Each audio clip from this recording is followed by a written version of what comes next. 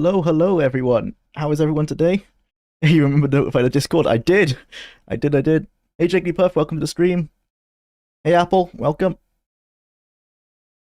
Tempting me to stay awake another hour. You can go for it if you want, mate.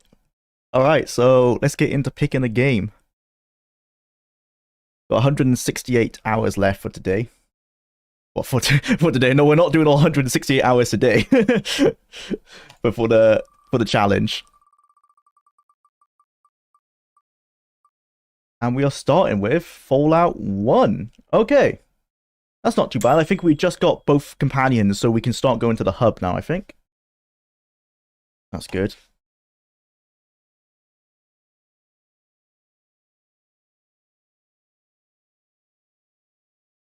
Flip open to that. Fallout 1.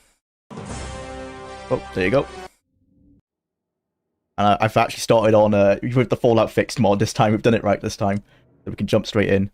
I've done this horrible mistake of playing the new Rome Total War Imperium Surrectum mod update and completely screwed up my save schedule. Oh man, I haven't played Imperial Surrectum in ages. That's the one for the original Rome, right? Not the Rome 2 one. Ooh, which one are we on? This one. Oh, well, it says this one. Okay, that's obvious. Right, so we've got Tycho and we've got Ian. I think we've done all the quests that we want to do here. Junktown. There's a quest where we can kill the gang members, but every time I've done it before, Tycho attacks me. So it's not worth doing. We can get this dog if we have some dog meat on us. But we don't. No. That's alright. The new map is literally the biggest map in any Total War game or mod. Oh man. Yeah, that sounds like a massive time sink. I find with those mods though, you have to like choose not to take over the whole map like you would in vanilla, because it would just take way too long, and the game does get pretty dry at that point. The only time I played Imperial Surrectum, I normally play as Eastern Provinces, because those are the ones I feel like aren't too well developed in the vanilla. So I'll pick like the Greeks or the Seleucids. Fun time, but I haven't played Total War in ages because it is a massive time sink. I downloaded Warhammer 2 like a couple of months ago, and I played it for 2 days, and I sunk like 14 hours in that time, and I was like, I don't have time to play this game. I want to play it way more than I have time to do. Let's go to the Brotherhood to pick up their quest, and then we'll head down to the hub.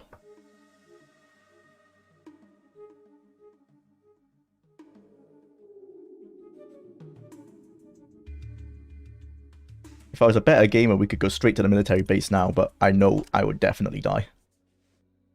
Need to try and get some power armor. And what build do we do? Small guns, right? Yep, the sniper rifle. That should be enough. Oh no, we're gonna get the alien blaster, which is energy weapons, but they'll be fine. The alien blaster is so good; it can outcompete my poor skill. Energy weapons. Oh, 10. Oh no. I probably should have selected energy weapons. Actually, now thinking about it. Oh, I just realized we have leveled up. Go into speech. Should I just start speccing into energy now? Maybe. Got 1 in energy. Hello and welcome to the Brotherhood of Steel. I'd like to join. Wait here. Well, I talked to the High Elf. You have to go to Yep. the ruins of this place is. You'll do it. Sure thing. Thank you. To give an idea, it covers a large section of North Africa, goes all the way up to southern Scandinavia and Finland, the entirety of the Middle East, and reaches the borders of India. Oh man, that's huge. And it's upscale, so it's almost like it's combined Alexander into the main game. And it's upscale, so there's hundreds upon hundreds more settlements and regions. Sick. Sounds like it would take forever though. I guess with mods like that, you normally just want to complete like the actual goal set for you. Like if you're playing the Seleucids, you probably just want to retake the Seleucid Empire and probably leave it there. Maybe take Egypt, but anything more, like trying to go take on Rome, would take forever. Hundreds of years in game. I don't have to put my guns away here, I'm pretty sure. I'm gonna save just in case. Hub. Sicily is 11 cities instead of 3. Oh no. Just ended a massive decade-long war to take the damn island from Syracuse and Carthage. Yeah, that would take forever. God. So Italy must be like 50 cities now. Christ. Anyone here? These are just all caravan drivers. I'm not going to be doing caravan jobs. One of these is the police. One of these was the police leader, or is that in this building? No. Must be this building then. I can't remember why I would want to talk to the police. Police officer. They're all just officers. Deputy Fry. Well, you are no help. Okay.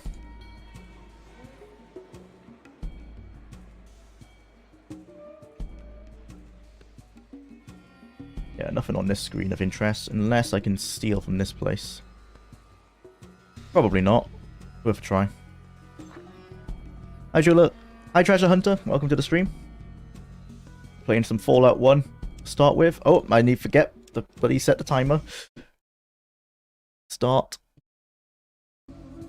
Does that work? Ah, the timer is... Yeah, in Fallout 1, for whatever reason, it prevents me from using the hotkeys I've set on OBS.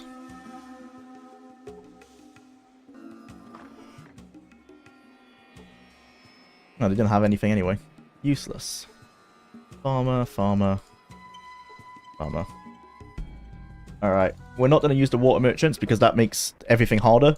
At least in this challenge, if I use the water merchants, I have to turn every game on the very hard. We're not going to do that. We still have 100 and something days left. So it's not an issue. 125 days, that's enough. We'll go to Necropolis after we've been done here anyway. I don't think I need the Crimson Caravan. I think I want to go over to this guy. Fargo Traders. He'll tell us about the Deathclaw.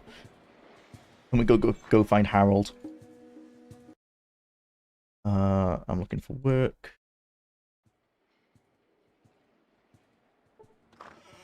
What do you want? Time is money, chit-chat is... Well, What job? some simple. Well, there's you, Listen, you. I ain't scared. I'm done and done. Okay. How's that quest picked up? Something we can do for this gun lady, from what I remember. Some sort of quest she gives you a discount for. Hello, Mr. Green Man again. Hello. Hard towered. You're welcome here. Business hours. Okay, let's wait till daytime.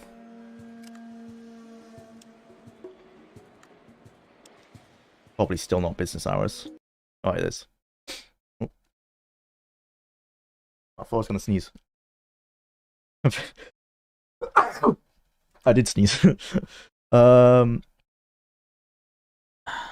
has a quest. I can't remember what's... Oh, wait. She says something about money at the bottom there. How does someone make money around here? Job post in the merchant market. No, you have a job yourself. Can I ask some questions? Missing caravans. Yeah, that's just the death clause. What exactly is a death clause? Why? The voice lines in like the choices you can have in Fallout 1. Like, why would you just choose that? Just immediately kill her.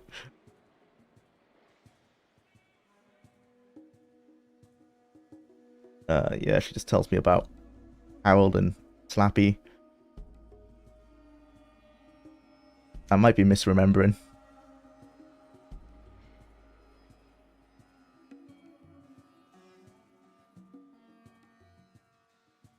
I don't want to do a caravan job.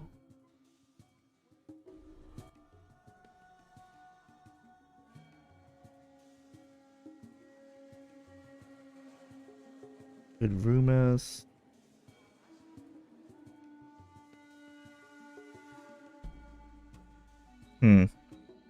I remember doing a quest for this girl, but must activate it somewhere else maybe. Anyway, let's barter. Sell some stuff we don't need. I'll read that book.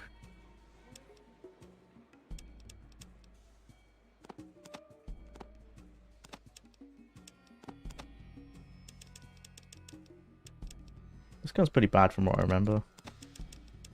Don't need the rope to go down the glow. but we don't need any after that. Antidote. Scout handbook. Probably don't need outdoorsman. Oh, I might do because I think it helps with random encounters actually. Doctor's bag.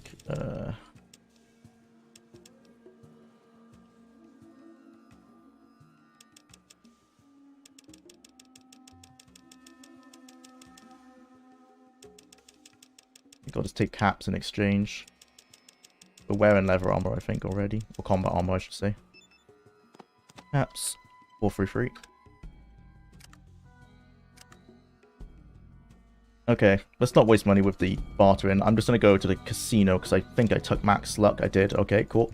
I'm going to just go to the casino and scam that, basically. Depending on how you count, Italy has 30 or 36 cities. Oh, man. With how insanely annoying Carthage has been, I completely understand Carthago delenda est. Carthago must be destroyed. I mean, that's the reason like Rome destroyed them, right? Because they were just annoying. I'm sure there's deeper political reasons, but that's the easy one. Okay, so we go 4, 1. Yeah, and I just spam now 4 and 1 very fast, and we should make a profit here. Yeah, you can see our cap slowly going up. 2,500. This is essentially the version of using the casinos in New Vegas, but for Fallout 1. Riveting gameplay. If I was smarter, I could probably do a macro to do this for me. But tapping the buttons works as well. Let's go for like 10k caps. That should be enough for us. We can buy some books and stuff then from the library.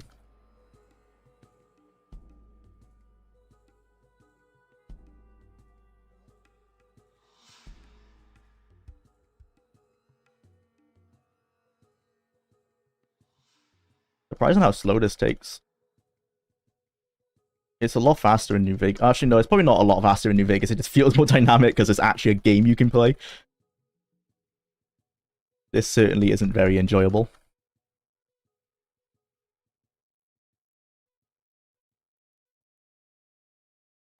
Okay, let's just go for 7,500 because we're going to be here forever.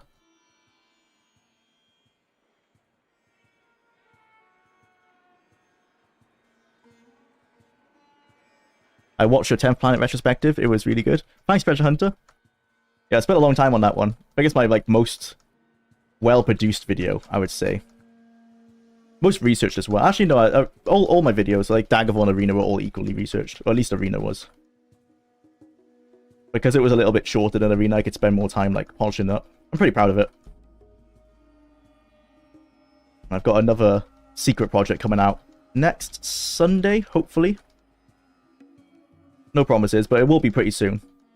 That's also on a very interesting game that not many people know about. Although someone did ask about it in this stream 3 or 4 streams ago, and they were the one who gave me the idea.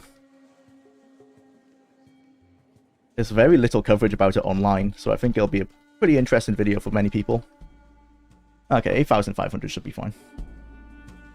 We can do a crime quest down here.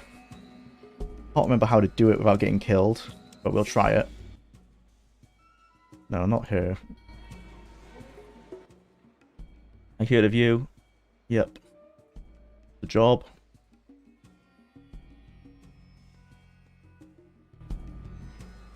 Yeah, so we go down here. Oh, you're looking for a job. Well, I'm background. here. Quite simple. Hunt down the merchant. Hunt down the merchant and his wife. It's standard pay. 500 caps to start. Very nice. So I think what you do instead is you go to the police. And then you have a shootout with them, basically. First come here.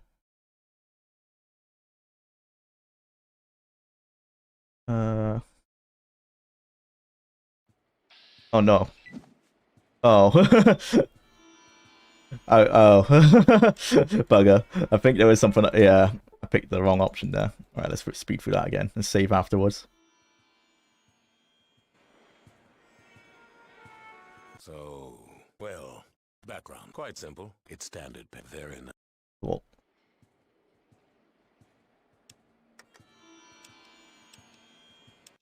Right. Hey, Lemmy.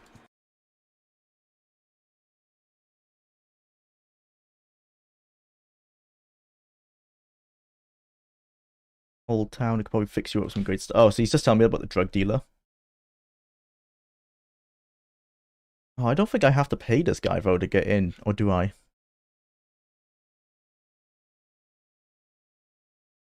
Oh, well, okay, let's just kill him. Oh, no, never mind. Which have you done so far? This is our first game, and we're playing Fallout 1. In the last couple streams, we played a lot of different games. But yeah, in this stream, we've just played Fallout 1 so far. Talking heads are very uncanny. In a good way. Yeah, they were made with, I think they're made with claymation. That's why they only have like 3 or 4 frames of animation. Just to make their mouth move. But yeah, it's very cool. Fallout 2 didn't have as many, sadly, but still pretty good. Deputy Fry.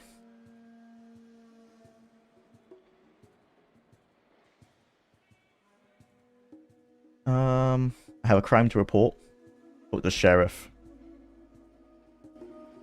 Where is the sheriff? In here, I thought, but I can't see her. Police officer. Oh, what's this guy? Oh, that's this hiker, right? Yeah. Oh, he's wearing leather armor. Oh, maybe I'm the only one with combat armor. Let's check. Oops, wrong button. Kill. Nope, not not sneak. I want to steal. Cancel sneak. Steal. Yeah, I guess he's wearing leather armor. Ian, what are you wearing? Oh, they're also both wearing leather armor. Oh. Not a very good leader. I could have bought him some combat armor earlier. Am I wearing combat armor? This is combat armor, right? Oh, this is also leather armor. Damn it. My bad. Oh yeah, combat armor is like this green one in it. Yeah. We'll get that soon. Clay animation cartoons are amongst the most creative ones. Yeah. The stuff like, is it Aardvark? The guys who do... I forgot his name now. The British cartoon where he goes, cheese! Cheese, Gromit? Oh, Wallace and Gromit. Yeah. Yeah, those are my favorite cartoons growing up. There's the sergeant in here. Oh, this says police. Yeah.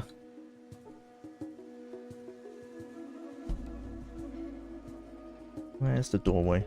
Oh, here. They're making a Chicken Run sequel. Oh, sick. I haven't heard about that. Hopefully that's good. Sheriff Justin. I have a crime to report. Decker tried to hire me to kill some merchant and his wife. You're kidding. Well, did you ask? Yes. I need to take action against him. It'll be a pleasure. Okay. The safe. Get ready to fight this guy.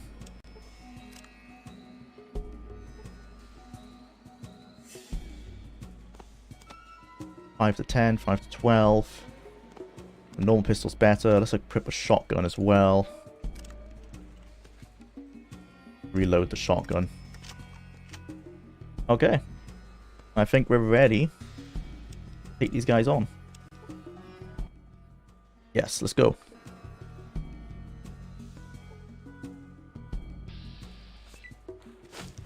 Messed with the wrong. Let's see what he said. From what I remember, this is a pretty hard fight. Because we only have a few police officers with us, and none of them are wearing combat armor, just all in leather.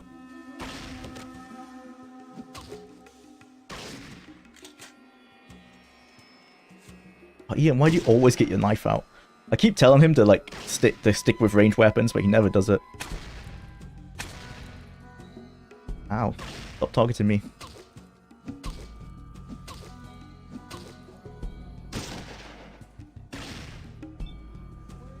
I'll have to use a stim back. Guess another one as well. Cool.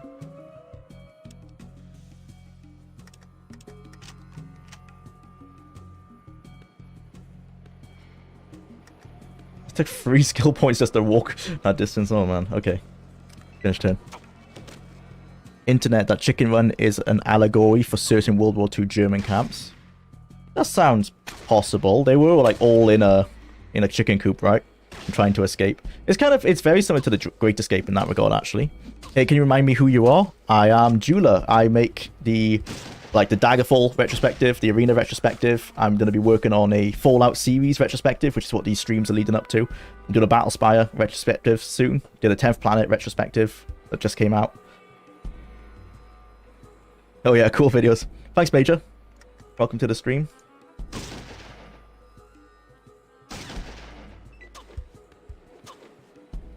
Yeah, in these streams, we're basically playing a different Fallout game every hour and a half, trying to complete the whole series in under 180 hours.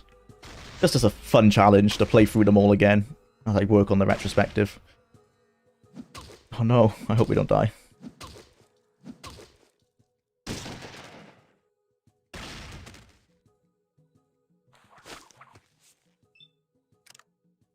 We wasted a lot of stim packs in this fight.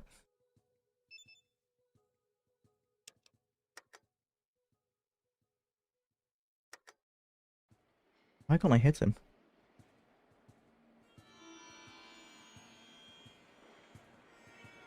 AP 5. I have enough AP, don't I? This is me. On a deck as gods. I would have thought that was enough AP. Character sheet. Action points 10. Oh, we're out of ammo. Yeah, of course. That would be it. Alright, let's just change weapons. Oh, a close range, actually. Yeah, 17%. I don't trust my luck that much.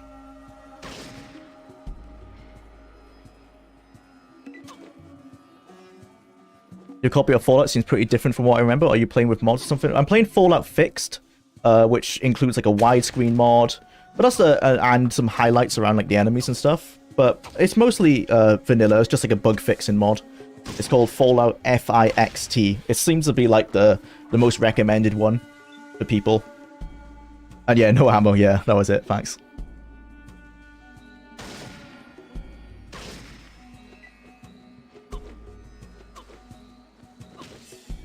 Oh, I think the sheriff died. Well, that's not going to be good, because we might not get any money now. Oh, fuck, he was just falling over. Lucky. He's got stim packs. Nice.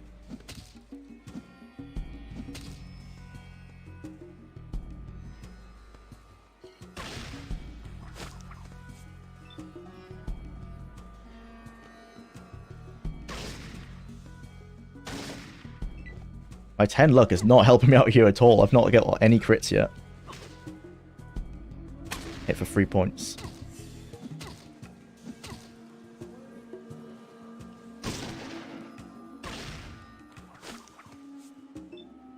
Maybe I should have waited until we were a higher level to do this one. 38 for 73. Reload the shotgun and see if we can take him out. Nice. Just 2 guards left. I think we've won this. Tycho's alive. I'm not sure if Ian's alive.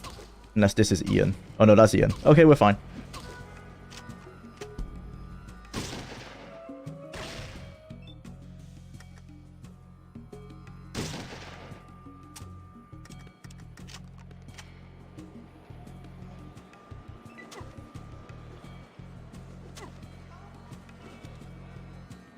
After we've got the experience and the money from this quest, we're gonna do the...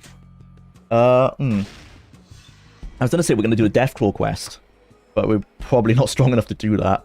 We might go look for the Alien Blaster. Might be time to do that, actually.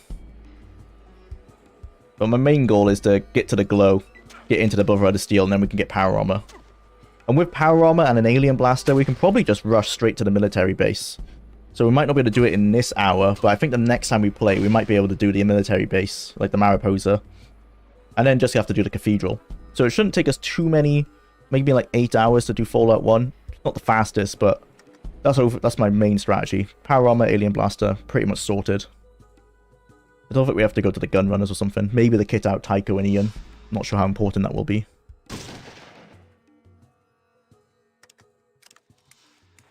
Imagine seeing this fight actually play out. It would be really difficult. Yeah, everyone just like takes a shot and then waits for everyone else.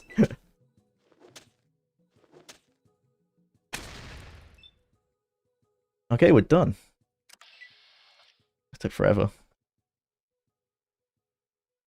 Okay, got experience. Talk to. And we leveled up. Nice. 1,000 caps. Brilliant. Worked out perfectly. Get speech to 100. Might start throwing some stuff into energy weapons. Or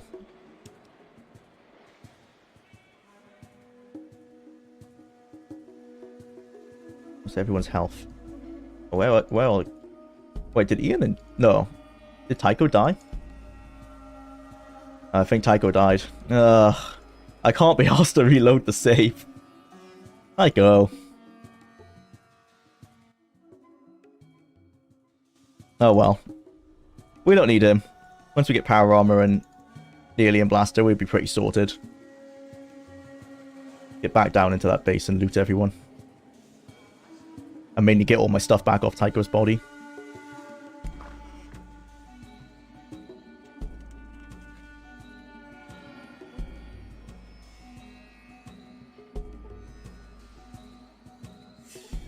Leather armor.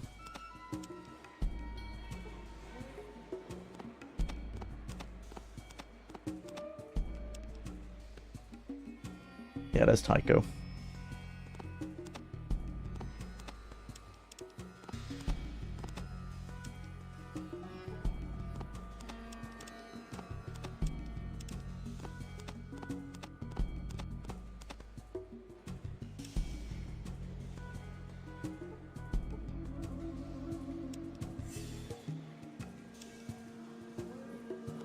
Oh, we finally got a Desert Eagle.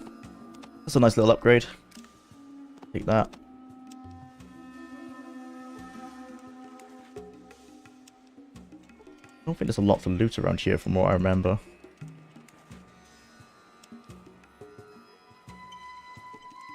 The fights are like duels from the 1600s. Stand tall and straight, unmoving, aim your pistol, fire, stand as the opponent fires back. Yeah. I guess you're meant to use your imagination to try and make it not seem like what's happening, because, yeah, it doesn't seem like a very realistic battle otherwise. These are knives, I think, yeah. Get out my way. Thank you. That's a good thing about Fallout Fix, the mod as well, is that you can tell your companions to move away. Can't do that in vanilla Fallout 1, but you can in Fallout 2. They did fix that issue.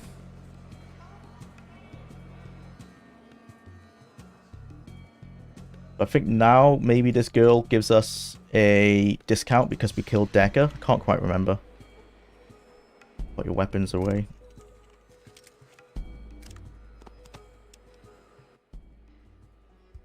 No. I can't quite remember how we get a discount from her. Oh well.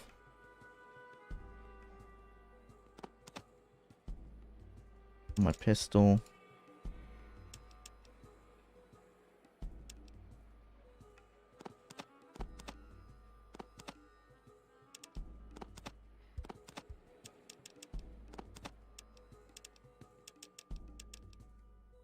The 9mm Mauser have any, like, is it extra lucky and extra crits? I don't remember having anything special about it. It's the only one in the game from what I remember.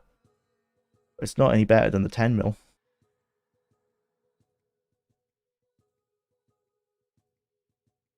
Okay. Oh, she does not have enough money. My bad. No weapons either. Metal armor. It's not worth reading to. Wait until we can get combat. Grenades. Maybe I should have an SMG. Yeah. I'll keep an SMG and I'll keep my 10mm ammo. And I'll swap out my shotgun for the SMG actually.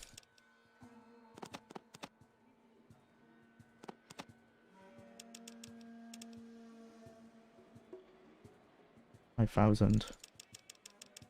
Any drugs? No. Yeah, let's just take back everything. As you can tell, I'm definitely a very proficient speedrunner. That's fine. I don't remember D&D and the like even being realistic. Yeah, but yeah, just basically what Tyrannia is saying is that, yeah, in D&Ds it's all kind of like turn-based like this. One combat round is usually 1 to 5 seconds. So it's just emulating that. Go over to this side. There should be the merchant who sells combat armor in here, or the next one. I think it's the next one. D&D used to be more believable, and a bunch of RPGs are. It's just modern D&D is just a cartoon. I haven't played modern D&D, so I can't really say anything, but I'll trust you on that. Hello, welcome to Jake's. I'd like to make a deal with you. Alright, just barter. Yep. Combat shotgun, that's pretty cool. What I remember is that he isn't very cheap. Yeah, like 1700 for combat armor, that's way too much. Get it from cheaper from gun runners. But he does have access to this stuff way earlier in the game. Which has its own merits. Sell some of these. Probably not all of them, because I think Ian might still have a shotgun. Or was it Tycho with a shotgun? I can't remember. I want a sniper rifle, which he doesn't have. I just upgrade straight to the assault rifle. Oh yeah, I can sell my SMG for an assault rifle, actually. I forgot about that. Wait a minute, did I just ask him to... What? Did I just make him drop the gun? It says drop. And now it's not in his inventory. But it's not there. Seems like a glitch. Be interesting to see if it is on the floor. 3,000. What ammo does that take? Doesn't say. Probably 223. Or 5 mil, or it might be 5 mil actually. Let's buy it and we can find out.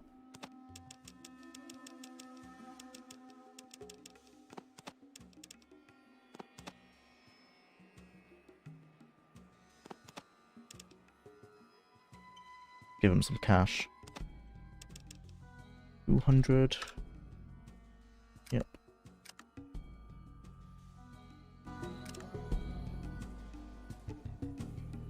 He uses 5 mil. Okay. Give Ian the SMG.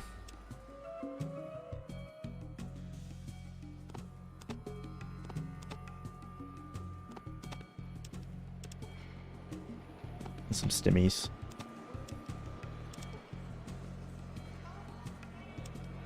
Oh, let's ask him to use his bloody... Discuss combat songs. Draw your best weapon, which is your SMG. And always prefer ranged. He always pulls out his knife. Really annoying. Okay, I need to get some 5 mil. And runners. Thank you.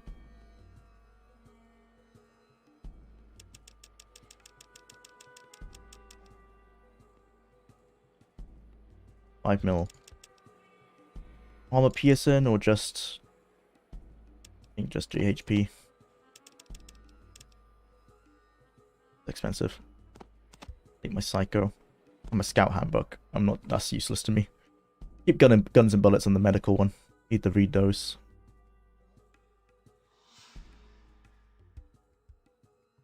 Sell the magnum. Guess sell the shotgun shells. I might get a combat shotgun at some point though. 223.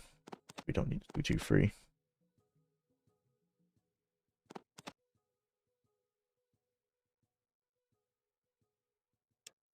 Nice. Okay, so we're kitted out enough to go to the glow now. Oh, we need radiation drugs. Ah. Where can we get those from normally? I think in the other screen there was a medical center. This guy's a drug dealer. This is the one that Lemmy was telling us about. Can't remember if we do need Lemmy's password or not. Fuck you doing here? Hey, yeah, this isn't good. Can I just barter with him? Oh, I could just bypass it. Okay. Nice. Rad-X and Rad-Away we want. Buy a few of those. 5 Rad-X. How expensive is it going to be? Not too bad. And then maybe 2 Rad-Aways. Yeah, I thought leather jacket. Oh, leather armor is better than leather jacket. Because I thought this is what leather armor looked like. Impact. Might go. No, I don't need any of that stuff. 2848. Oh. 9. Is that an 8 or a 0? Talk. Nothing. Bye. Nothing is right. Don't waste my time. I'll get out of here. Okay, okay, I'm leaving. Bit busted that you can't just trade with him like that.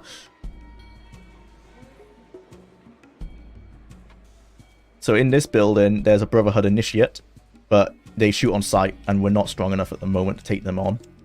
Especially now that we've lost Tycho. Down here, there's Shady or Shabby, who can tell us about the Deathclaw. Beth told me to talk to you about the Deathclaw. Yeah. Okay, I'll go to talk to Harold first. I don't think we want to go do the Deathclaw yet. It is a baby Deathclaw, from what I remember. It's not so strong. But let's wait until we get the Alien Blaster. In Ultima 7, you could use a dead companion as a melee weapon while wearing a pink dress and high heels. That sounds awesome. Actually, vomit from drinking too much booze. Ultima 3 was a freaking drug trip. It's every nerd's first multiverse fan fiction. Just shoving in all their favorite things with things like time travel mixed in. I need to still check out the Ultima series. Oh yeah, the one I have played a little bit is Ultima 7, because someone recommended that when I was playing Arena last year. But I only played a couple hours. And all I've played otherwise is Ultima Underworld, which I played for the Arena video. I liked Ultima Underworld. But you played the first one. That was really good. Need to check the whole thing in chronological order. For 1 through 3. And I think Akala Beth, which might be the first one. Or like the prequel, I guess. Those look very, very old. Like even by my standards. But I'll probably give them a try. Anything to pick up around here? He won't be happy with us stealing from him. Maybe we can steal from his fridge.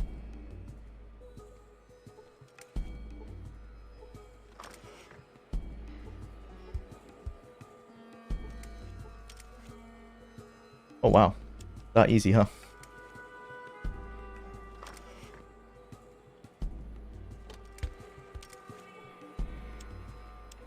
One thing you got to give like Bethesda with their Gamebryo or creation engine is that they could replicate, like, pretty accurately recreate this aspect of Fallout where you just walk into another room where they can't see you and take everything you want.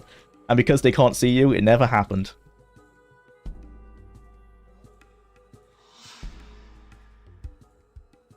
I guess it's realistic.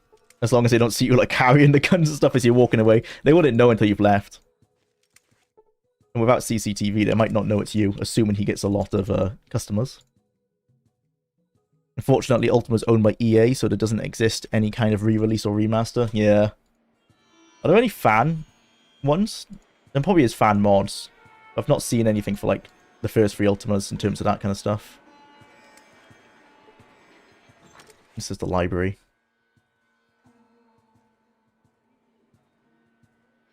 This is where we want science books. Not sure what we want electronics for. Oh, electronics is repair, which we might want for Necropolis.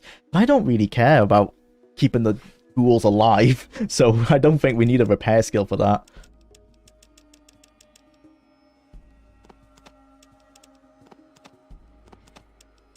Sell off the crap we don't need.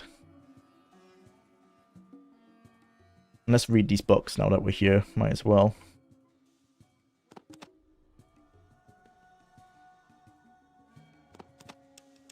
Buy what we can with the excess. Oh man, that's expensive just for 1 book. Christ.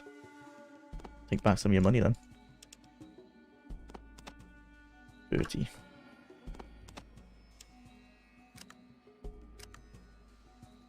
Right, we have 125 days, 24 days left. Yeah, we have time to read books. I think it only takes 1 or 2 days to read a book. Yeah, how long did that take? That took us... Oh, it's only a couple hours. That's not bad.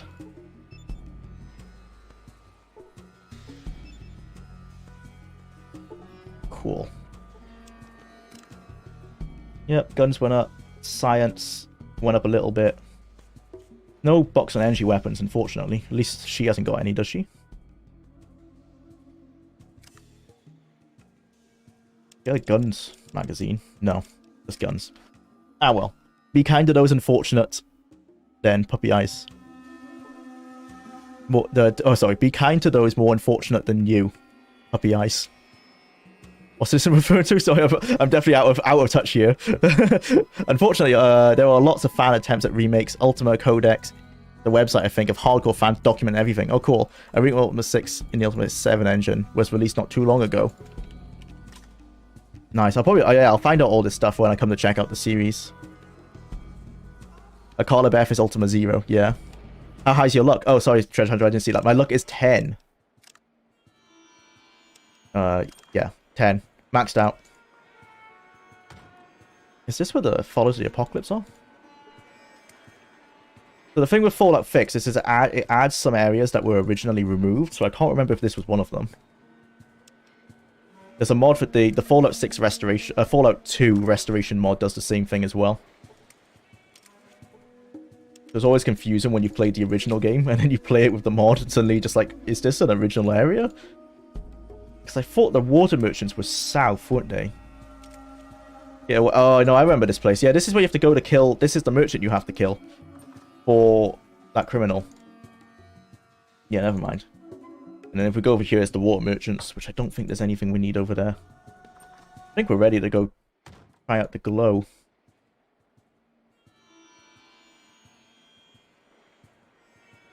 If I remember, you can take out one of these caravans and no one cares. It might be FLC. You can like gun them all down and no one cares because they're the least liked. But I'm not gonna do that just in case I'm wrong. Like to sell something. Oh, he had ran away. Bugger. Oh, yeah. Hopefully it's not that much cheaper. Motion sensor. Don't need that. Geiger counter. I've never found a use for the Geiger counter. Like, it tells you where radiation is, but it's pretty much only in the glow, so you don't really need to worry about it. How much is one rad away from you, sir? 735. I'm not sure if that's cheaper than the other guy. I've got the money, so I'm good for it. Yeah, I'll take it, please. 735. At least we should have enough now to go for the glow. We stopped an Acropolis on the way. That might be worth it. It is on the way to the glow.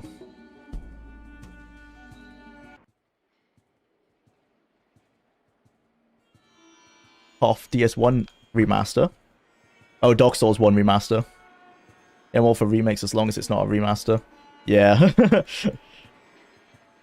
I much prefer remakes because, like, you could say Skyrim was remastered where they just released it with like HD textures and some new shaders thrown on top. Like, that word barely means anything. Oh, we haven't discovered Necropolis yet. It's around here. We go Boneyard first. Is there anything we can do in Boneyard? We can go to Gunrunners, but we have to go past Deathclaws first. I don't want to do. Follows the Apocalypse. I'm not sure if there's any easy XP in any of these places. There's the whole quest in the Boneyard we can do where we replace the police with the people. That's a massive fight. That will take like half an hour. It takes forever, that fight does. Yeah, I think we just go to Necropolis. So if we head down to the Boneyard and we go east, I'm pretty sure that's the way. There might be someone who can help us actually in the Boneyard. Oh dear. Not great. Not great at all. This might end badly. Should have saved before we left. Oh no.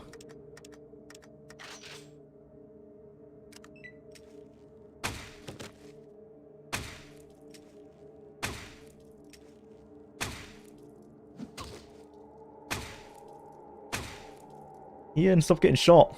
I don't want to lose another companion.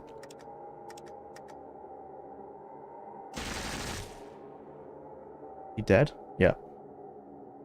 I'm actually gonna run in front of Ian just to protect him.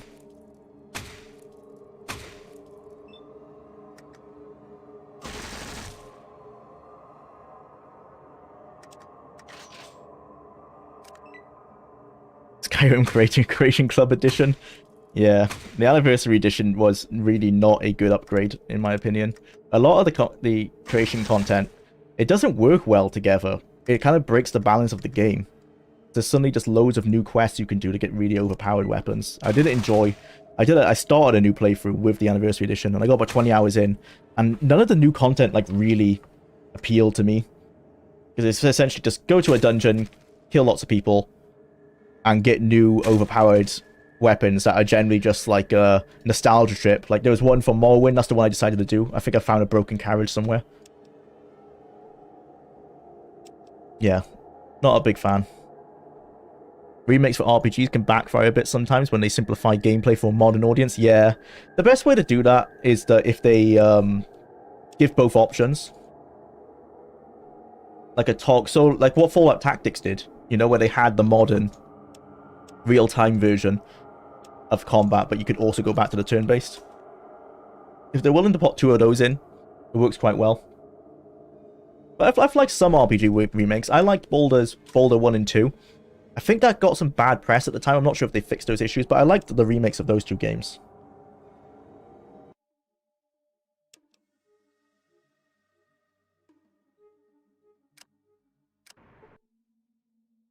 Put your weapons away, sure thing.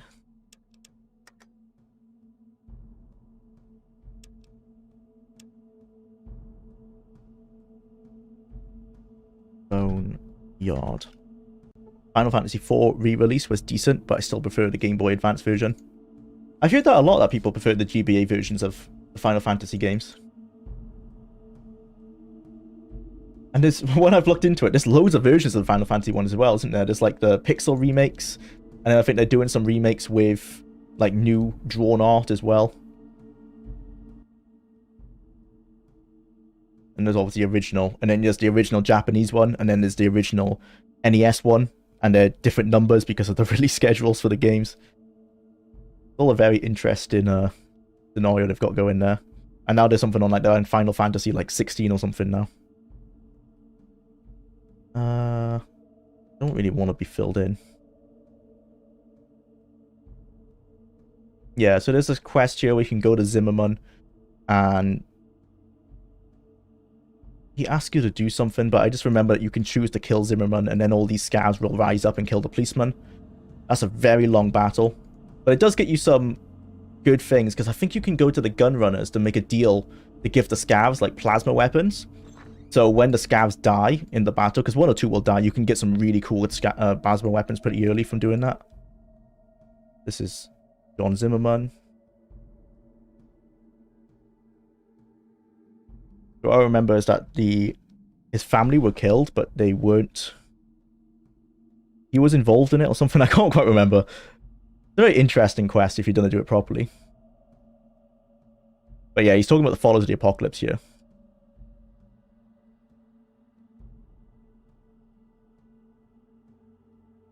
Kill the leader.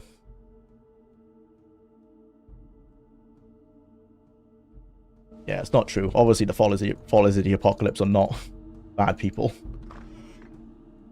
This doctor can give you some sort of aid as well. Oh, no, this doctor can improve your power armor.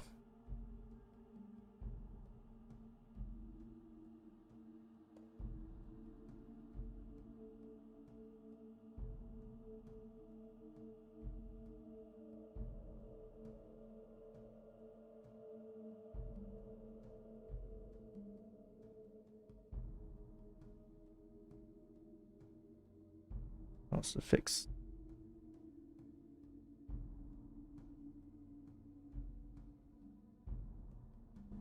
Not sure if it's worth doing this quest. I remember you have to travel quite far to pick up all the materials.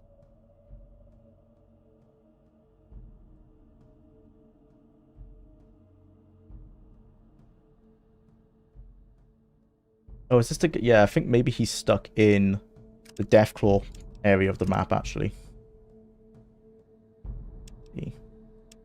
Oops. Boneyard.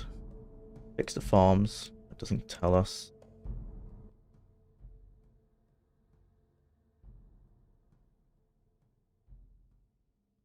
Why is it dangerous? Well, you've got the Deathclaws out there. Yeah.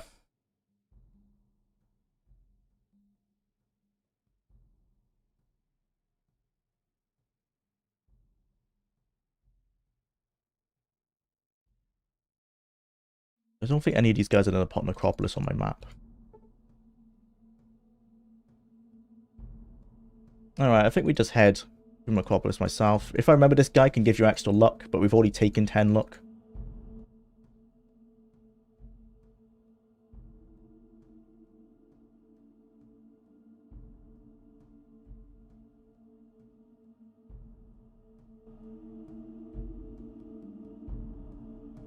Probably should have taken 9 luck in hindsight, seeing as we've got here and we've not had one random encounter yet, or one special encounter. I've heard the Final Fantasy Pixel remakes have been excellent and only require minimal modding, like the fonts. Yeah, I've not heard a lot about them. They looked pretty nice. I wonder why the fonts had to be fixed. Were they just like a bad choice or too pixelated or something? This is Smithy, right? Yeah, Blacksmith.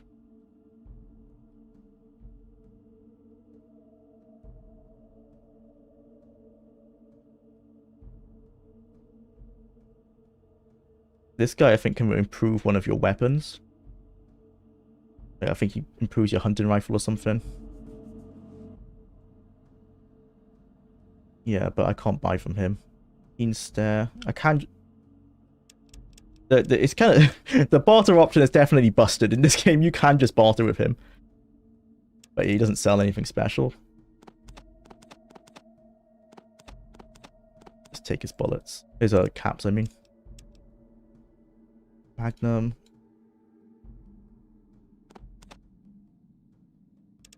Get stims, actually. All of your stim packs, please, sir. Yeah, that's fair. Thank you.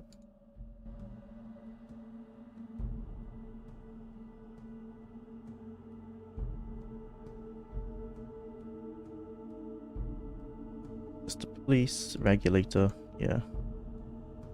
The fonts were not pixelated enough. Oh no. Sterile and off-center. A quick font substitution makes the game a bit more... the game better. The music is remastered. Oh, nice. Yeah, there's always a weird juxtaposition if you have like a pixelated game world and clean font. I found that with Daggerfall Unity. I prefer playing that game. Either you mod it so it's not pixelated, so it's got a completely new art style, or if you want the original art style, I always replace the fonts. The blades have pretty much no use from what I remember. There's a guy in here who's addicted to Nuka-Cola, that's all I remember. Can you tell me? Stuff. Titan Fists. Yeah. The music isn't remastered. Oh, the original composer straight up completely remade the music. Oh, that's even better. Nice. Even better than remastered.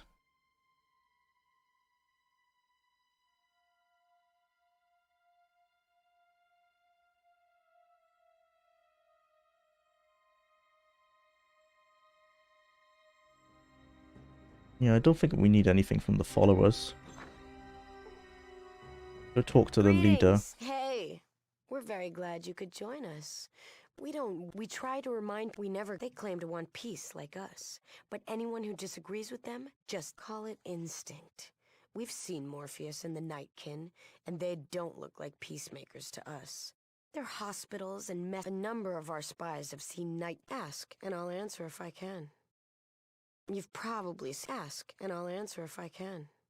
No, but I know someone who will. Go to the cathedral and find our destiny. We don't have to go to the cathedral. No point.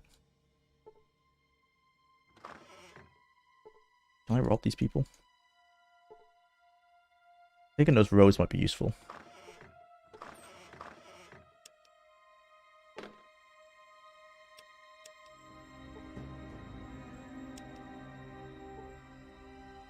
I'm very courteous, man. I just go in and steal all their stuff.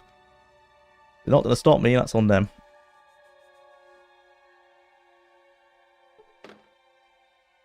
Ah, they had Radaway as well. Or Rad-X. Bugger. Oh well. We haven't really got a money problem, so it doesn't really matter. On average, are we looking at completion tonight? For the game? Probably not. Not, unfortunately. I still have to go to the Glow to let the Brotherhood let me in and get some power armor. So no, we're probably not going to finish Fallout 1 in this time. But I think in the next one we will. Because once we've kitted out, once we got power armor and the Alien Blaster, It's pretty much just combat until you finish the game.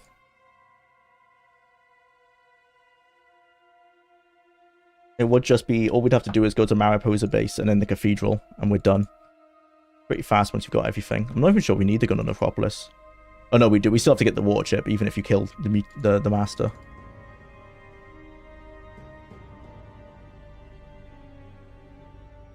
Good luck, mate. Thanks. Jwlar meets peaceful, good meaning, and very poor people. Can I rob these people? I can rob all of them. If they let me, that's on them. Oops. Bounty hunter. I don't remember talking to these people. What do you want? None of your business. Looking around. Well, I assume this is some sort of part of a quest that I don't really care about, so let's go to Necropolis.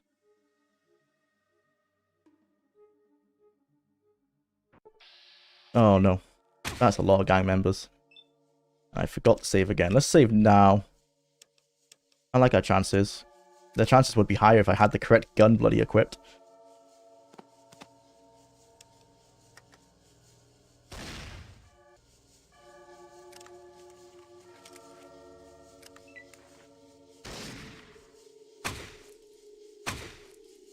Yeah, and use your burst mode if you're that close. What a waste.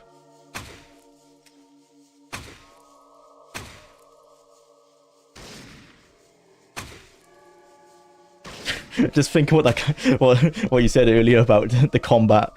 Literally, like, I'm just standing there and taking about 13 bullets to the face before I decide, oh, maybe I should shoot back. That would be a good idea.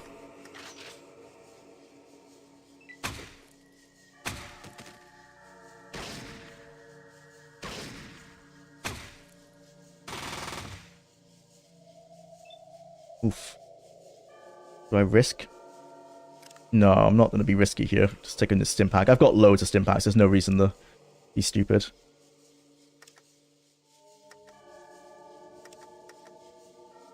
$48, $47, $47. Oh. Not great odds on this assault rifle. Get a bit closer to them. Hey man, long time no see. Hey Admiral, welcome to the stream. How you been? Haven't seen you in the stream for a while.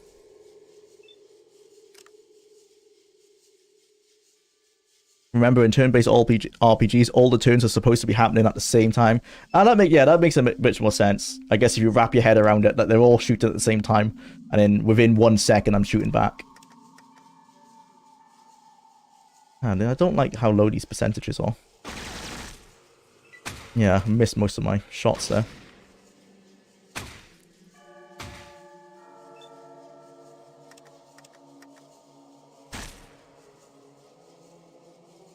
And the closer I get, though, the better their chances are as well.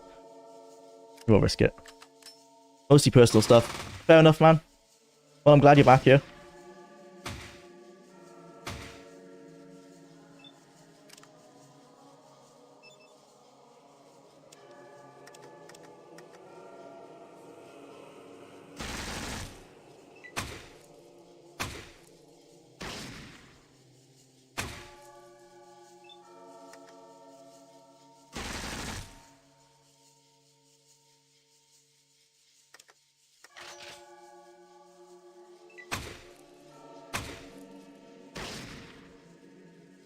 Did you send Water Caravan to the vault? No. So with the way I've set up this challenge, we have 180 hours to finish all the games, and that's based on how long it takes for the water to run out.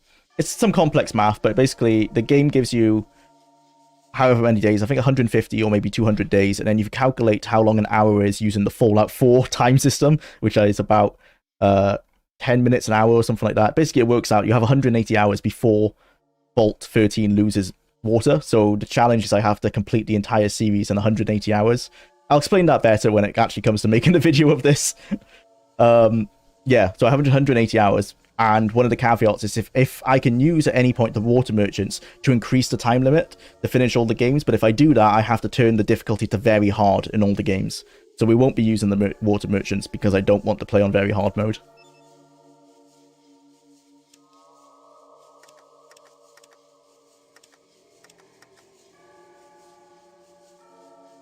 I can't even hit him.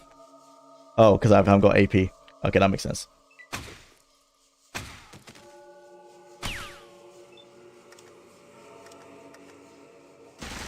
Finally.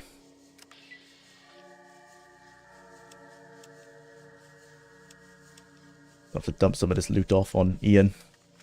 Ian, come over here.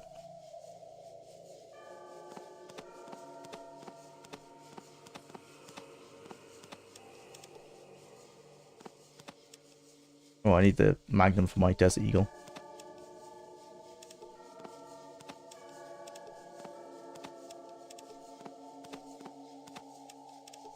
Thank you. Leather armor. Yep.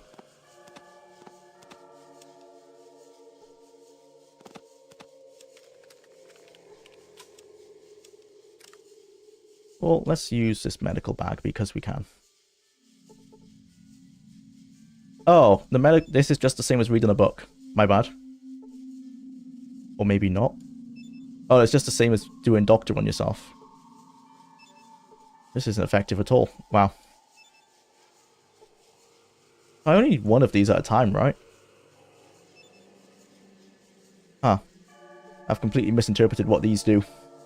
I've never actually used them. I just stick with Stimpaks normally and just sell them. I can see why I sell them now. I must have done this years ago when I first played Fallout 1 and been like, yeah, there's no point using these. Get some XP, I guess. How close are we to leveling? Not too far. Once we get the water chip, we should level. Keep going down here. Fort Necropolis was closer than that. Have I missed it? Now we're going to the glow, I'm pretty sure. Oh dear. Necropolis might... No, straight south is the cathedral. Oh dear. How have I forgotten where Necropolis is? Well, it's not time wasted because we have a chance of special encounters every time we do this, so it's still worth it. I guess let's just go to the glow.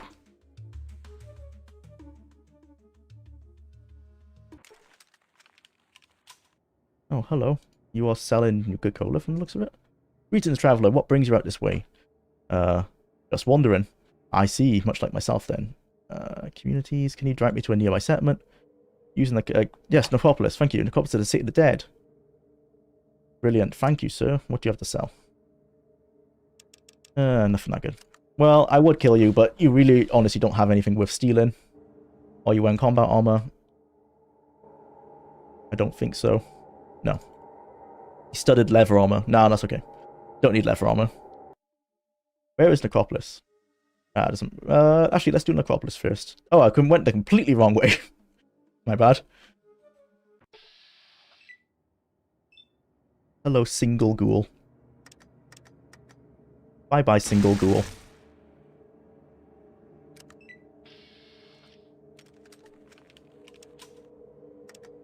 What a waste of life.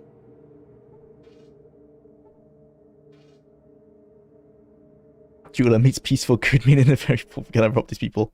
That's just the RPG player mindset. It is. If they have something to steal, you must steal. Even when I play like good Samaritans on Fallout 3 or New Vegas, I always steal. Actually, less so in more Fallout 3 because the karma system does something. The karma system is basically ethereal in... I had no idea Necropolis was this far north. But it's basically ethereal in Fallout New Vegas, so you can just steal everything. No issue. Lip smack, what a rotten way to die. That's why I like ghouls in the original Fallouts, because they are actually rotten. Oh, yep, I forgot that these guys are, like, hostile, aren't they? Sorry, sir. Ian.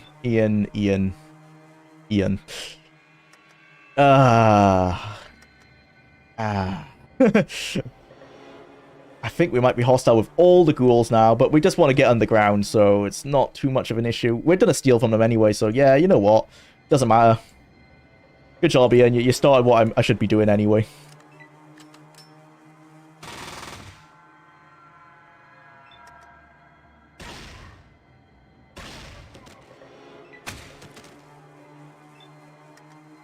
Well, the ones underground not like me as well now. That doesn't matter. We can just kill them all. No water off my back other than just how long it takes to actually do so.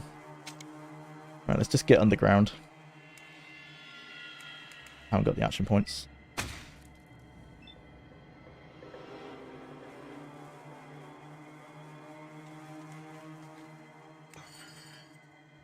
Down we go. Yay.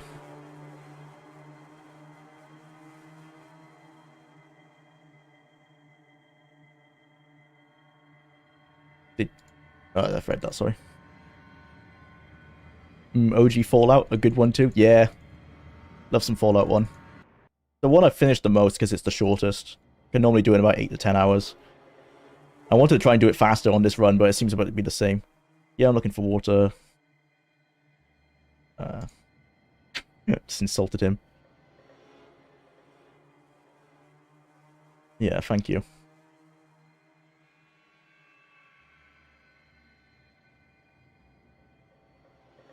Yep, unlucky, mate. I mean, I'm just gonna steal from you. Oh, I didn't think you'd become hostile. They're normally so passive. Oh well.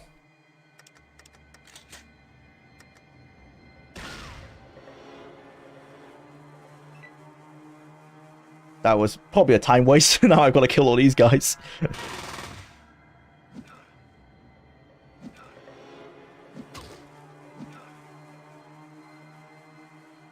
Ooh, I don't like where I'm standing. Ian's gonna throw a massive burst shot and do a lot of damage to me, I feel. Don't burst shot. Oh, thank you, Ian. You're smarter than I gave you credit for.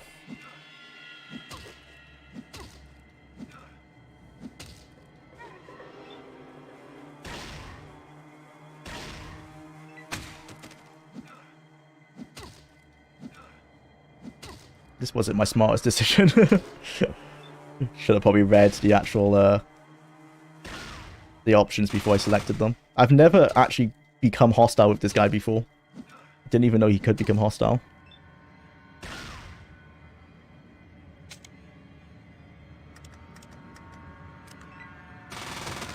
Nice one, Ian. Don't think they have anything. They're like, yeah, like nothing worth stealing. Except for this one med pack. First aid kit. I'm not stealing, it's a war trophy. In this regard, it is actually a war trophy. Are you hostile? Nah. Good on you, you're smart. We wanna not go that way. We wanna go this way. I think it might be this one actually. Do we wanna no, there's no ladder around here, that's just a big mole rat. Not worth killing that. Let's go to the watershed. It doesn't go to the watershed. But if we just keep going north. Oh no, we're in Set's place. I don't want to be here. Yeah.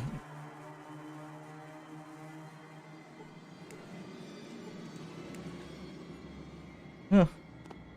I'll take some free loot.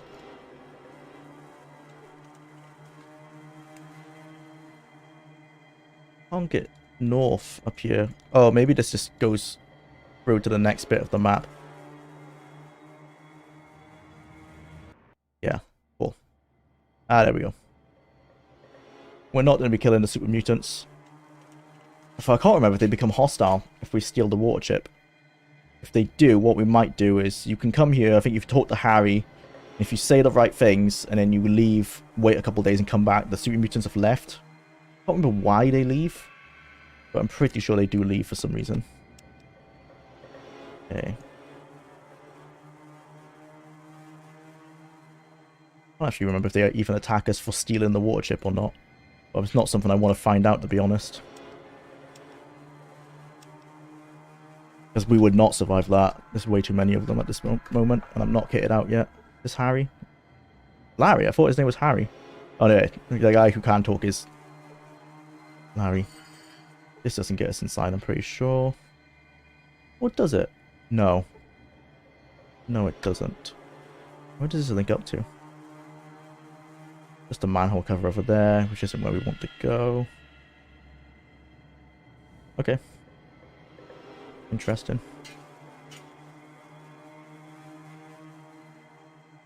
Yeah, that's Harry. Can we walk? Can we just walk through here? Oh no, this is Harry. Bugger. Oh no. Okay, if we mess up here, we will just basically enter the bad ending. Because I'm pretty sure I can convince him for a bit. Okay. Yeah, I can. One idiot.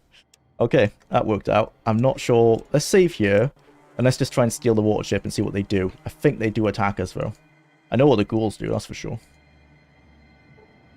There's no point in letting you out. What do you want? I'm here to let you out. No, I'm not. Nothing. Steal from over here. Ah, of course. Nothing there.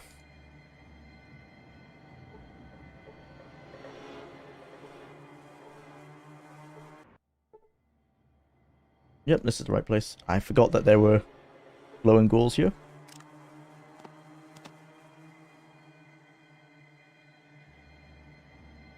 I like that this is the exact same music they use for the Legion in Fallout New Vegas. It's very fitting.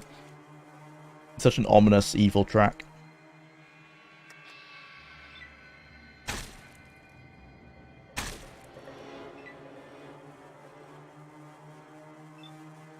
Ian, why did you go there? I was gonna just burst shot them.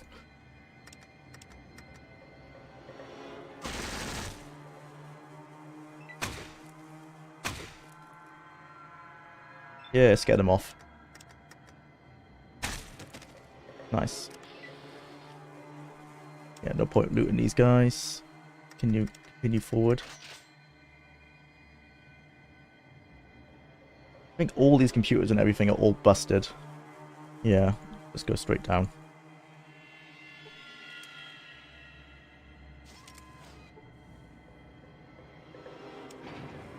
I want the lowest level, I'd imagine. Yay. Is that where we could get the computer chip from? I thought it was a big machine.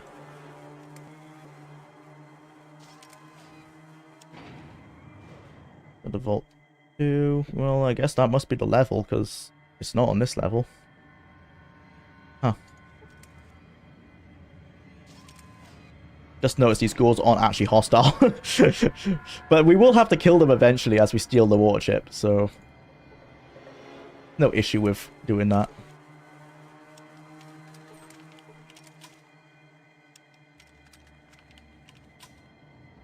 Right.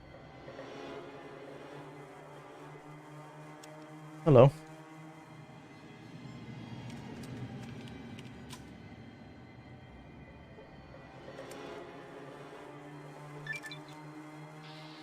Yep, okay. Got this, got the water chip. All done.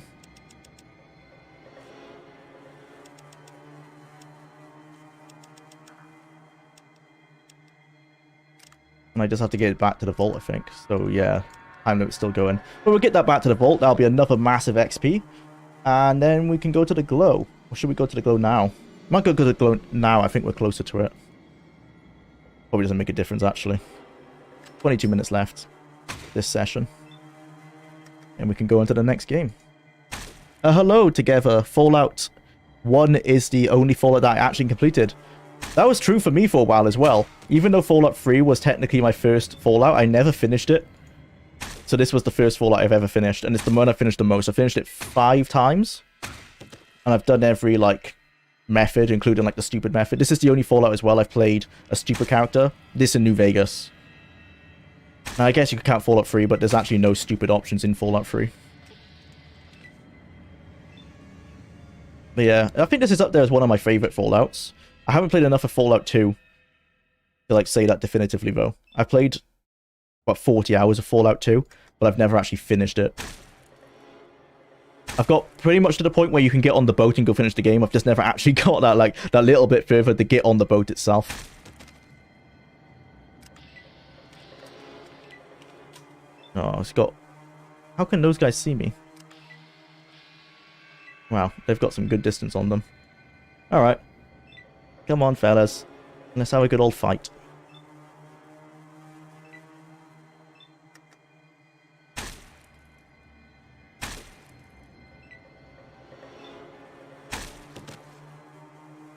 That's unfortunate.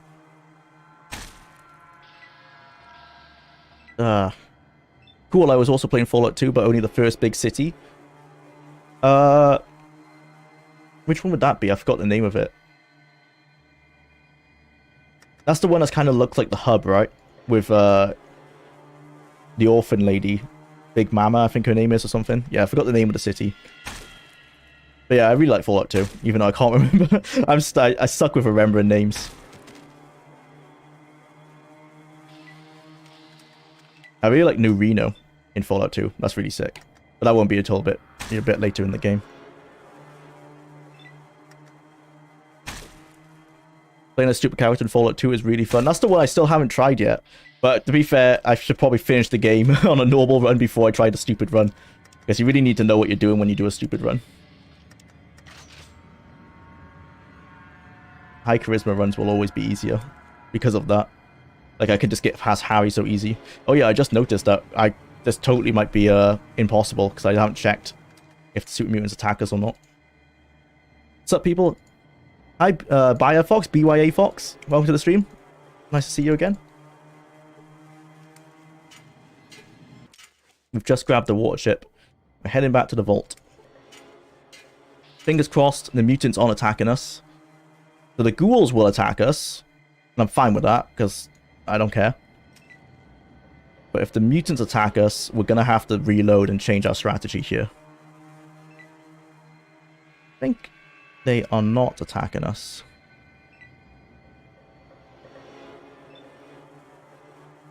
Please don't talk to me, Harry. Yeah, they aren't attacking us, so let's make a different save here. Harry, please.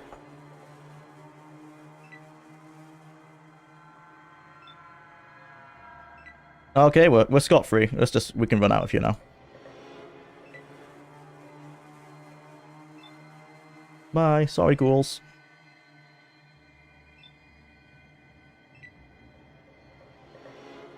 See, the ghouls are silly. They just don't know. By the new law, they've already retconned that you don't need to eat or drink anymore, so they didn't even need water. Silly ghouls. I think the way they retconned that was that they said, oh, in Fallout 1, they didn't know that. They don't know if they need water. They just continue to drink just in case. But they just shouldn't be so angry.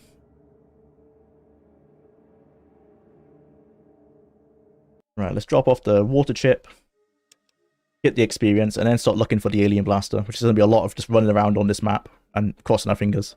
I also forgot the name. I should really resume my playthrough. Yeah, it's a good game. My problem with Fallout 2, and this is kind of true of a lot of Fallouts, is that... Oh dear. Oh yeah, I know they're low. I've got the chip on me. I'm on my way. My problem is that if you stop playing for like a couple weeks or stuff and you forget stuff, I find it really hard to restart the game. Even though it has a quest log and everything, something about my brain just finds it much more difficult to restart. Oh, we should put my gun away. I think I can rob this place and not have any issue. It is my home, after all. Oh, well, yeah, there's no point just taking the water. It's just all water, actually. Otherwise, it's not... Oh, no, it's not all water. There's no point taking that. I like the Easter egg in Fallout 2 when you can walk through that portal to go back in time. And you can... I think you actually are the one who breaks the water chip in this vault. I feel like that's a really cool callback. That may or may not be canon. I'm not sure if it is canon. Hello, Overseer. I have the water chip. Why can't I talk to him? Is it just done? No, I need to give him back. I need to give him the water chip. Oh, there you go. Yes. You're welcome. Whoa. Okay, we want sniper. Oh, it's still too early to take sniper. 5 skill points, not worth it. More criticals? Probably that. Fifth learner. Bonus move. Oh no, probably bonus move actually. 2 free AP each turn. But it can only be used for movement. That's kind of useful. You're more likely to cause critical hits in combat. Each level of the perk. It's one of those. 5% per level of perk. Don't want to take multiple of them. Mysterious Stranger isn't that good in this one. Quick Pockets one is one that people all normally say you should go for. With each level, this perk, the AP cost to access the inventories in combat is reduced by 1. Yeah, let's take that because we have to use stim packs quite a lot. Okay. Get lockpick up. This over 100. Get lockpick nearly over 100. Cool. One of these terminals does something. Oh, and that might be in another one, actually. I think, is it in the glow where there's a terminal that just gives you experience? Use science on these. Oh, it's this one. Can I get more? No. Well, 350 experience is better than nothing.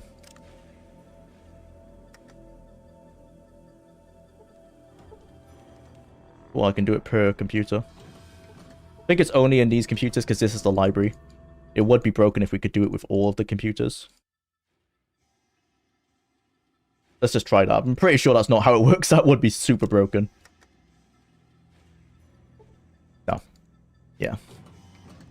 Only on those ones. It's here, these two terminals. There you go. Yeah. Thanks. And one of these... I might be thinking of... Yeah, I think this is the end. The cathedral vault I'm thinking of. Yeah. You need to give me my next quest, don't you? Yeah. As long as Okay. Thank you. So... That's just kill the mutants, right? Eliminate the leader of the mutants, destroy the source. Yep. Cool. Are there any quests we can do just for the XP? I think we've done everything. Destroy the Geth Claw. Oh, we could do that, actually, after we've got the Alien Blaster. Dispose of the Merchant. We've already done this. That should be crossed out because we killed Decker. Find the missing caravans. Don't care about that. That's combined with the Deathclaw mission. Arrowhead of Steel, that's the glow. LA Boneyard, fix the farm. That's again, we have to kill some Geth Claws. Probably won't be doing that. Cool. Let's get out of here. And just run around on the map and try and get the Alien Blaster. We've got 10 luck, so it shouldn't take too long. Normally I end up getting like the Nuka-Cola truck and the dinosaur, but before...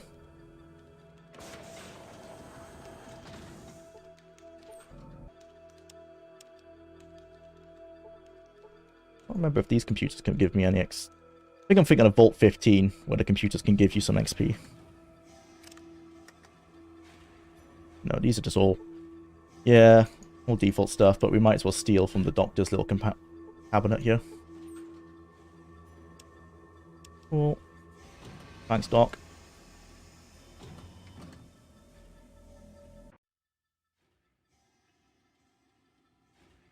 The rats are still there that we didn't kill. No, D2. Don't need that XP.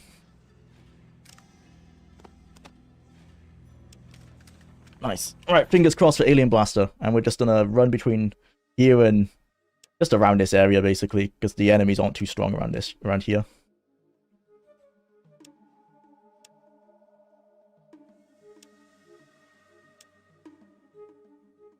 Can't remember if Outdoors ones increases your chance of random encounters or decreases it. I think it decreases the chance of combat encounters. I'm not sure about like alien ones.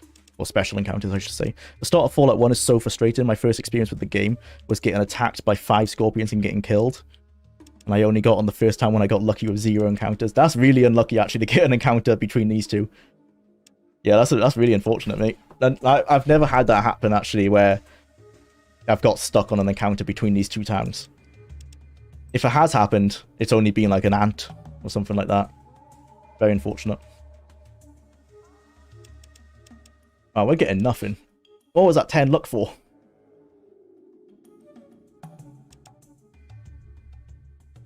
I go on the Vault 15 and then restart in the travel. Nothing worth stealing here. I didn't want to do that. Die, Rad Scorpion. There you go. I'm walking again. I'm going to take a quick break. Be right back. Oh, what's this? Oh dear. Okay, be right back.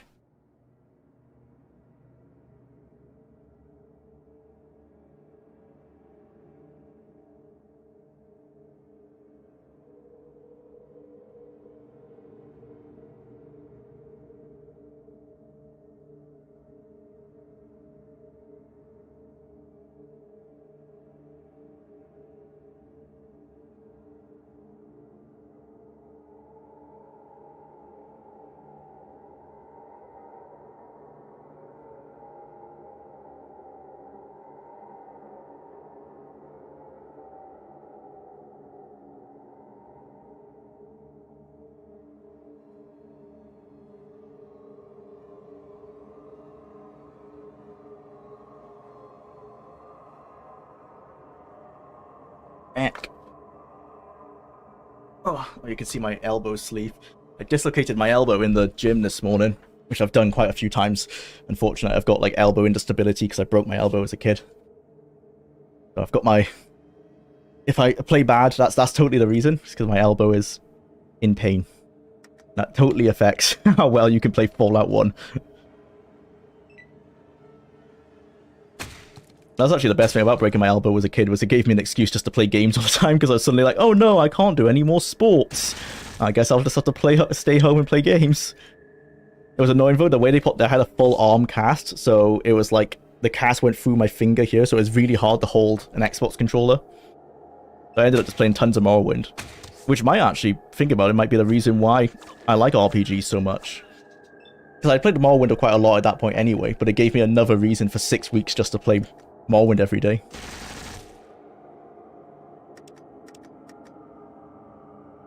Ouch. Yeah, it wasn't fun.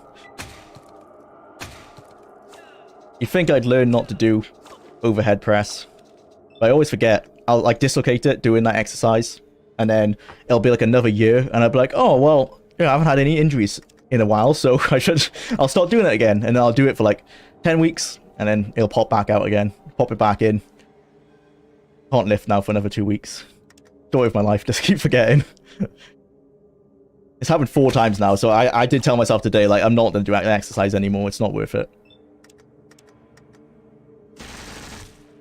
I do quite like the 2-week break every time it happens.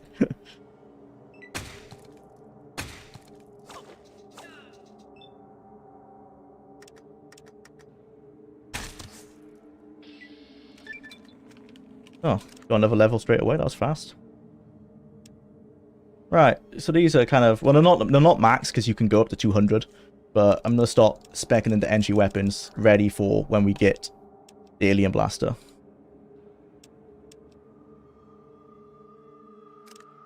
I've leveled up, so I should be max HP. Good to see that our HP is going up quite high as well. I've dislocated my left knee once, did some permanent damage, and now it just hurts every now and then. But I can use it just fine. Yeah, that's basically what my elbow's like. I fell on some ice when I was in school, and it shattered like the elbow joint. But luckily, they managed to just heal it with a cast. Oh, this is a special encounter. Ah, it's that one. Still cool. The Godzilla now canon, guys. Totally canon in Fallout. Can't wait for them to bring him back in Fallout 5. But yeah, I shattered it in school. And so it's never, like, since then, it's always just, like, popped out randomly. Whenever I lock out my elbow, which I do quite often by accident. Doesn't always pop out. Like, sometimes I just notice, like, oh, it could if I, like, twist my forearm slightly wrong. But sometimes it does just come out, and then I've just got to wiggle my arm around until it goes back in. Not fun. So the plan is to get the Alien Blaster, and then just fight through. Yeah, pretty much. Get the Alien Blaster, go down to the Glow, get the power armor from Brotherhood of Steel, and then just Mariposa Base Cathedral. So I think in the next, if we get Fallout 1 again, we won't get it today because the part of the challenge is I can't play the same game on the same day.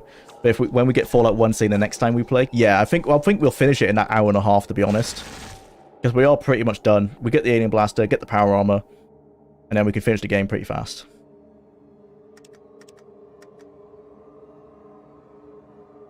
We might do the quest in the hub as well to get the Brotherhood to like us, because then we can get the Brotherhood to help us in the base, because Fallout fixes the bug where the Brotherhood of Steel won't actually follow you inside, so the Brotherhood of Steel will follow you in, and they really help clearing out the mutants. Alternatively, I can get Harry to take us to Lou, and we can go from there. Oh no, we can't do that now because we've stolen the water chip, so Harry won't be at Necropolis anymore. But you can also, if you get taken to Lou, Lou will lock you up in the prison, and you can break out. In the original game, I don't think you could break out of the prison. I think it was a soft lock. But in Fallout Fixed, there's a method you can break out of the prison. Assuming Lou doesn't kill you, I think you have to select a correct voice option, so that he doesn't put you in the vats. But anyway, we're not going to be doing any of that. We're just going to walk up to the military base and take him out.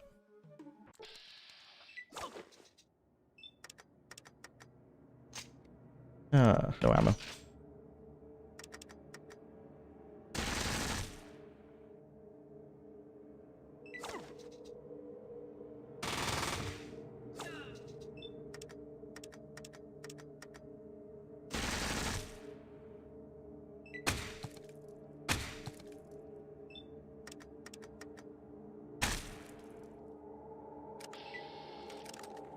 poisoned. No issue.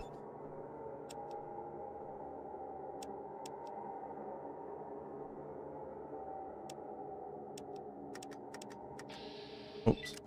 I really thought we would have had more special encounters. We've had one the entire game with 10 luck. I always thought it was higher chance than that. The prison thing is nice. They take your gun, but your companions stay armed. Oh, nice. I didn't know your companions stayed armed. That's good. Yeah, I think that is a faster way, but I probably would have had to have planned it better. Because by the time I go back to Necropolis, Harry would have left, so there's no way to get to Lou anymore. I guess you just don't take the water chip on that. If you're going to be doing that method. Ah well, it's done now. Oh my god. Give us a special... Oh, another random encounter. Give us a special encounter, please.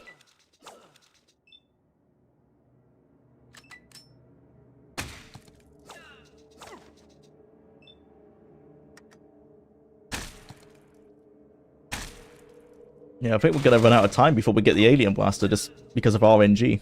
Even though our RNG is the highest it can actually be in the game.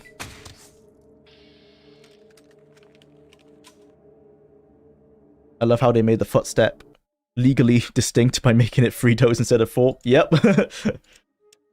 Can't sue us now, Japan. It's not Godzilla. Totally not. Well, this is okay. Get some bottle caps here. Not too bad. I like this, oh, no, it's just Nuka-Cola. Oh, yeah, because See, this is the one thing I don't like about Fallout Fix, is that it fixes some things, like, that they count as, like, power gaming, like getting this early on. So now we just have 43 Nuka-Colas, which isn't worth as much as the, I think, 10,000 bottle caps it gives you. I do like in Fallout 2, though, you can find the same, like, Nuka-Cola truck, and inside there's, like, 20,000 bottle caps, but that's worthless now, because bottle caps aren't the currency in Fallout 2.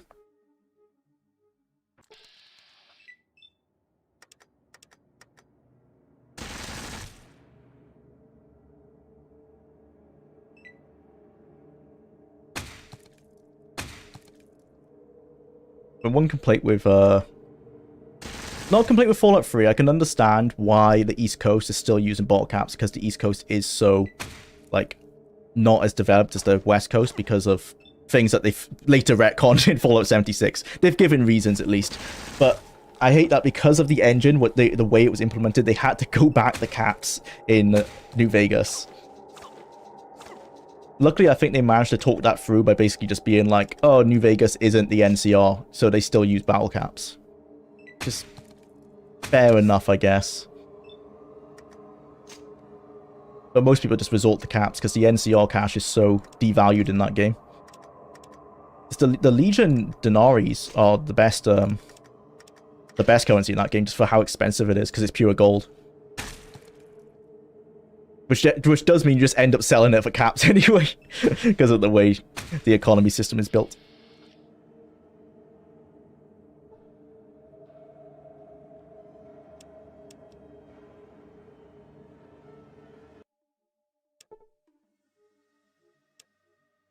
Ah, yes, special encounter. Is this it? Well, we can get the Lee Enfield. I think this is where we can get the Lee Enfield, right? Hey, let me in. Do I have to talk to Bob? I'm not sure if we can mess this up. I don't think so. Yeah, it's just basically a joke that he's selling cars that don't work. Yeah, cool.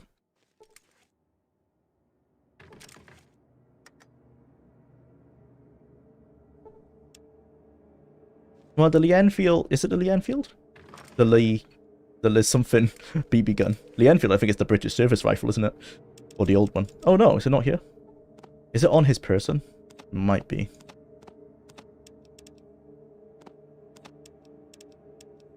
Ah, it's on one of these containers. Yeah, this is it. Oh, the Red Rider. I don't know why I thought of the Lee Enfield. Red Rider BB gun. So this is still better than what we're currently using. I would normally have given this to Tycho, but unfortunately Tycho is out of action. It's a shame. I don't think Ian is any good with rifles.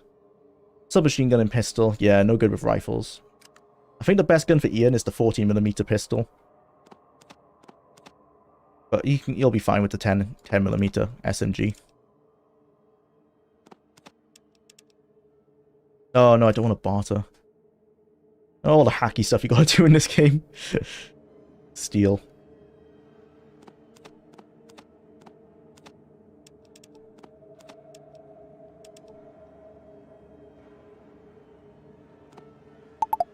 Oh, that was the time up. Okay. Let's finish transferring some stuff.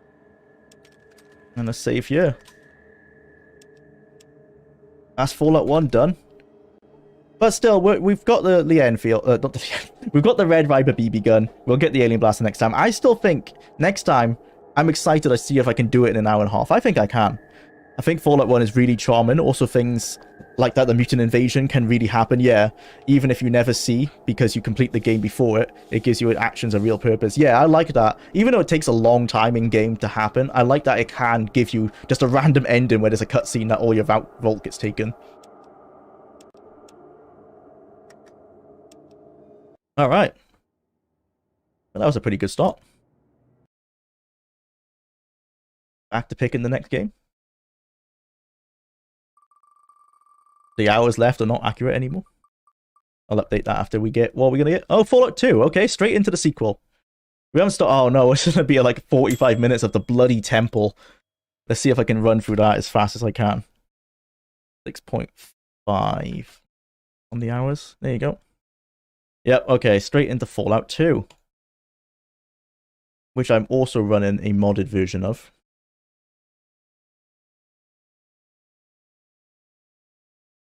Let's get that set up. I think, unlike Fallout Fixed, I think I can run this one through Steam. I'm not sure, actually. Where's that installed? Well, let's open it and see.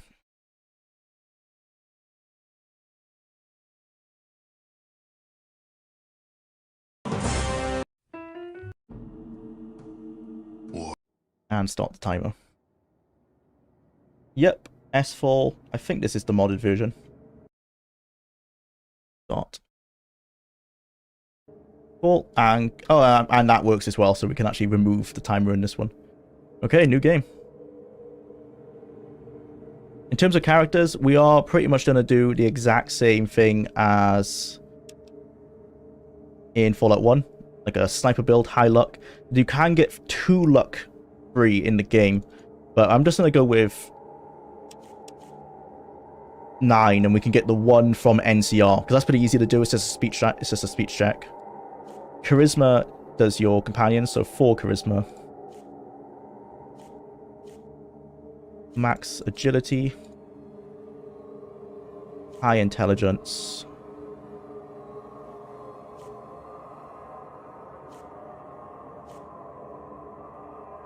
Yeah, I think this is fine. Do I need perception? This is sequence. Which is cool, but do I want intelligence more? Skill points, dialogue option.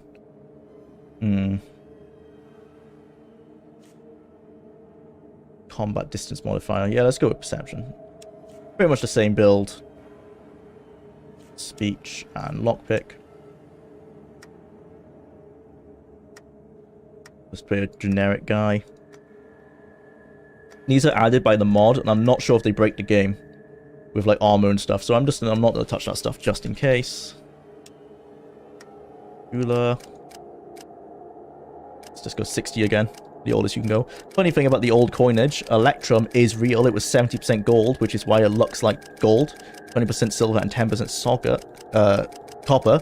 As time went on, is 35 the oldest? Oh, that sucks. Oh, as time went on, they would use more non-gold metals, which made it worthless. Yeah, because well, as you're saying, basically, coins used to actually be worth essentially what they were worth. Nowadays, like a 20p piece is not worth 20p. It'd be worth maybe 1p, if not less, in materials. Okay, I think that's our build. Save it. Oh, I do have a build saved there, actually. I'm just gonna be cheeky and see what this what this thing I've saved is. This is just one from, yeah, another build.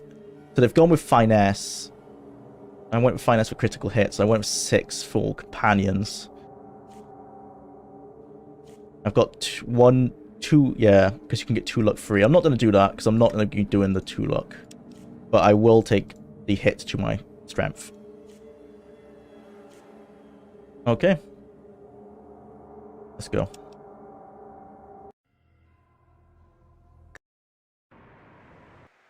We now have to go through the worst part of the game. Which is this. Is my hand, which is better? Hand-to-hand or melee? Unarmed is better. Okay, we're going to punch ants for the next 45 minutes. This is the worst inclusion in a classic Fallout. They added it because the higher-ups were like, oh, we need a tutorial. Everyone has a tutorial. And that's fair if it was a tutorial, but this isn't a tutorial. This is just randomly attacking some ants. There's nothing that indicates it's a tutorial. I think it only works if you actually read the manual alongside it, which makes it redundant because you could have just read the manual. I know Tim Kaine is very much not a big fan of this inclusion. It was stuff like this was the reason he left, was the way the higher-ups were treating him.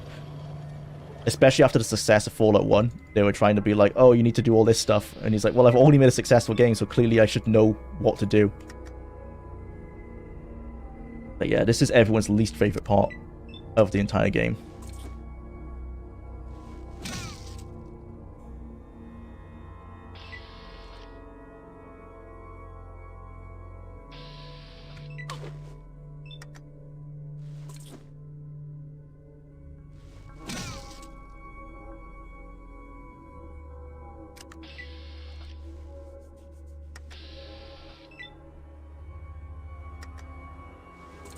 I have a ton of AP. Is that correct? I don't think I've ever started with this much AP before. What the hell's going on there? Only 10. It says 10. That's way more than 10 dots down there. 1, 2, 3, 4, 5, 6. Yeah, what the hell? Huh. That's weird. Normally those dots correspond to how much AP you actually have. Interesting.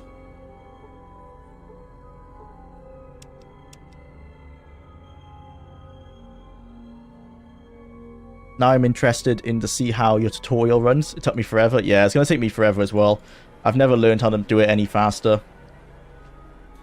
You can avoid some bits, like there's no point going to get that skeleton because it's just got, I think, some healing powder on it or something. It's not worth going for it. That's the lockpick tutorial. It at no point tells you have to lockpick. So it kind of fails as a tutorial. This is the traps tutorial. Again, doesn't tell you there's any traps here. You just find out by running over them. And I actually managed to run over none of them. That's lucky. Next is the explosive tutorial.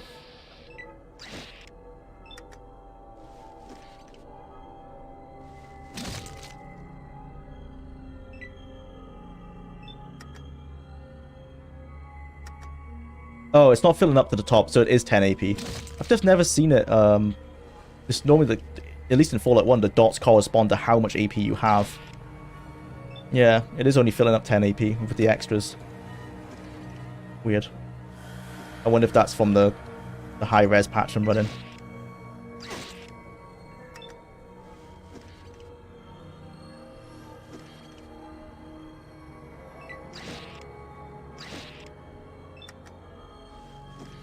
I will be talking about a lot about this in my retrospective. This is the most important time of a game, is the first, like, hour. And Fallout 3 makes this mistake as well.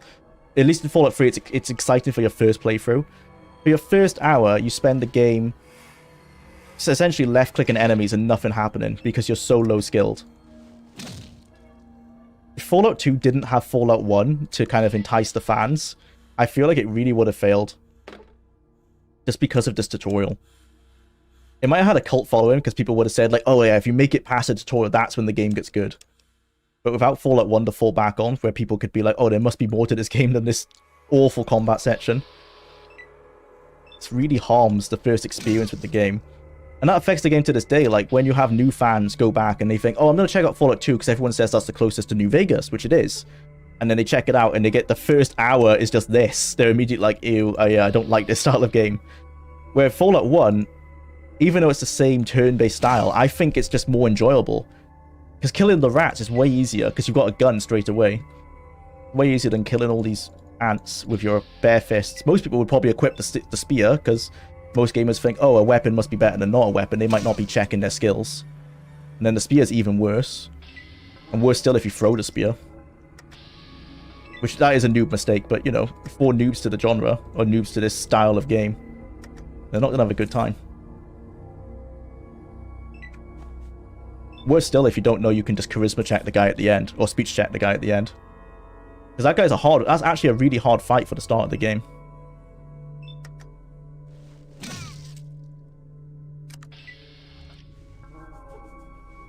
Yes, I like Fallout. Nice. Welcome to the stream.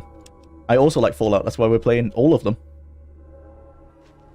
I'm on Fallout 2 at the moment. We played some Fallout 1 earlier. Final Fantasy got really bad with that. People telling you the game gets better 10 hours in, and not the selling point that they think it is. Yeah. Did you know that Fallout is because producer of Fallout doesn't have things and sources to continue in Wasteland game? Yeah, so some of the designers who worked on Fallout, yeah, they were fans of Wasteland. Tim Kaine has said that he personally, so he was the main designer, he personally wasn't influenced by Wasteland, but yeah, there were definitely a lot of designers on the team that were influenced by Wasteland and wanted to continue their Wasteland stories. And Tim Kaine might be lying. I don't think he would be lying on that. He himself said it wasn't an inspiration for him. He was more inspired by GURPS, which is the turn-based style it's built upon. Just so little story. Yeah. In Fallout, yeah, in Wasteland, yeah, there's very much no story in Wasteland. At least my experience with it. I've not actually finished it, so I shouldn't say anything, actually. There you go. That was actually a lot faster than I thought. I wonder if the restoration mod may... Oh, no, we're not done. Never mind. I thought that was a tutorial done. I'm not going to go get that chest. Let's just go straight over here. But still, I got through that a lot faster than I have in the past. But new players just simply would not, because they wouldn't know stuff like, oh, unarmed is faster than melee. I'm playing 2, but Fallout 4 and it's great. I played some Fallout 4 on the second stream. We got really far in that. We got to Nick... What's his name? We got to the Detective Nick within the first hour and a half. I was pretty impressed with how fast we got through that. I think Fallout 4 might be the fastest game we'll finish after Fallout 1.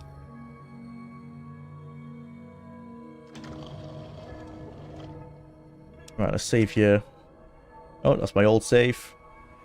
Oh, I guess it's a good thing about the mod then. I can go through characters. Go here. Temple. I don't think you can mess up here with high enough speech. Just choose the right option. You have to keep in mind just how old Wasteland is and how it was very much first of its kind. Yeah. First of its kind. So yeah, it definitely inspired... Oh, this is part of the mod as well. This isn't in the original. Definitely inspired a lot of the first game. Just Tim Kaine himself said it wasn't his inspiration, but other designers on the team were clearly taking inspiration. And probably the artists were as well. But there weren't any like post-nuclear apocalypse games. Unless you count like maybe Terminator tie-ins, but that's not the same because Wasteland was an RPG and the Terminator games are just Terminator games based on the IP. Yeah, I got some questions. Do we have to fight? I think is what we want to say. Is this a fight to the death? Why do we have to fight? I disagree. Yes. Cool. Easy enough. Wow, tutorial over. That took us 12 minutes. That's pretty good going, actually. What? How many levels did I just get? What the... Oh, this is the thing of the mod. This is, I guess, technically cheating. So the mod has an option where if you do everything in Arroyo, which includes the pickpocket glitch on the lizards, on the geckos, you can get up to like level 5 using the pickpocket glitch, which is what most people do and it's what I normally do. So there's an option where you can just click and it gives you like 4 or 5 levels straight away. So that's technically cheating, actually. But I'm not going to go restart the game. I'm not going to reinstall the mod while we're on stream. So it's done. We'll just accept it. Yeah, we're level 5, yeah. That's technically cheating. I'll concede on that. My bad. I forgot that I had that selected in the mod. Because otherwise we would have been doing that. Probably not to level 5, but we would have been doing the pickpocket glitch on the geckos until like level 3. Until you get one perk. And also because this is a massive help. I always like to leave here with guns maxed out. Because Fallout 2 is a lot harder than Fallout 1. At least in the early game. What's the pickpocket glitch? So you get XP every time you pickpocket. If you successfully pickpocket. Now the geckos, they don't... If you find a friendly gecko, it won't become hostile if you pickpocket it. So you corner a friendly gecko in this part of the map. And then you just pickpocket him. Like all... Why am I in combat? Oh, because of the plants. Yeah, you find one of these geckos. Where are they? They haven't spawned in for some reason. Oh, I guess because I haven't started. Oh, no, they're here. Yeah, you find one of these geckos, and you just pickpocket them over and over and over and over, and it gets you like 25 XP each time. Takes forever. It'll take like 30 minutes to get to level 5, but you can do it. And that's what I would generally do, because I guess that's power gaming, but I like to do that. Yeah, we're playing on easy, as we were in the other ones. Oh, I'm going to turn this off, because YouTube doesn't like violence. How dare it. Language filter on for the same reason. Yeah. But yeah, we're playing on easy unless we go to the water merchants for more time, which we shouldn't have to do. And the way that works as well is that, yes, if I'm running out of time, I do have to actually jump into Fallout 1 and go to the water merchants. So you actually are wasting time to do that. So I'd only do that if we got like 10 hours left on the challenge, and I'm like, oh no, I need to like do this because of the mistake. Don't you think the glitches ruin the game? Yeah, they do, which I think is why this mod has this option where they say, oh, we can remove the glitch, and then you can choose, do you still want the 5 levels or not? If, like, when I come in to, like, do the retrospective on the game, I'm gonna say, like, install the mod, but don't do that. Because you can get to level 2 just doing the quests. So, like, this one where we have to kill these plants for the shaman. My garden again. Many seasons have may the gods bless your efforts, Joe. And you can go recover this guy's dog. So you can get to level 2, maybe level 3 just doing the quests. But yeah, it does break the game. I just do it because I suck at the game, and I like the extra levels as I start. But I do feel really guilty about hitting level 5 just now. Kind of wish I didn't have that installed. My bad. I don't think I activated the start with the 5 thing, but I'm not sure. Yeah, it's like it's an additional option in the restoration project. When you install it, it's like a tick box. It's not activated by default. That's on me. I didn't think about it before I started this playthrough. In my casual playthroughs, I use it because I'm a scrub.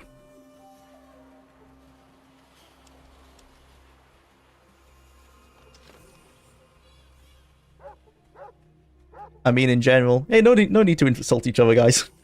I'll let you off, but no need to call each other lame. But I mean it in general for what you play when you use glitches or cheats just to make it easier. Yeah, I wouldn't normally recommend people do it. No, it's locked. It depends, though. Like, obviously, and actually, when I think about it, in a single-player game, you can do what you want, can't you? Like, I do all the exploits in Morrowind with, like, crafting and stuff, with alchemy. Because it's a single-player game. It's not hurting anyone else. It's your choice, really. I feel stupidly nostalgic for this era of video games. Exactly. Yeah, same. That's why I played them so much.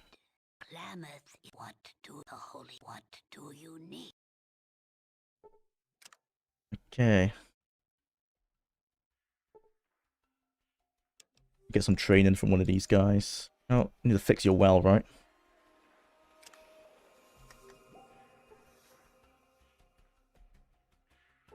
Yep.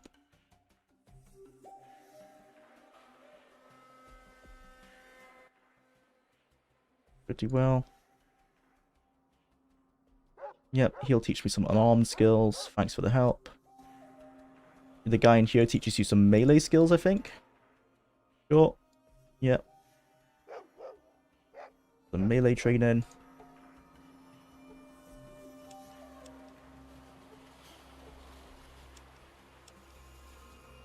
I think because I've started Fallout 2 so often, this is definitely the part of the game I understand the most. Is like the first 2 hours. I can't remember which containers are empty or not.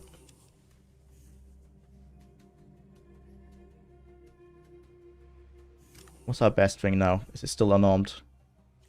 Unarmed 55, yeah. We can get a sharpened spear as well, which might be worth doing.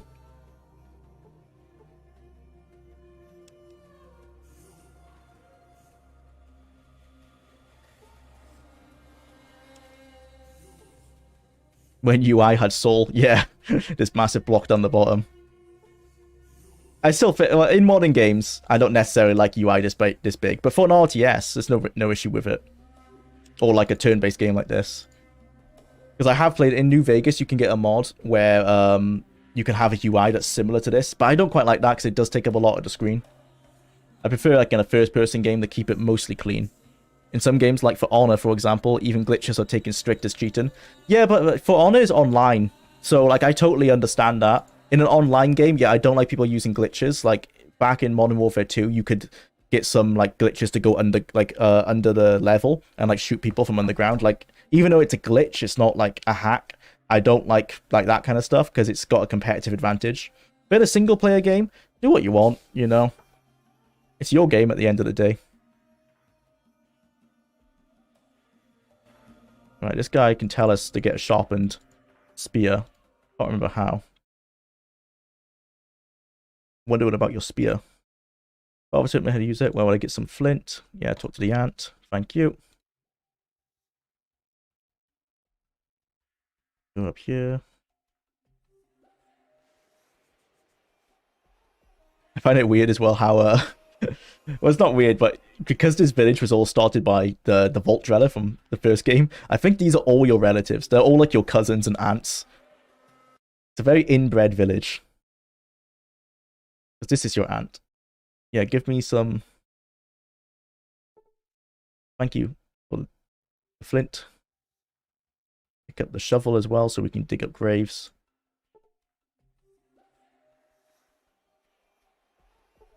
I just don't understand for what pay for the game when you don't glitch and cheats. Oh yeah. No, I totally understand it. But yeah, in online games I don't like glitches. Modern UI design is so copy paste though, the Ubisoft issue. Yeah. It's because they've discovered what is the best way to keep gamers entertained. And it generally means like very clean UI that hasn't got any soul to it. Or no, I shouldn't say entertained. It's what keeps gamers less annoyed because they don't have to learn a new UI. So it's all just generic menus. Kind of looks like a website, you know? Which I guess is the best for making gamers feel familiar with every game. But it does feel a bit soulless. Like that's what I think about the Starfield menu. From a graphic design standpoint, very clean, you know, very nice looking. But from a gameplay, like as a game, it's just very generic. It's just a menu. Like even like Fallout 3, because it was like all the green box and everything, I had a bit of soul to it. Like this entire like design I've got going on for my stream is kind of based off that, which they pulled from Fallout 1 and 2. And they kept all these green lines. How do I drop this? I like that. You drop the spear, he makes you a new one because he's not very smart. Thank you. So now we have 2 spears. And sharpened spear is actually one of the better melee weapons in the game that you can use early on. I'm not sure it's any better than our unarmed because it's the difference in skills. Oh, we leveled up again? Oh no, I just didn't use all my skill points apparently. Well, I'm not going to waste it on melee. Let's do science. Oh, I can read books for science though. That's the problem with skills that you can level up with books. I don't like to waste points on them. I guess we'll do melee. 60. Read books for outdoorsman. Oh, we can't. Yeah, let's do some gambling actually. Because you can't read books for gambling. And gambling isn't as strong in this game. It relies more on skills than it does in Fallout 1. Starfield UI feels very sterile. Yeah, looks like it's very clean, bro. It's going to be easy to navigate, which is what they're concerned about, I guess. Like, I can guarantee I won't get lost in the UI, which is all the UI designers care about. But from a design perspective, it's just white and black text. It's no soul to it. Not very appealing to look at. Have you heard that perk when you shoot somebody he could explode? The bloody mess? No, I didn't take that perk. I've got gifted and skilled, because this is like the overpowered way of playing the game. Makes everything a lot easier. And because we're trying to finish the games as fast as we can, because I've only got an hour and 5 minutes left of this session for Fallout 2, trying to finish the games under 180 hours for the whole series. Because of that, I don't want to waste time. Or I want to be overpowered, I should say. I want like gifted and skilled, so we can get through the game as fast as we can. Shoot all of your things at me.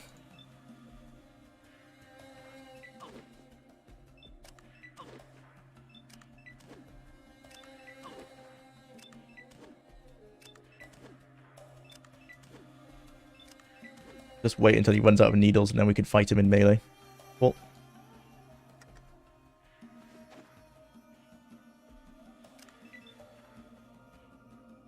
This never gets any more exciting fighting these things. Run in, do a thrust, run away. Wait. I find this is always the best way to do it because these are still pretty strong. I am level 5 though, but I don't want to waste all my health on them. Oh, actually, I don't care that much. If we take damage, we take damage.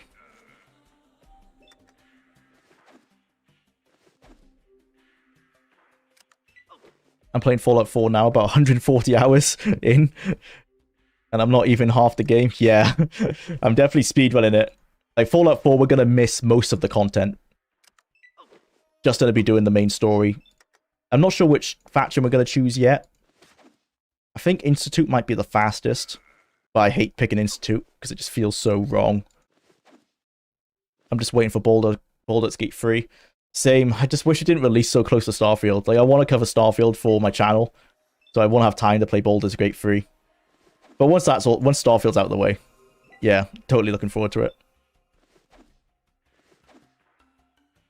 I need to finish. I've did a playthrough of Baldur's Gate 1 and 2. Like, you finish 1 and you load the character into 2. I'm about halfway through 2, and I dropped it about a month ago, so I need to pick that back up. I want to finish it before I start my Baldur's Gate 3 run. But in Fallout 4, when you play on hardest difficulty, even fast travel are closed. Yeah, in survival mode, yeah. So you must walk everywhere by yourself, yeah. So that's why I'm not playing the hardest difficulty, but I will be if we have to increase the time limit. But we won't have to for Fallout 4. It's the Fallout Tactics, that's the game that's taken me the longest to play. So that's the one that I might need to increase time for. Is it worth getting this guy's dog? Would we level up from it? I guess it gets 100 XP. It's not worth it. Sorry, mate, your dog's gonna have to die. Turn in this quest. And go on to the next town. Thank you. And then he can mix us. Yeah, I need healing. You are well. Chosen. My garden is well. How is... Make some healing powder. May this... Cool. Alright, we're done with Arroyo. Wizardry also does character importing. You can go through the final trilogy with the same party and it's awesome. Oh, nice. Wizardry 6, 7, and 8. Need to check those out. Yeah, I love games that have important. They wanted it, well, yeah, as you probably know from watching my videos, they wanted to do that in Daggerfall, but they couldn't work it out. It's pretty understandable in that game, because imagine starting Daggerfall with, like, max level, all the skills you've got from Arena, like, all the loot you've got from Arena. It definitely wouldn't have worked. But I wish they tried it. I never played Fallout 1 or 2, but when you play Fallout 4 on the hardest difficulty, it's absolutely different game than on easy. Yeah, with Fallout 1 and 2, it's the same, it's like the same game, but because it's so much harder, you have to think a lot more. In Fallout 1, well, in both of these games, when you're playing on the easiest difficulty, you can just run up to enemies and attack them without thinking about it. If you're playing on the hardest difficulty, you might have to run away. There's sometimes you have to accept, like, I'm not going to win this battle, I just need to get out of here. So it kind of changes how you play the game, but it's not completely different like in Fallout 4. And yeah, I wouldn't count the Vertibird as... It's not the same kind of fast travel as in the normal game. It's closer to like Morrowind fast travel. Basically a reward for completing a part of the game. You can kind of do the same in Might and Magic. Someone imported the last 3 games inside the engine. Oh look, that's cool. So you can go through all 3 games and mix and match companions. Nice. Yeah, that's what I love about like the modern community, is when they can remake games or kind of get that stuff working. That's what I wish someone had done with this first 3 Ultimas. Like try and remake them in like the Ultima 7 engine or something like that. But that's just me complaining because I'm not skilled enough to go that far back. With those kind of games, though, once I actually like learn how to play them, they're fine. I just always struggle with that initial like first couple of hours because you do have to read the manual. But I had that with Ultima Underworld actually. I printed out the quick reference guide. Like I actually had the quick reference guide, like the little card they gave with the game. Printed that out and had it in front of me. That really helped, especially when remembering all the controls. Let's put our weapon away just in case. This guy takes us to kill some wolves, some dogs and stuff. Was it to kill ants? No, he takes us to kill scorpions, but we need a gun to do that because we're not very strong at the moment. Big L that they never remastered so many classic games. Yeah. Well, remakes, but yeah, I wish they remade some more classic games. I miss the times when games was kind of challenge. Yeah, well, there's still new games being released challenging, but no, like AAA games generally aren't challenging. That's why I don't like playing Fallout 4 on the hardest difficulty. But I like survival mode, but not the hard difficulty, because the enemies are just bullet sponges. They aren't actually any stronger. They just take more damage. I never liked that aspect of how like difficulty's kind of done in modern games. Not everything has to be needs to be remade, like it was invented post 2010. Some things are fine how they are. True. But when it's like with Ultima at least, I feel like the first 3 games, they don't need to be up to modern standards at all. But they could just do with a graphical refresh. Like keep the gameplay the exact same. But a graphical refresh would just help with making the whole series a bit more cohesive, because those games are quite drastically different from the other ones. Aesthetically, at least.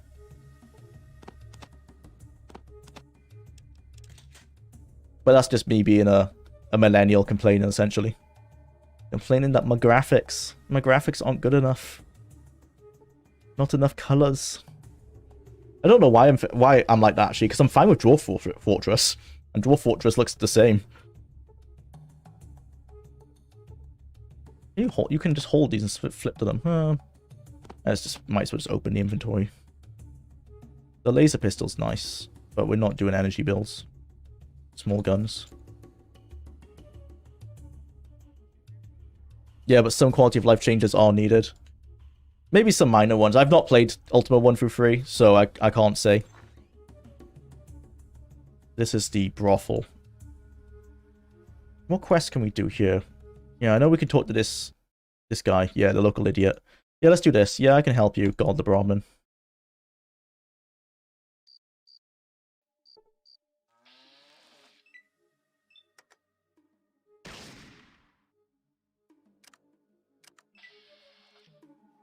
So there's these nefarious individuals here. But if you kill them, the town doesn't like you.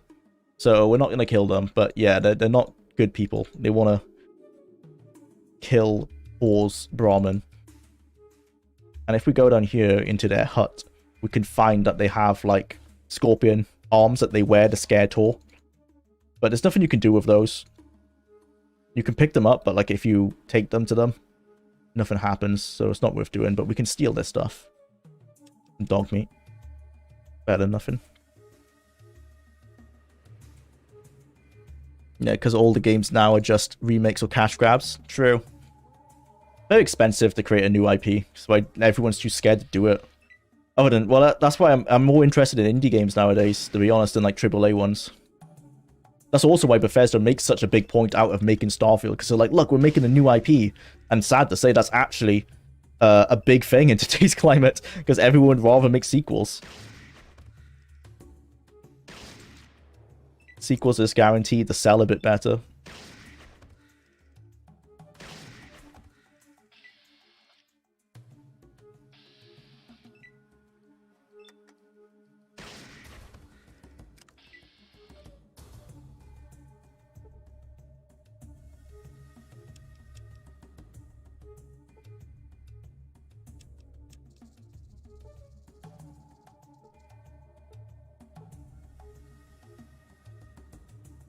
You did not spend 1 hour in the temple. I am disappointed. Yeah, sorry. We actually got out in 12 minutes. That's the fastest I think I've ever done it. Because I just skipped all the extra containers that you don't need to open. I didn't need the extra healing powder. We'll live without it.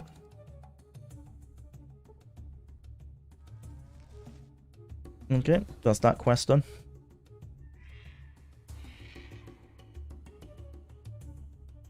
Gaming didn't used to be the thing that made billionaires. That is what changed and what is wrong. Yeah. It's all like stockholders and everything, you know. All the companies are public now. Blizzard, Activision, Microsoft. But those are the same thing nowadays. Too big. Not a lot we can do about it other than look to the indie scene to be our savior, I guess. But like the indie scene will never be able to compete with the AAA games in terms of like the size of the games, the graphical quality, you know, voice cast, all that kind of stuff. We can help this guy with his still.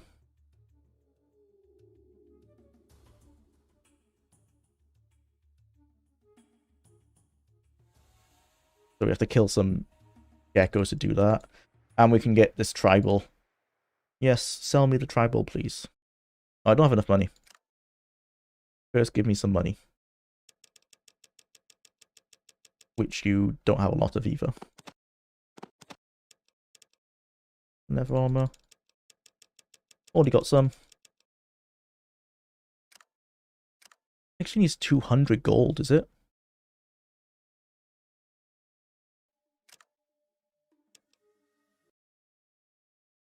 Some questions. Tell me about Sulik, paying off a debt. How much is the debt? Oh, 350. That's a lot of money. Yeah, of course. And what if someone else paid his damages?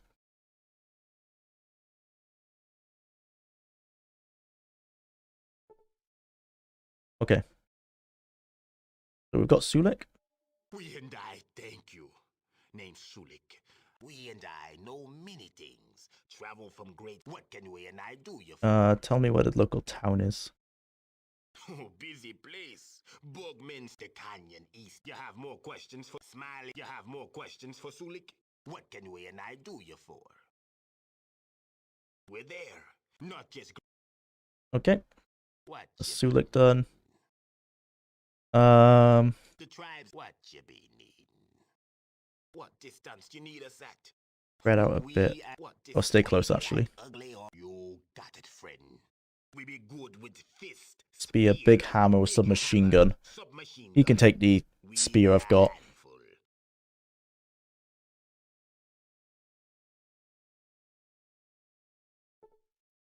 Oh yeah, you can trade in this game as well.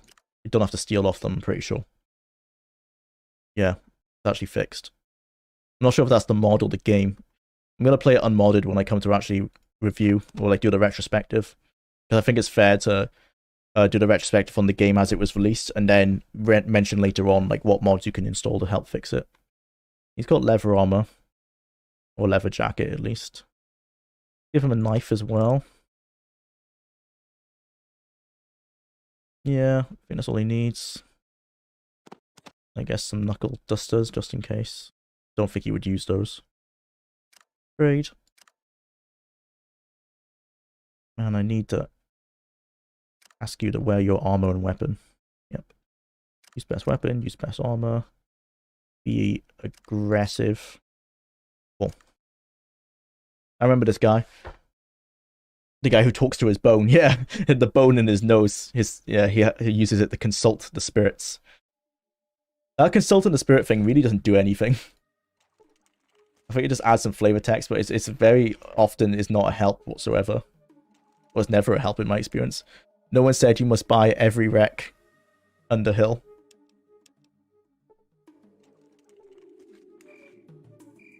Must buy everything. That's just how it is. How Fallout's work. You must steal everything and buy everything that's useful. It depends on the quality of the game and your enjoyment, which is subjective.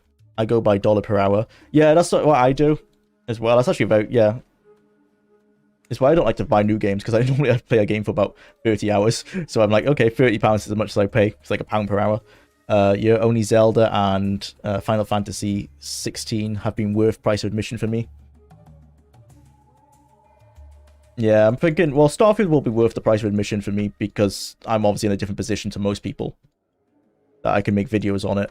But I think if it's just a standard Bethesda game where I can explore the game and have fun like that in that way, I'll probably still get my 60 quid out of it. Bethesda are always pretty good in that regard. I think you need a key for this door. I'm so jaded these days, I only play The Long Dark and Oxygen. Not included literally nothing else. If I didn't have a YouTube channel, I probably would just be playing mostly like New Vegas and stuff like that. Not gonna lie. I like to play like what's comfortable. And generally games that I know how to play is what I'm comfortable with. Is this a sledgehammer? Oh, it is. Cool, I can give that to... Oh, he's already got a sledgehammer. Oh. Oh, never mind. I don't carry that much. Hey, Sulik, come here. What you been? Come take my extra weight.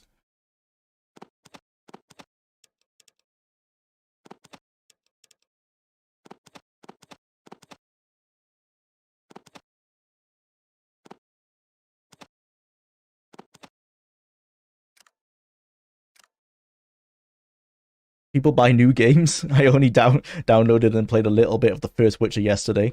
Healthy backlog can save a good bit of cash. Yeah, I normally don't buy new games. I haven't bought a new game in... I guess the newest game I bought was Sons of the Forest, and that's because I'm just playing it with some friends. And even that's not new. I think it came out last year. I thought it's still early access. But before that, I don't think I've bought a new game in maybe years. I normally wait like good 2 or 3 years. Like I bought Kingdom Come Deliverance, was probably the most recent thing I purchased like 2 years ago. And yeah, I waited for ages until it'd been out for a good while before I even considered doing that. And normally I have such a massive backlog just from buying stuff so many years ago. I've never had a need.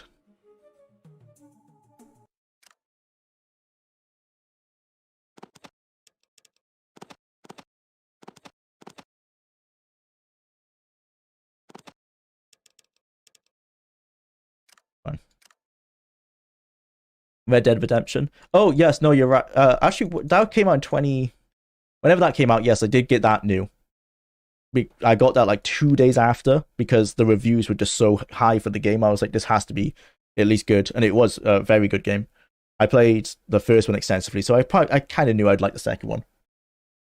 But whenever that came out, yeah, that was the last new game I bought. That was probably 2018, right?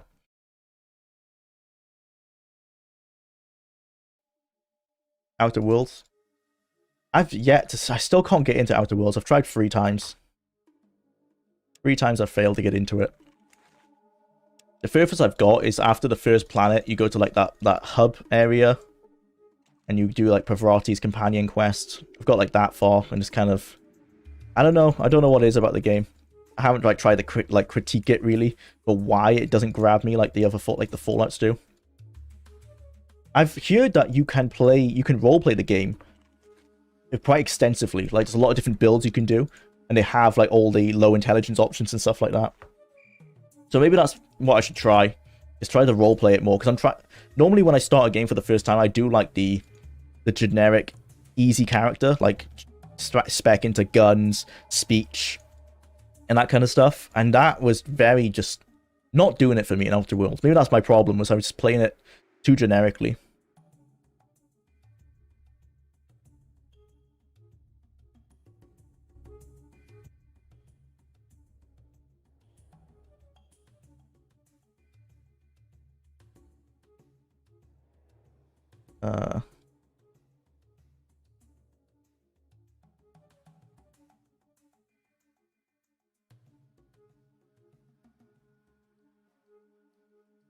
That's the rat guard that we can go talk to. I'm not sure I normally do everything in this quest, and that's what I'm kind of doing, like, default in my brain. But are we wasting time doing this? Do I need the experience? Oh, we need to go there, because I want the car. We do have to go kill all the rats, because you get the engine part from the car at the end of it, so we do need to do that.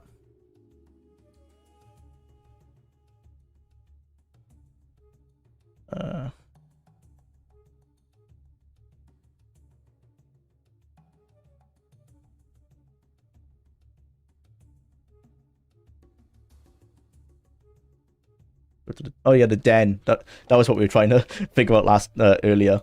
What's the name of that town? The big town, the first big town in Fallout. It's the den.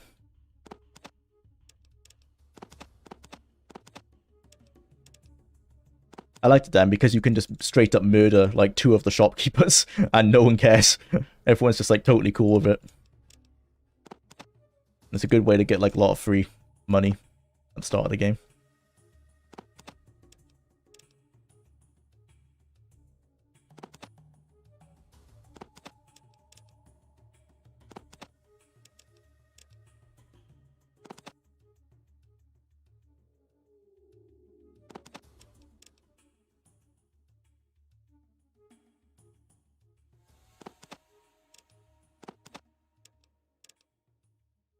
Need to keep some meat so we can get there's a dog later on you need to feed.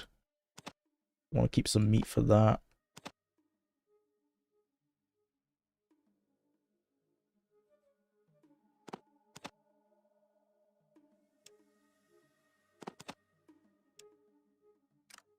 Oh. I hear you when I build a new gaming PC. This winter I'm going to try a lot of stuff I missed. Now that it's cheap. That's a good thing about PC gaming, is that a lot of games go on sale, like a ton. Yeah, the winter sale would be pretty good for that. That's why I have such a big backlog, it's just buying like old games for like £2-3 a pop.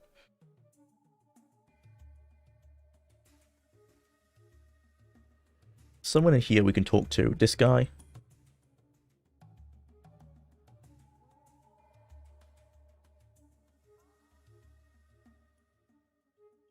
That gives you training, but you have to like...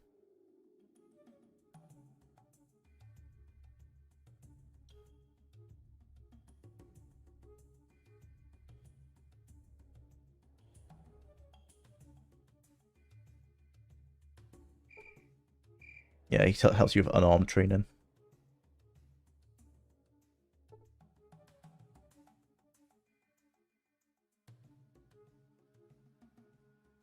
Tells us where Nurina is. Cool. Yeah, these are the bad brothers. You can pickpocket from them to go steal from their house. But no point. We don't need the loot. This is a book that we can use, a skill book. I played Red Dead Redemption 2 online, and it's absolutely same like GTA. I've heard people don't like RDR 2 online for some reason. But then again, the reasons why it's probably the same reason I don't like GTA online, because it's all like about using cash and everything, cash cards. Boring, but single player is great. Yeah, the online is boring. Yeah, single player is really good. Games as a service, yeah. That's just the mod, like the standard. Oh dear, run away! We don't want to fight that thing. No, Sulik, no. Something just crashed in the background. I have no idea what just crashed. The stream is still active. I'm scared. What the hell just crashed on my computer? It seems like somehow Fallout 2 crashed and then fixed itself. I've never seen that happen. Oh, we're still live. That was odd. That was really weird. I've never had a crash screen come out for a second like that and then go away. Low int Outer Worlds is almost as fun as low int Fallout 2.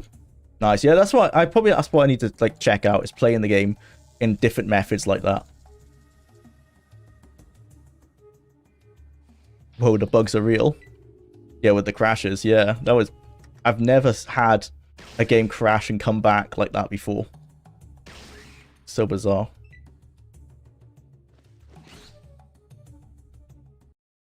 Oh dear. I spoke too soon. Nope.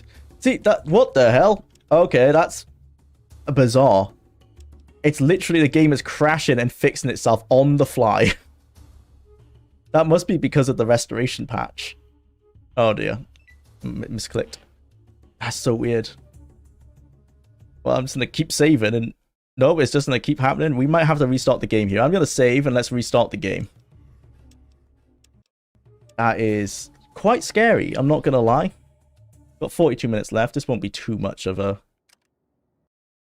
time loss. That, yeah, I've never had that happen. Quite terrifying. Just random crashes like that.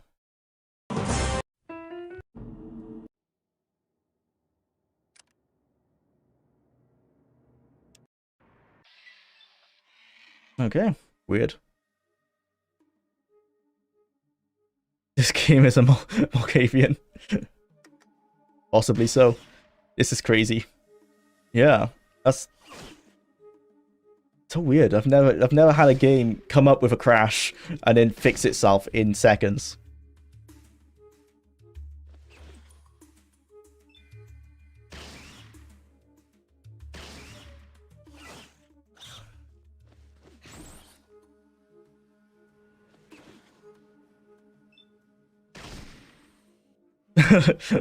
How your name was also from the Malkin so long. It's not a common reference, is it? No.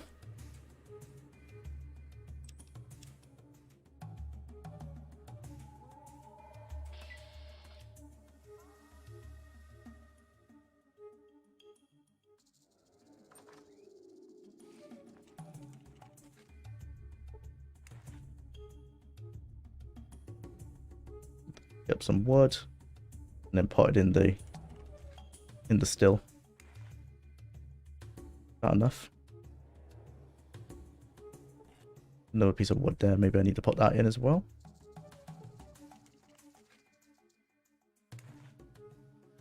Do I actually have to maybe use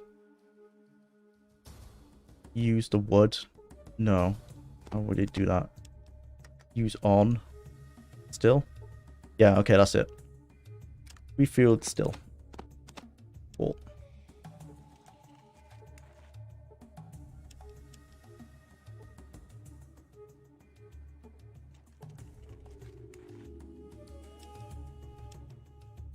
Alright, let's get out of here. We have to go kill the rat so we can get the highwayman car piece. We don't have to go save Sunny though. Normally you save this guy from a cave nearby the Klamath called Sunny. And he will teach you how to skin golden geckos, which is a good source of cash, like very early game. Not worth it for us because we're going to skip past this part of the game pretty fast. I don't think it gives you anything else. Sorry, Sulik. Shot you in the face. Oh, I need to give Sulik some stim packs, actually. Just realized he hasn't got any. Trade. Nope. Give him some stims. Oh, I don't actually have that many. That should help him out at least. Glad to have caught you online, by the way. Needed some distraction from work. Well, I'm glad I could be of service. Yeah, I stream every Thursday from 12 PM my time. So when we started 2.5 hours ago. And I don't generally stream until about 5:30, so I stream for about 5.5 hours. Sometimes a little bit less, depends what I have going on that day. We try and do 3 game sessions, possibly 4, of an hour and a half each. And we're just doing this Fallout challenge for the time being. Probably take us a while.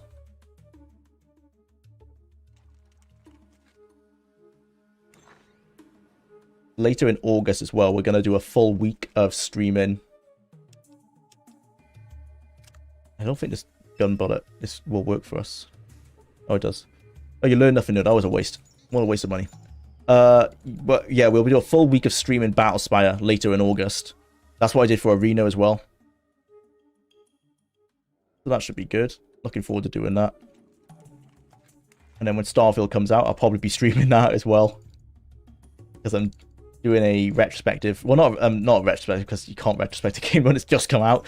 Because there's still DLC and stuff to release. But I'm going to be doing a review on that game with another YouTuber. So we'll be collabing on that. That should be exciting. So I'll probably be streaming that game from the time it comes out until I finish it, which hopefully won't be too long. Yeah, I don't need to talk to any of these guys. I need to come up here. Talk to this man about the evil rat. And then he'll let us open up this door. Hello, Slim.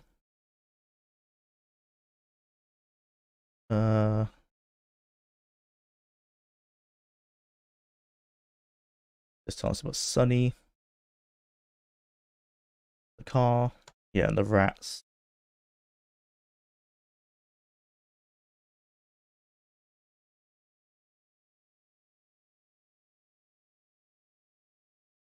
Thanks for the key. Okay, that's what we needed. Thank you, Slim. Let me rob you. Nah, you got nothing to take. What use do you have? Use the key on this door. Gotta explore all the planets. All 1,000 planets. Yep. That's totally good. There's gonna be someone who's done that. Like, I can see in the first 10 days of the game coming out, like a video being released saying, I explored all 1,000 planets. I feel sorry for whoever has decided to do that challenge as their, as their video. I'll stick to a review, thank you very much.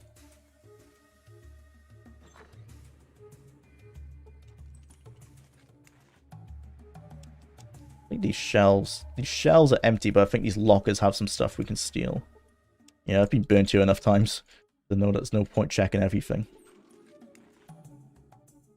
The boots that we don't need because we're not going to go help Sunny. Those boots help you run through radioactive waste. Or maybe we will take them because...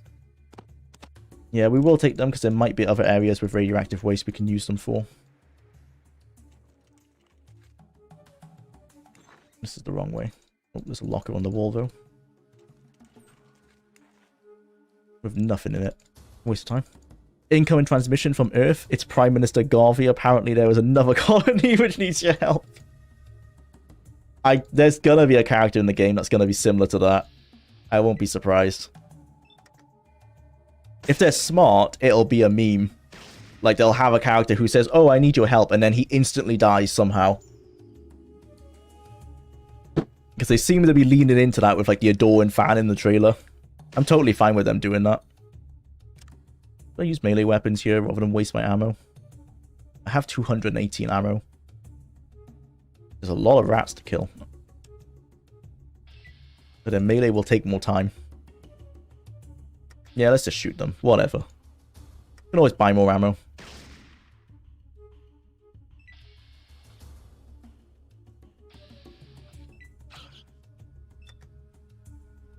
No Man's Sky eventually became good enough. Eventually. Hopefully Starfield can be good on release is the hope. Honestly, I just want it to be like Elite 2 and 3. If you can be like Elite 2 and 3 but with modern graphics, I'll be fine with that. It won't stand up as a great modding game because Elite 2 and 3 are missing like key components of what people want from an RPG, like characters, for example. What I've seen of the characters so far in Starfield, I've not got my hopes very high. At least the character designs look pretty generic, and what's going on with their faces? The animations are not it. There's a character in the gameplay, the recent 40-minute direct they did, and his voice actor sounds fine, and he's saying like, "Oh, people can't resist people can't resist my charm," or something like that, my irresistible charm. And he's meant to be doing like this kind of cool, not like scowling, but like a cool look with his eyes, but like he's like deadpan, and then instantly his eyebrows goes up and then back down. It's just like instantly eyebrows go up and then back down. It's so, I don't know, their animation systems very reminiscent of Oblivion, you know, when you talk to someone and then you annoy them and they instantly come with like the really angry scrunched up face. But it didn't work in Oblivion, but it was funny in Oblivion because everyone looked awful. Now you've got these people who look okay, they kind of look like dolls with dead eyes, and they just do these weird animations. I think that's going to be very distracting when talking to the characters. I just fear with every AAA game at the moment, yeah. Well, they had a delayed release, so it should be perfect. Yeah, I think that what the delayed release did is actually help them implement everything they wanted to. Whether it will be bug-free, it won't. It never is. Great, so Han Solo after a stroke. Yeah, that's basically what he looked like. It was so bizarre. As I said, if I'm paying €80, I want a finished game without extra payments required. Yeah. There will be extra payments in the form of DLC. I wonder if they're going to do that bloody Creation Club shit. Probably will. I don't care about that stuff anyway. But there'll be probably 2 DLCs, as is standard for Bethesda. Oh no, there's gonna be workshop DLCs, isn't there? Like what they did with Fallout 4, because they have the crafting. So yeah, we'll probably see some of those as well. Like kind of like The Sims, like, oh, you can get new styles of beds, different colored walls. 10 quid, please. Can't wait. That stuff never bothered me in Fallout 4 though, because you could just not get that DLC. That's what I did. Like, it had no use for me, so I just didn't get it. I just stuck with the Far Harbor and Nuka World. Which I just remembered we actually have to finish. Oh dear. Because I have to do all the DLCs. Oh no. I've never actually finished Nuka World. That'll be fun when we come to it. DLC is different. If it should have been part of the game, but the game was lobotomized for extra potential, money. Get the fuck out. Yeah. I think with Bethesda are normally pretty good on that, in that the DLC they add is so large. I'm talking about like the big stuff, not like Half-Fire. Is so large that it might have been cut from the original game, but it definitely probably wouldn't have been finished when the game came out, so I can understand it coming extra. Kind of like Solstheim and Tribunal in Morrowind. It does feel like additional stuff that was probably planned when the game was designed, but they just never like got to implement it. I'm fine with that kind of stuff. Bethesda are one of the rare ones where I feel like the big DLCs are not worth the price, because they do sell them for like 20 quid, which I think is a bit high, but they're worth an additional cost. But they've always taken the piss since like Oblivion with like horse armor and stuff. Obviously those things aren't worth the cost. Like I didn't like the player homes in Oblivion. That was always a waste of money.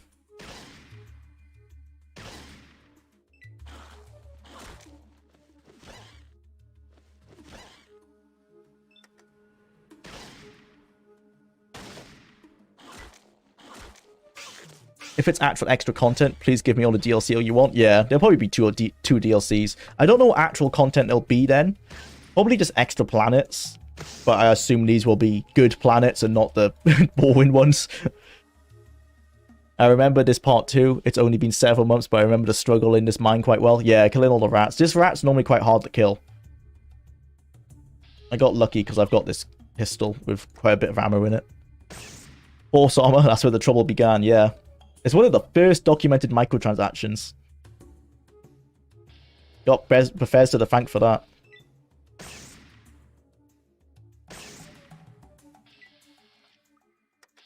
Gaming has died many deaths, but the day that people paid for horse armor was one of them. Indeed. I'm glad to say I never paid for it. I have it on the Xbox version of the Game of the Year edition. Because for whatever reason, the PC version of Game of the Year doesn't come with that DLC. At least my version didn't.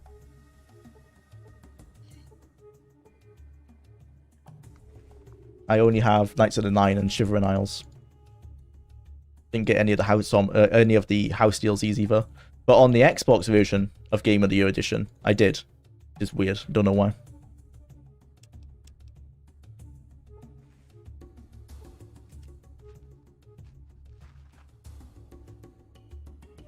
Alright, let's get the car piece and bounce. Go to the den.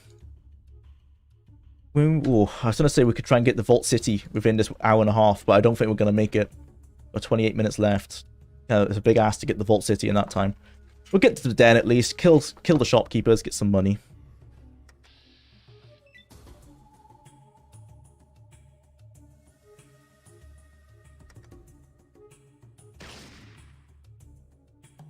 Horse armor was such a scandal. That terrible overpriced DLC was called horse armor for years. Yep. It still should be. I can't believe... That's the thing why I think like NFTs will come back. I don't want them to, but I think they will. Because people are just like, oh, microtransactions are so bad. Let's fight all the companies on this so they never do it. And then you wait like 5 or 10 years, people forget, or a new generation of gamers come in who didn't, you know, live through that time. And then they go, oh, this is great. I love all these microtransactions. Oh, I love these cosmetic skins. Yeah, let's do that. And then eventually the companies get what they want. So I think NFTs will come back.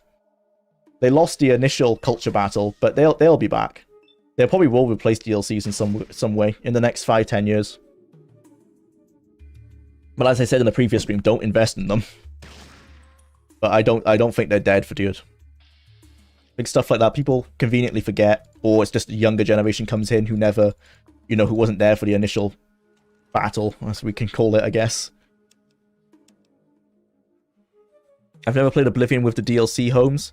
Getting access to the Enchanted via Ostag Spires seems broken. Yeah, if you and the Mayrune's Razor, good enough for me with mods. Yeah, so there's also a house where you can get vampirism and you can cure vampirism. So that whole quest where it was so hard to cure vampirism, they essentially sold it as DLC. That was so scummy. Because I remember there was always guides online on how to do that quest, and it was broken as well. There was one point where that quest could bug out and softlock your game. And then they turned around and sold the fee. I think it's like a thieves' den or something. There's a name for that house, but they sold that, and it came with like literally like a puddle of blood you can drink to cure your vampirism. Pretty scummy time.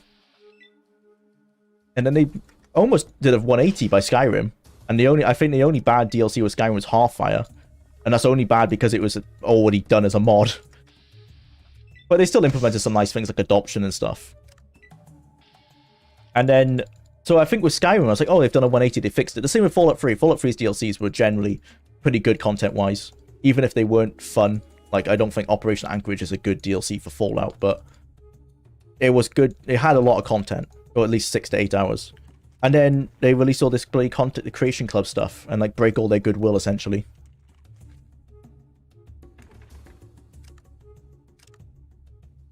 Which is, I guess, goes back to what I was just saying earlier, where you give them long enough, they kind of fix their goodwill, and then they'll flip it around and do it again.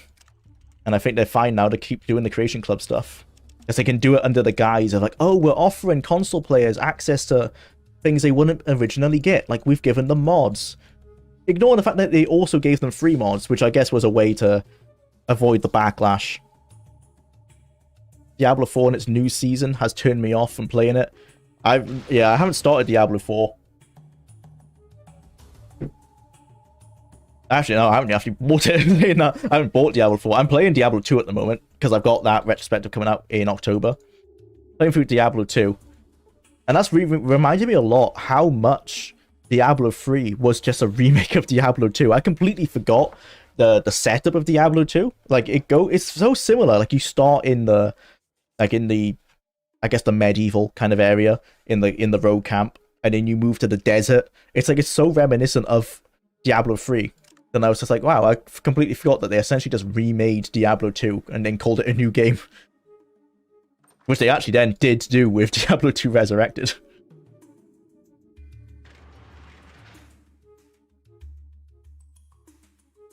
I really enjoyed playing through Diablo 1 again. I forgot how sweet and succinct that game is. It's such a good, like, closed game. Very very small. It's just the one dungeon and the one town. But it really perfected all its gameplay methods that when you go into Diablo 2, it's essentially the same gameplay as Diablo 1, just on a much larger scale. Forgot how fun Diablo 1 is as like a one-off game. Even though it's pretty fast to finish it.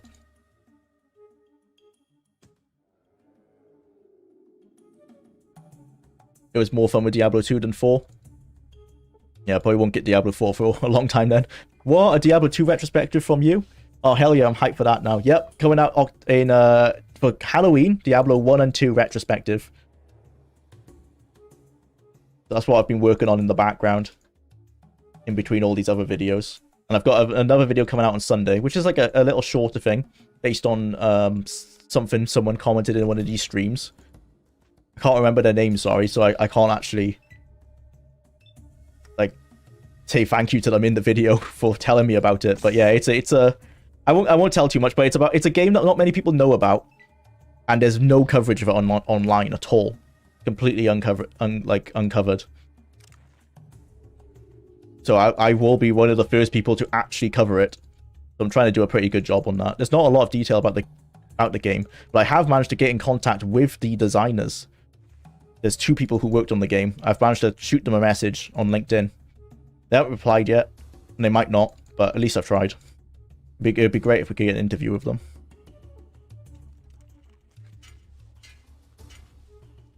Diablo 2 has amazing atmosphere. Yeah, that's one of the things. I was playing it yesterday, and I was making some notes, and I turned the music off to listen to the sound effects, and the footsteps really stood out for me. The footsteps in that game, I don't know if they're stock sounds. They don't sound like it. They're really really atmospheric. Like playing that game without music, just with like headphones on with the lights off, it's like a very good experience. And again, if you turn the music on, because the music's so subtle and it fits the theme very well, it's a very atmospheric game. Which is odd, because it's also a game that at least I myself, I generally don't only play in Diablo 2. I'll play Diablo 2 listening to a podcast or with like a video on or something, because it's a game that you can turn your brain off while you play it. And so it's a game that I don't normally think about the atmosphere in. But yeah, when I was actually sitting down, like trying to listen to the music and everything, I was like, wow, this is a very atmospheric game. Even though it also lends itself well to not being played in that way. You can just play it with a podcast on. You can, when you play it with friends, for example, you're not thinking about the atmosphere. You're just having a laugh with your mates. That's been a bit of a nightmare to set up as well, sadly, because the Battle.net servers are a bit iffy on Diablo 2, trying to get to play with friends. It's still possible on the original Diablo 2, but you'd have to buy the original copy off Battle.net, and it's like hidden as well. They don't sell it on the Battle.net store. You have to find a link. I found a link off Reddit. I couldn't find the link off Google, but my friend did. He actually go through the Diablo 2 page, and if you scroll through the Diablo 2 Resurrected page, you can find the original copy for Diablo 2. But trying to find the DLC is harder. Really weird how they still sell the game, but they try and hide it from you. My theory for that is so that the sites like Abandonware won't post it. You don't know, there's a site called Abandonware on Google where you can download old games that basically don't exist anymore because there's no way of selling them, or there's no way of buying them. Sorry, I believe that the reason Blizzard continue to sell Diablo hidden away on their website is so sites like that don't give the game out for free.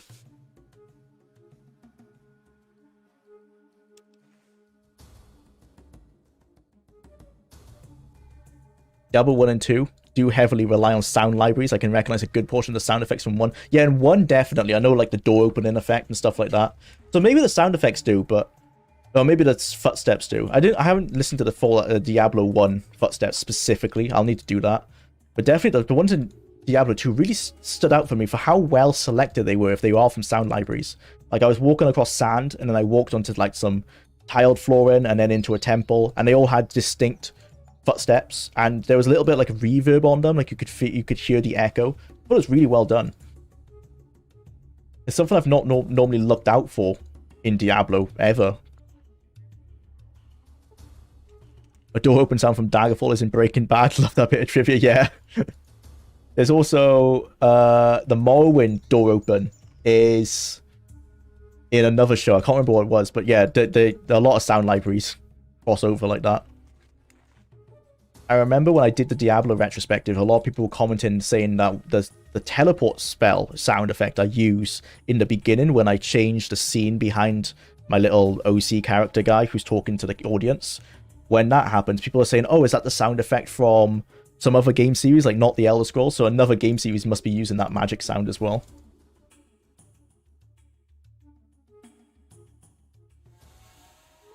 Hello. Yep, I killed the rat. Right, we're done with Klamath. On to the den.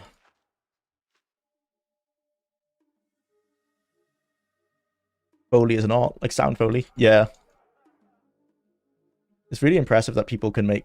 So like, Wayward Realms did a video with their sound designer and how you can make fire with like you crumples up some paper to get like the crackling effect and like like blowing into the mic to make it like get a little bit like smoky effect.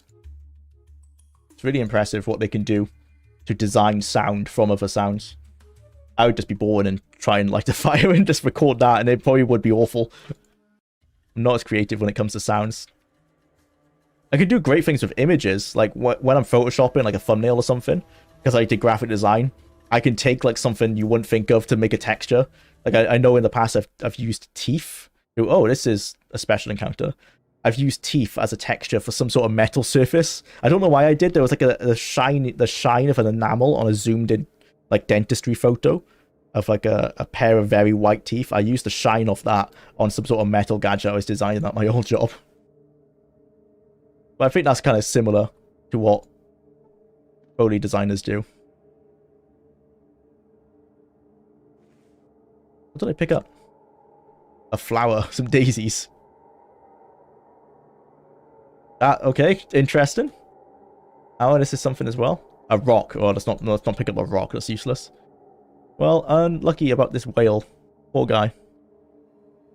By the way, is this a censored version or the children visible? This is a uncensored version. There will be children. I've turned on censoring myself for the blood. I've turned the blood off just because YouTube can be a bit iffy about that kind of stuff. But yeah, there will be children, which is going to be annoying at the den. There is a little glitch that we can do to get past it, which you might know is you just run up to them, you go into combat, you run past them, you exit combat. So we'll be doing that. Because there's no way I'm going to get my stuff stolen from me. So... Oh no, that person had to come out at that time. Yes, you walk on by, and then I go in. And then I exit combat. Looking for Vic. Yep. You need me to go find someone, which I can do. That's no issue. Let me barter. Oh, I thought she had money. Never mind. How much is this daisy's worth? They are worth nothing. Well, you can have the daisies. There you go. Have fun. Won't you train pickpocket on them? On the kids? Could do, but I normally, in what we were talking about earlier, I would train pickpocket on the geckos to get to level 5, but this mod has done that for me already. But it didn't... I mean, you don't have to train pickpocket for the XP anyway, because it's not like the Elder Scrolls, you know, which you already know, obviously. Yeah, would it be steal? There's no benefit to doing it. Get some XP, but we don't need it. Is it worth gambling? Probably not. The gambling's more complex in this game than in Fallout 1.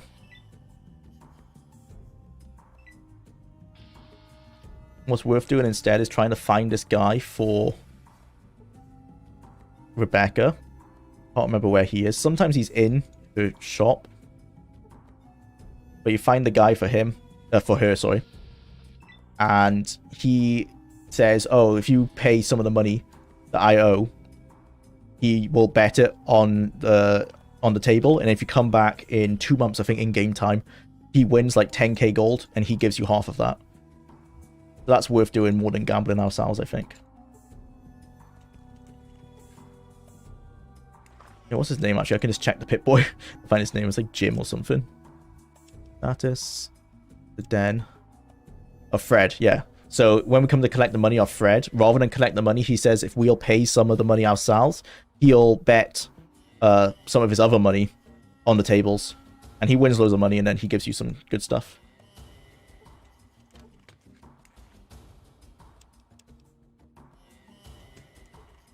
I've heard a person's skull make a hollow clonk, Three Stooges style. Some of those sounds are pretty accurate. Oh, that sounds... Ew. I can't imagine, yeah, how hard someone has to be hit to make that sound. Poor guy. I guess that's the impressive thing as well, is that they need to understand what the sounds sound like, right? Yeah, impressive work. So many melons sacrificed in the name of fake pungent sound. Yep. And they squelch like fruit as well, don't they? They make like the blood sounds and stuff. I think this girl can tell us a story about the master, yes. And it gives us some XP. Yeah, 350 points just to listen to a story. It's not too bad. Are you Fred? No. Fred normally just hangs around in here a certain time of day. Oh, this might be Fred. Are you Fred? No. He hangs around in here, I think 5 PM or something like that. But otherwise he's generally just one of these addicts outside.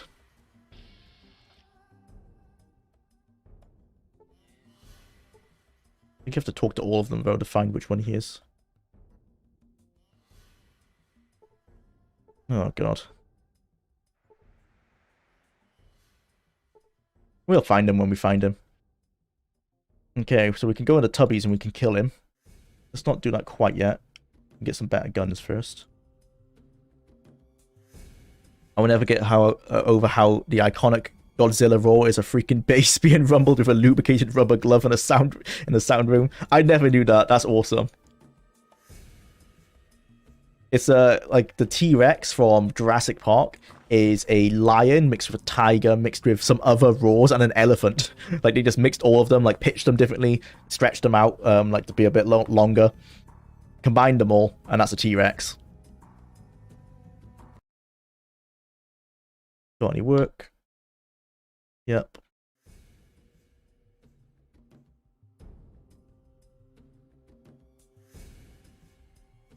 There's the ghost in here, but we can't do that because it's not nighttime yet. I'm surprised how much... It's weird, really weird how I remember all the quests in Fallout 2 so distinctly, but not the ones in Fallout 1. Oh no, I do remember the ones in Fallout 1. It's just less of them. I think that's the difference. There's more quests per town in Fallout 2 than there are in Fallout 1. There's like 1 or 2 in Fallout 1. It's until you get to the Boneyard. Thanks.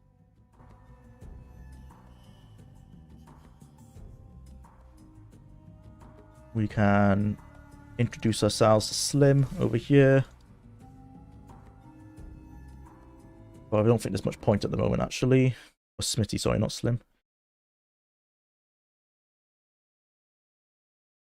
Yeah, he can fix the car for us, but we need more parts. Okay. Only cash. Toolkit. Someone needs a super toolkit. How heavy is this? Someone does need that in Vault City.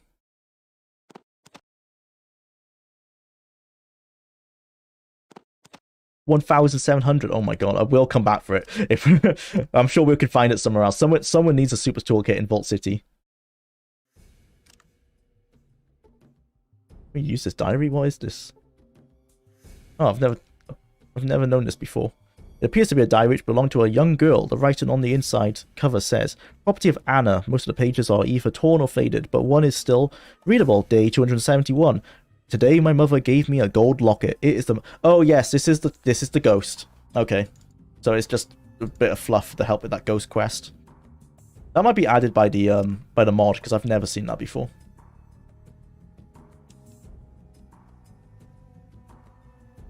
This is also a merchant we can kill. Oh, we can kill this one now, actually. He's not much of an issue. Run on in. Come in here. Sulik. Sulik, get in the room. Yep, Sulik comes in, and then we can close the door. Stand by the doorway so he can't come out. And just kill him.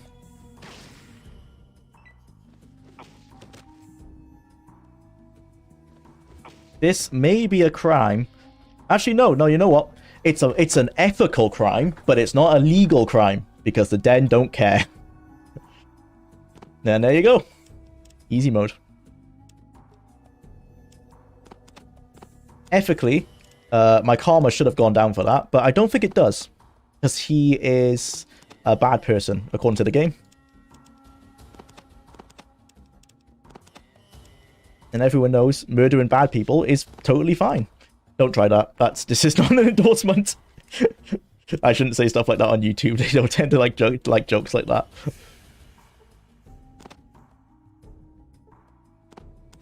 Got a magnum, very nice, and a shotgun, very nice indeed. What you be need? So that's why LGR did a video of 6 Godzillas versus 1,000 chickens. Or 6 T-Rexes versus 1,000 chickens. Access to swallows, African or European. I am so out of touch on this conversation. Wait, you can hear what dinosaurs probably sounded like. Oh, right, well, yeah. They've got some fossils. They kind of sound like big birds, right? Which include the voice box organs, and some birds today still have those. Yeah, like they sound like ostriches or emus. Because there's a certain bird, it's a big bird, and it has a demonic like mating call or like a growl or whatever it does. You can probably find it on YouTube, but I can't remember what it's called. Just search like scary bird sound. But yeah, one of those big birds does make a demonic sound.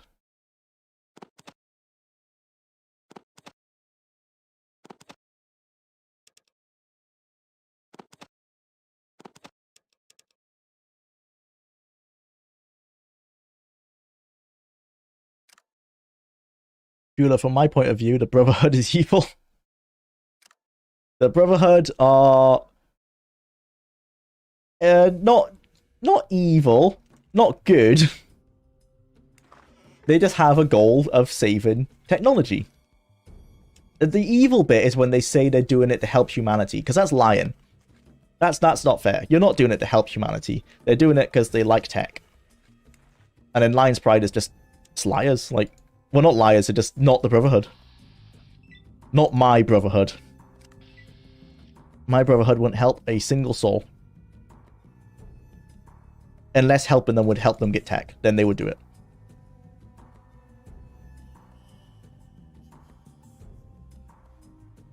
The Brotherhood on in between. Yeah, they're just morally grey. They just don't care. You know, they're not about helping people. They're not about hurting people. They just want tech. If they have to help people to get it, then great. If they have to hurt people, they probably won't immediately do it, but they won't be against it either. If there's no other way to get the tech, then they'll do it.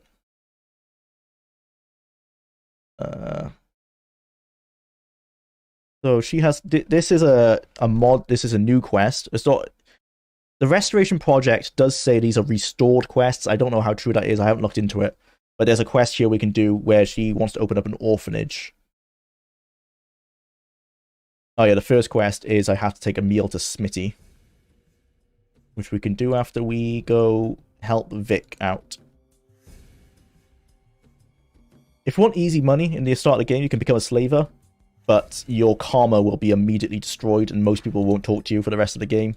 So it's one of those things you only do if you've played the game before. No, I don't want to join. Okay, let me go through the Metzger. Almost everyone and everything is awful in Warhammer 40k, so it balances out. Oh man, Jwlar's description is like the Space Marines for Warhammer 40k. Yeah, it's basically what the Brotherhood are kind of like. Even aesthetically, kind of look like that as well. But yeah, in Warhammer 40k, it's fine because everyone's awful. What the fuck do you want? This is the Slavers Guild, not some safe house. About Vic. Can I see him? Okay, thank you. And then about Vic. Could you open it? Thank you. Hey Vic, what's up, bro? My name's Jwlar. I'm here to get you out. I've got the radio. Yep, he still won't let you go. And I think I have to pay gold to get him out. About Vic. Why are you keeping him? Maybe some money might help clear things up. 1,000. Can't afford that yet. Yeah, okay. I think I can barter with Metzger. Got 200 gold. It's better than nothing.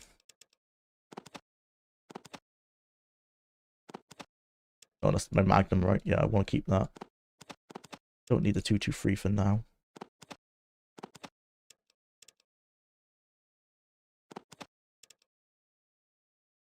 Cool. Okay, we've got 587. Not too bad. I think we get a little bit of gold for helping take this meal to Smitty. And we get some for helping the ghost girl with her locket. Oh, we need to talk to these guys to learn why they are, what they're guarding in here.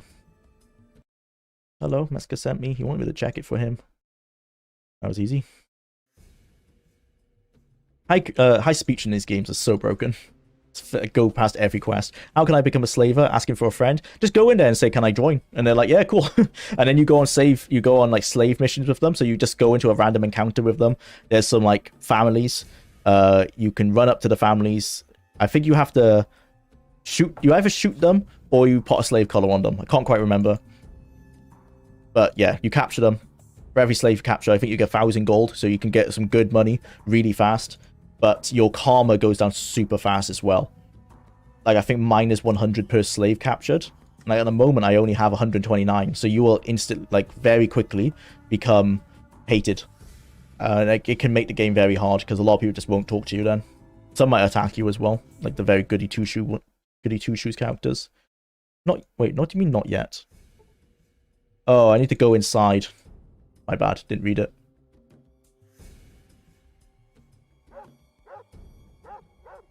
the salamanders aren't that bad morally. They're not necessarily awful. Oh, is this in 40k? I thought we were talking about Breaking Bad, and I'm like, I don't think the salamanders are that good. Oh, salamanders, yes, okay. I thought you were talking about the salamanders in Breaking Bad for some reason. I was like, I don't think they were good people.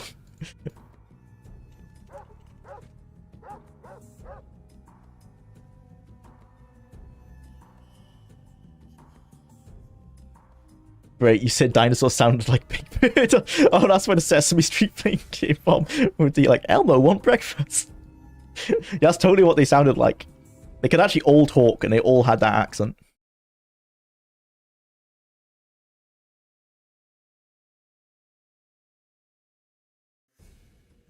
Can I trade with her? No. I got to ask for permission to go clear out those guys. I could sell some stuff to Tubby, because I'm carrying a lot of extra weight here. But the thing is, I'm just going to kill Tubby, so there's no point selling him stuff just to take it back. Not enough merchants in the game. Keep killing them. And it's not my fault. Can you help a poor man down on his luck? Sure. Who's this? Is this Fred? Just a random... No, it's this Petey. Okay. Well, I gained some karma for that. And 500 XP points? Oh, no, that's for the other quest. Just one karma. Hello. What a meal. 10 karma. I don't think... Oh, I shouldn't have done that. Because I think he gets angry if you steal from him. Maybe not. I haven't saved in ages. It's a mistake. That could have been bad. I'll give you the slave starter pack for free. That's basically what they do. Like, when you say that you want to join, I don't think they even, like, question it. They're like, yeah, sure. Oh, that's time up. Bugger. We didn't even get close to Vault City. Well, we got to the den. That's not too bad. That's pretty good progress. That's Fallout 2 done. On to the next one. Right. Back to the wheel. I forgot last time I need to hide the ones that we've done today, so let's hide Fallout 2. I have forgotten how to do this. Ah, there you go. Hide Fallout 2. Hide Fallout 1. Is it already hidden? No, I can see it right there. Ah, yes. Hide. Okay. Well, I kind of hope we get Brotherhood of Steel, because we've not started that one yet, and it'll be good to have started every game. But there'll be some good progress to at least know we've started them all. So let's see what we get. Well, there you go. Just as I said, like literally perfectly on the words and everything. Oh boy. So this one is an emulated game, because it's on PlayStation 2 originally, or Xbox. I'm emulating it through PC SX2. And we're going to be using a Xbox 360 controller. Now, there's a small chance my computer will crash as I plug this in, because that's happened before. So, fingers crossed that doesn't happen.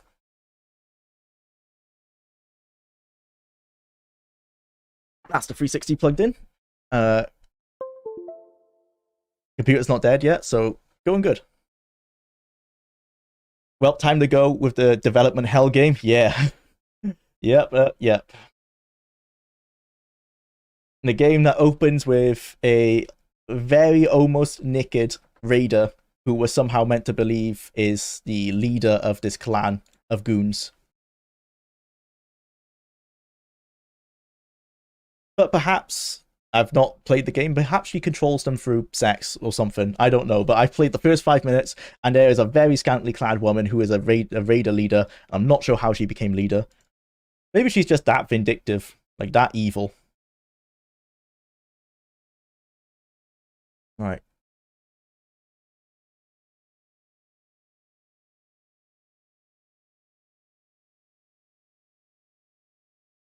Well, that actually started much easier than I thought.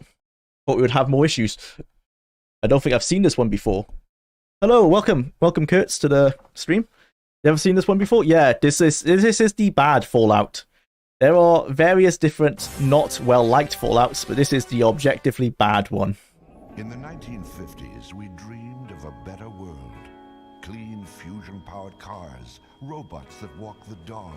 I probably should have played that, actually, let you play that through for people who've not seen it. Sorry, that was, if you're interested, that's basically just the intro thing, and it just shows the introduction, like, from Fallout 1 and 2, essentially. But yeah, sorry, I should have played that through, because I realized most people probably haven't played this game. I'm gonna go for the options.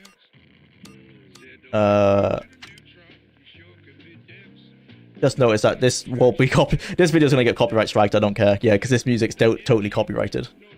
Doesn't matter, it's only a stream. It's unformatted, do you want to format it? Yeah, we're gonna have to do all this stuff, otherwise we can't save the game.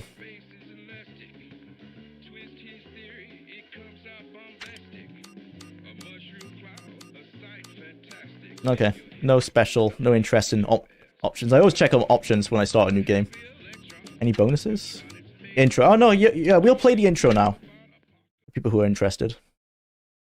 In the 1950s, we dreamed of a better world.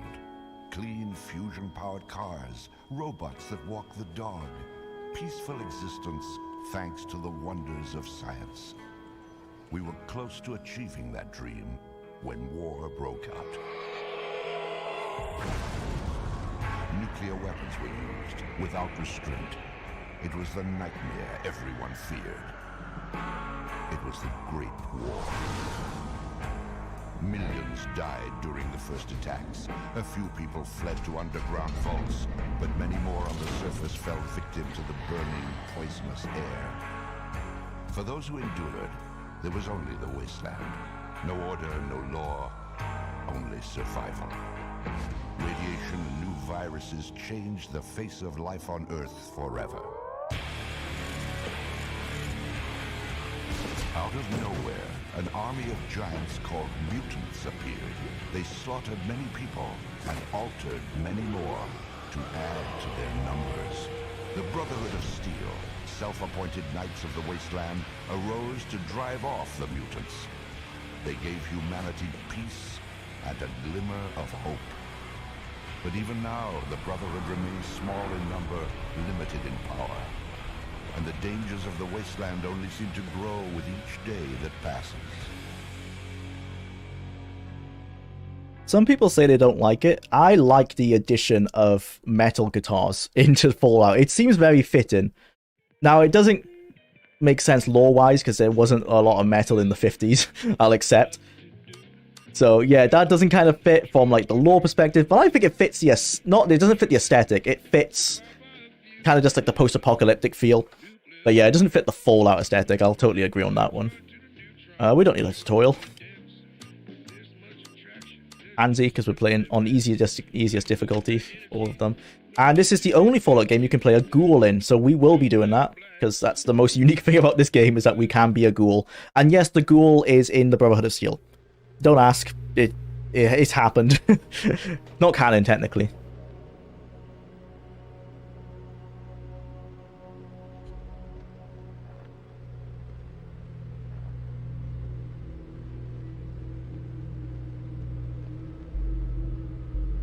Chapter 1. Deep in the wasteland lies the small town of Carbon. Once a model of pleasant rural America, Carbon is a ghost town. Its people crushed by fear and strife. Carrying minimal supplies, a Brotherhood initiate enters this troubled town. The mission begins simply. Establish contact with a group of Brotherhood paladins. But in the wasteland, nothing is ever that easy.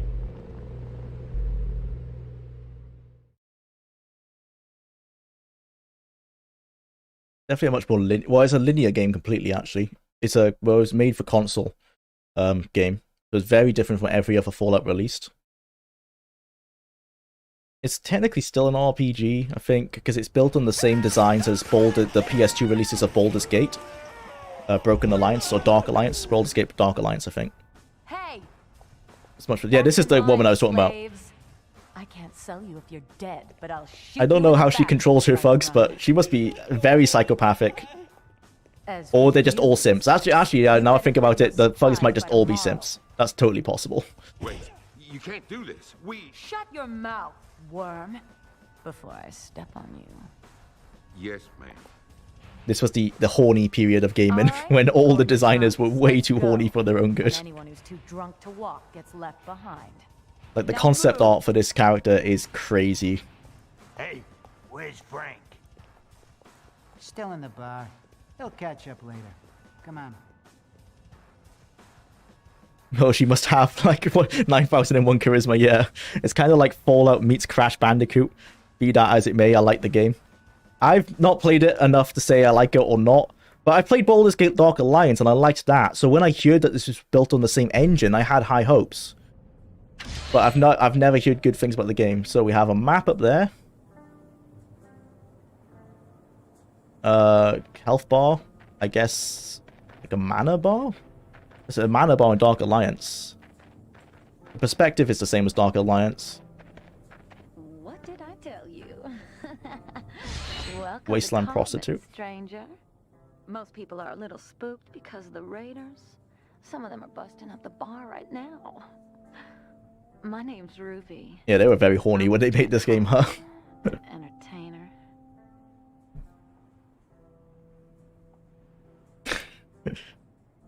I could use some alcohol. I mean, I shouldn't complain. This isn't Fallout 1 and 2. Like, those like, the lines exist. Have you seen any Brotherhood soldiers? Yeah, I remember seeing a bunch of people in armor. They didn't pay any attention to me, if you know what I'm... Anything little Ruby can help you with?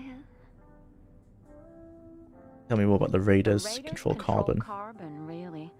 They take what they want. So you and know it's not sometimes pretty. people get hurt or killed, but Okay. So, we got like a quest marker saying to go into the tavern to chase the Raiders.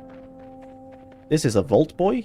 Oh, what's it? Okay, the Vault Boy icon on the map is save your progress. Let's do that.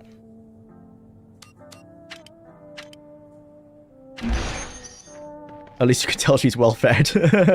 I love that era, what the horny era.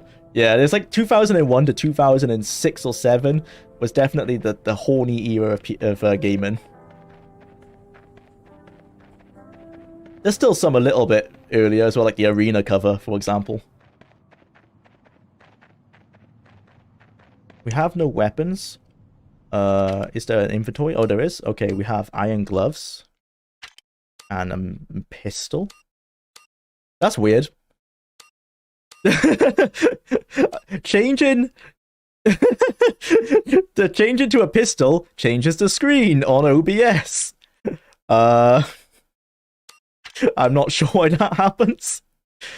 I think it's because I'm pushing down on the Xbox controller, and for some reason that is controlling OBS. That's weird. Okay. We're gonna have to somehow... But only in the menu. I'm pressing it now, and I see it makes my character, like, crouch. Oh yeah, so this is sneaking, I'm guessing. So it makes you go into sneak mode. But in the menu, it controls OBS. Weird.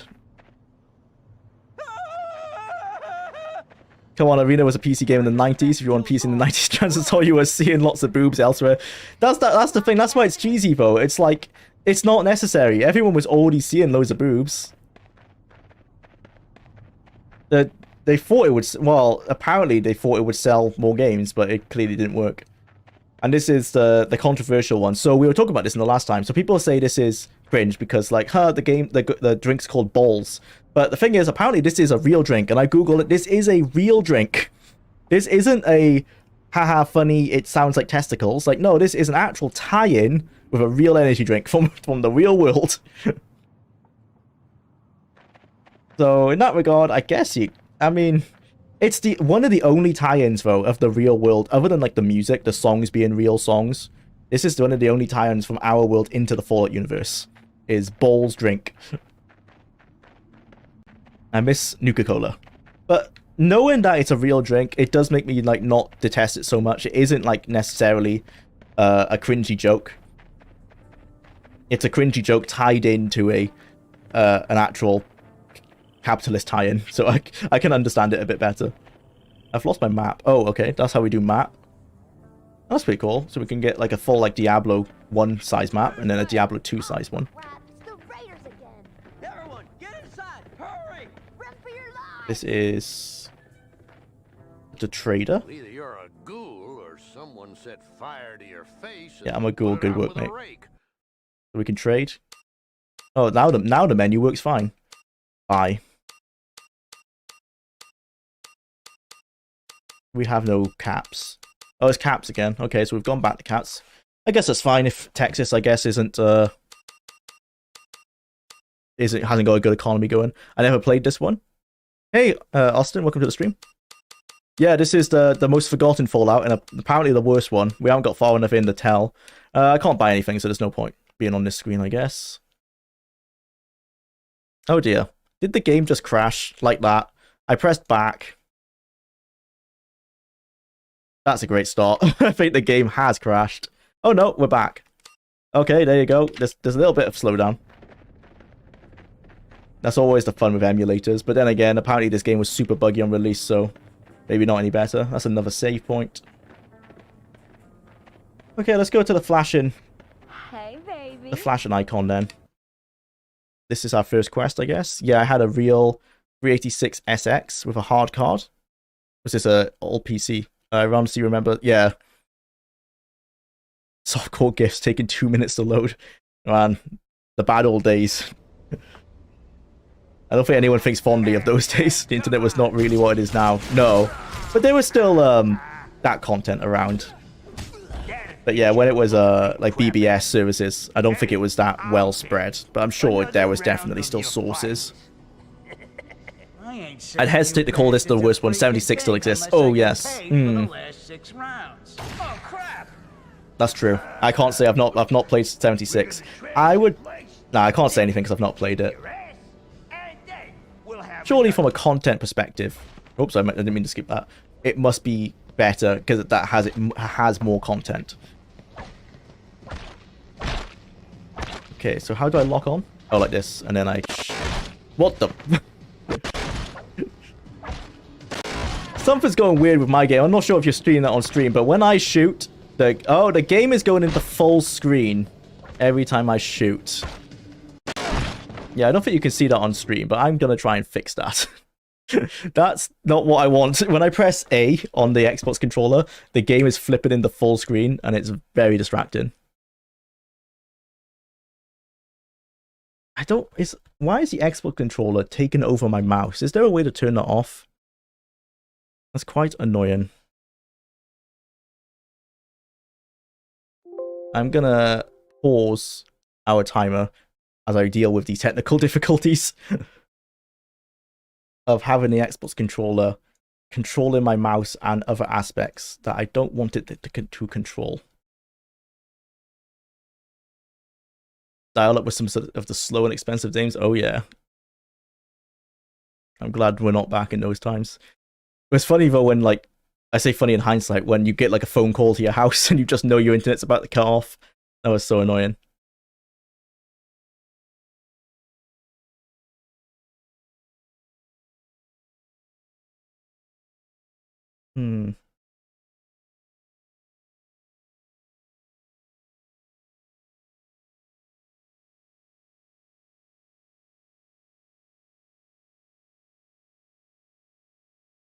If I can adjust anything on my control panel. With my devices to stop my Xbox controller from... Oh, it's because it's not been recognized as the Xbox controller. Yeah, let's change that.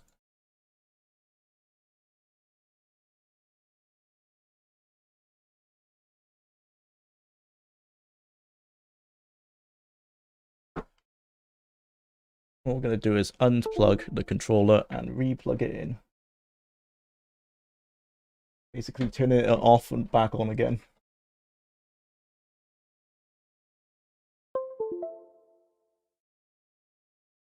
No, same thing. Perhaps we turn Steam off, because Steam has that thing where the controller's... No. Let's see if we fixed it. Oh, nope. But it's only if I hold R1. If I hold down right bumper and X, for some that must be a hotkey to enter full screen in this emulator. So there must be a way to turn that off. Right, hotkeys.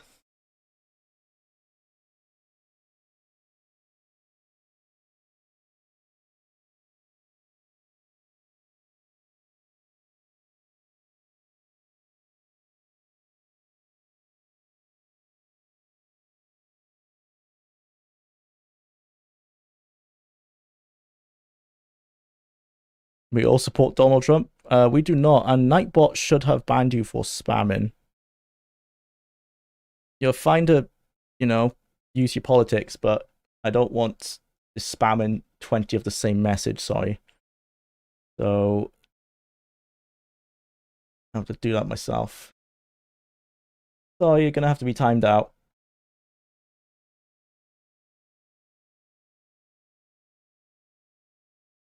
Oh, I hope I timed out the right person then. Yeah, there you go. Sorry, nothing wrong with your politics. Yeah. But Nightbot isn't on. Oh dear. Nightbot, you're drunk. Yeah, Nightbot's not on, you're right. Technical difficulties.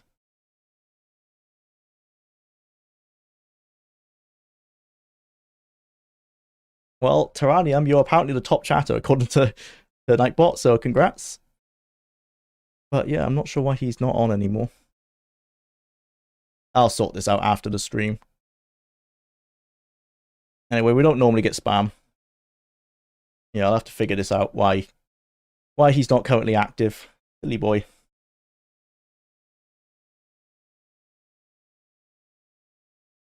Trying to figure out this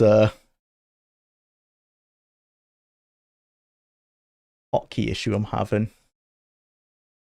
Toggle full screen. Okay, I've changed that hotkey. Is it still in the game?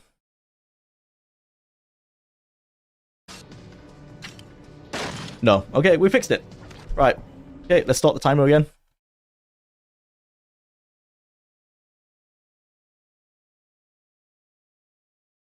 Yay. Problem solved.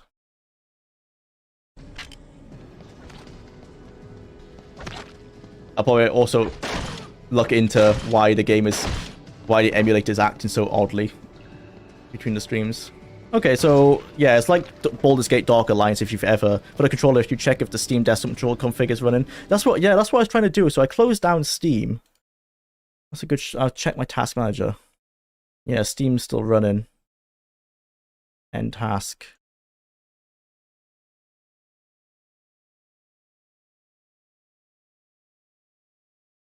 End task.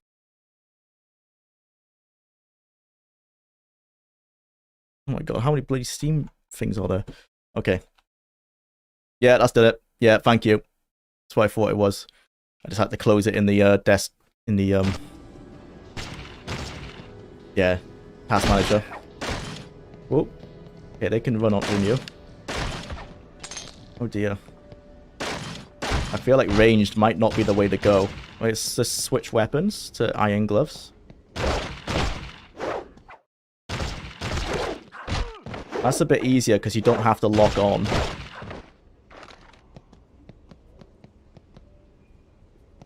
Oh, okay. Left bumper is stim packs, so I have just wasted all my stim packs. Annoying thing is you have to lock on to aim to like shoot your pistol, because otherwise you shoot it very poorly. But by locking on, you shoot very slowly as well. Whoop. So, like, if I run away... Oh, it's just with the same movement speed, that doesn't help. Lock on. Yeah. And then... Oh, I can't shoot if I can't see him as well. Oh, no, we're just out of bullets, never mind. Am I out of bullets or do I need to reload? I'm out of bullets. Okay. Let's just do this instead, then. Oh, I think the green bar is our experience meter. The one below our health bar. Already, I can tell the combat doesn't feel as good as Baldur's Gate. I'm not sure why that's the case, because it's the same engine. It feels very sluggish. We're running at 60 FPS, apparently. That's forced for the emulator. I don't think the game was 60 originally. Doesn't look like it's 60. There'll still be some bandits around. Yep. Yeah, it doesn't feel very satisfying. I don't have controller vibration on, so maybe that's why, but I don't think that would be such a big reason.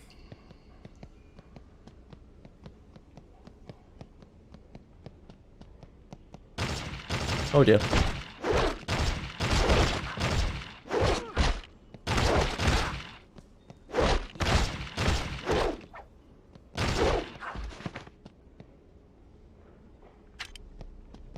Okay. That was a very anticlimactic quest. This is the same engine as Baldur's Gate. The camera seems totally different. Baldur's Gate Dark Alliance. So that was the PS2 game. It's the same engine. The camera's similar. I think Dark Alliance has a slightly lower angle. This is a lot more top-down, I'll agree on that. But yeah, it doesn't control as well at all. Likely ran slow on OG hardware, yeah. I would think that's probably the case. 20 caps. Well, thanks. Thanks for taking care of him, stranger. Thanks, I'm looking for the Brotherhood of Steel. There was some fellas a few weeks back. They talked to the mayor, then I guess they took off. I don't know. Mayor's out in the town square if you want him. Armpit at your service. What can I do for you? Tell me more about the Raiders. Those Raiders are Twisted a bunch chick. of bums. Their leader is a twisted chick. She's nice on the eyes. A heart like a bullet. Like a bullet. You know? This is some lovely voice acting. Thanks. I love those sound effects right straight in my ears. Armpit at you. You want a drink? Thanks. Let's see some caps, soldier. See? I got this recipe for booze. Oh, okay, this is another quest, I guess. And caps a tail. Good quest. I got me a partner. There's red scorpions all over. Alright, cool. So there are some side quests. It is technically an RPG, so that should be expected. Very linear, though, apparently. I mean, the voice actor's good. Yeah, it's a good voice acting. I just don't want... There's nothing wrong with the voice acting. I should do the voice direction to have him spitting and coughing in our ear. But yeah, it fits the character, I guess. But... a bit different when you're wearing headphones than it is in real life, I guess. It's not just, like, right there. I've always had a thing, like, with eating noises, you know, this grosses me out. Maybe it's from that. Is this the mayor? Oh yeah, sorry, yes, the BG Dark Alliance games on PS2. Yeah, it's the same engine as that. I'm Richard, the mayor of Carbon. Those games are actually quite good though, and they control better than this. Can only lead to more trouble. The Brotherhood of Seal sent me. Yeah, I'm looking for other soldiers. Yes, I spoke with one of your paladins. Maybe I can help you, if you're willing to help us in return. Our supply warehouse is infested with rad scorpions. Clear them out, and I'll tell you more. Okay.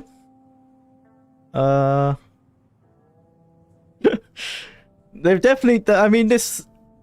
I don't know why I'm cringing at this stuff, because this is in the original Fallout. It's just nothing... It's just always the options you never click, you know? Yeah. Good. The warehouse is just on the other side of the square. Here's The writing might be a little bit more aggressive. To build it, rad scorpions are huge, mutated versions of the pre-war insects. You're making me all weepy, doughboy. Verse with garbage. Goodbye. Oh my god. I want to do it just like because I want to see if they become hostile. You're a ghoul. I didn't know. Please. Oh, what? No offense. Just he didn't know. He didn't know. Right. Take a look at that guy. He didn't know that he's a ghoul. What do you mean? Half of his face is literally missing, like his forehead has fallen off. What a very smart mayor. An infested warehouse, game of the year. Yeah, it's not very compelling quest writing, is it? I guess this is the tutorial area. Although it's not, because the tutorial's a separate thing. Can we buy some ammo? Oh, we can buy everything but ammo. Oh no, we can buy ammo. Small bullet, large bullet. Well, they've definitely streamlined it, that's for sure. Oh, they've got armor. Got 92. Let's get some small bullets. Okay, that's all I can afford. Can I sell anything? Nope. Okay, we've got 10 bullets. Wow. Well, the economy is very strict. That would be good in a better RPG game. I can't help but cringe at the metal boxing gloves. Yeah. Although, this... Is this the first Fallout with a handmade gun? Because the gun is called a handmade pistol. Did they do it before Fallout 4? They might have done. You're currently in the warehouse. Main storage area. 5 scorpions in this area. 25 scorpions I've got to kill. Riveting gameplay. Homemade pistol. Those don't sound like rat scorpions. Oh, they're dogs fighting them. Why is there so many dogs here as well? Oh, the gun is useless. That is not a very good weapon at all. Okay, I guess this is just more of a melee game. Until we can buy better guns, that is.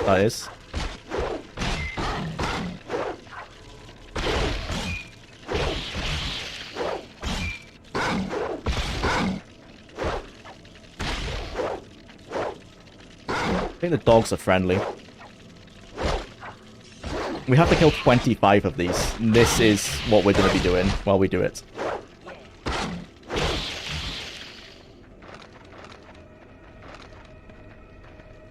The music doesn't fit the game. It fits Fallout. As you can hear, it's just like some high shrieking instruments. Definitely fits Fallout. Doesn't fit this game so far. This game feels so almost comedic. I'm not sure if that's intentional. It doesn't have the seriousness. The aesthetics don't have to be serious, you know? They're so cartoony. It doesn't feel as serious as a normal Fallout game does. It's meant to be dark humor. This is wearing it a bit too much on its sleeve. Aesthetically, at least. That's one of the very last things made in the 70s. What's that? Tales from the Crypt. Technically all guns are handmade in Fallout. Oh, true. I was one of the very last... Oh, your age. Ah, I'm very confused. I was one of the very last things made in the 70s. I hate that trope of scorpions and spiders hissing. They literally don't have any organs to produce any sound. No.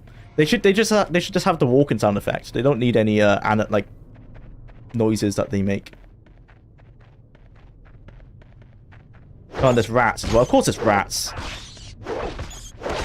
It's not an RPG if you don't start the game with rats. I mean, Fallout 1 did it, but still.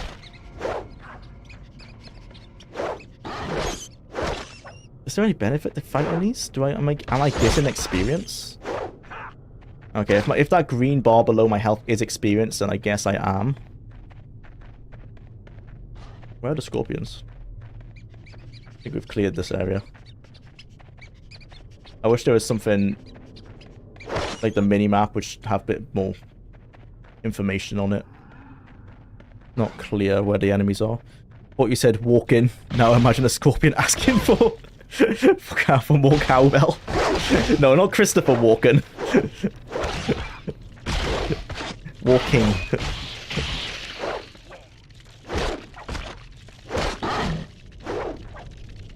Yeah, they hiss when they die like spiders in Skyrim.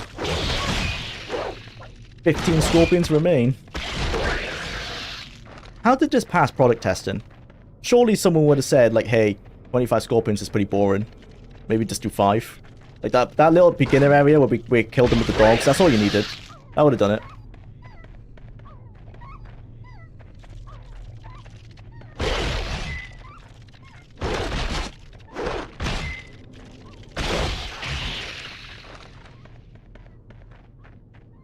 This dog is also stuck playing the same sound effect.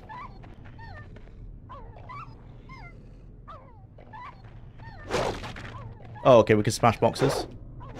Good to know. I wonder if there's any, like, loot in them. Oh, there is. Okay.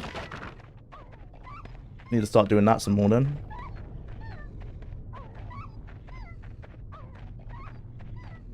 Oh, dog. Oh, baseball bat. Is that better? 13 to 9. That is better than my pistol. You can just equip 3 items, I guess. No issue. Cool. Do I have any bullets? Oh, I have 30 bullets.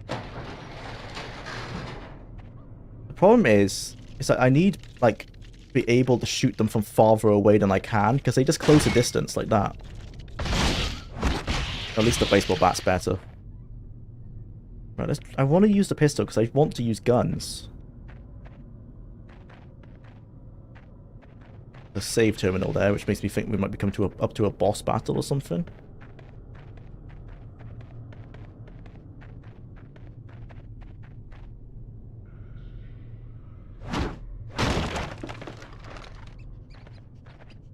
Impact.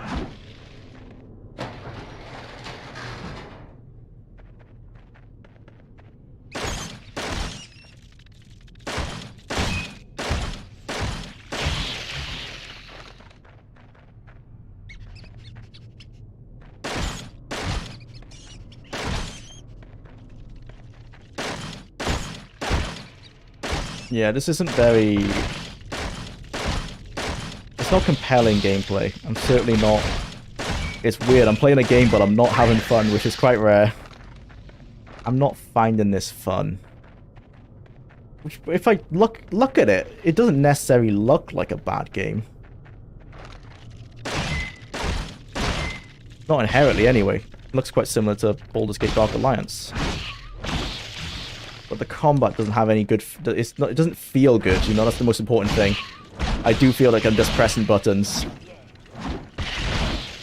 Hoping that they die. This quest is way too long. 25 rad scorpions. This shouldn't have passed product testing.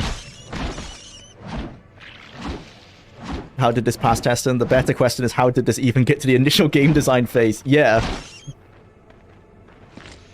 That's the point, yeah, it shouldn't even got to testing. They should have immediately been like, okay, let's have a quest where you have to kill some rad scorpions. Oh, that's fine. How many? 25. And they were just like, yeah, sounds good. Write it down.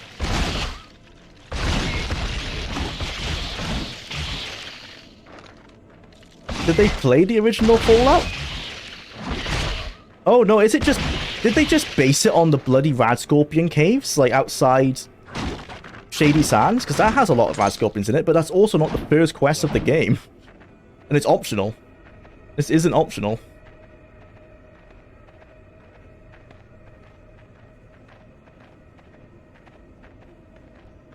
Like, perhaps that's what they've done. They've just based it on that.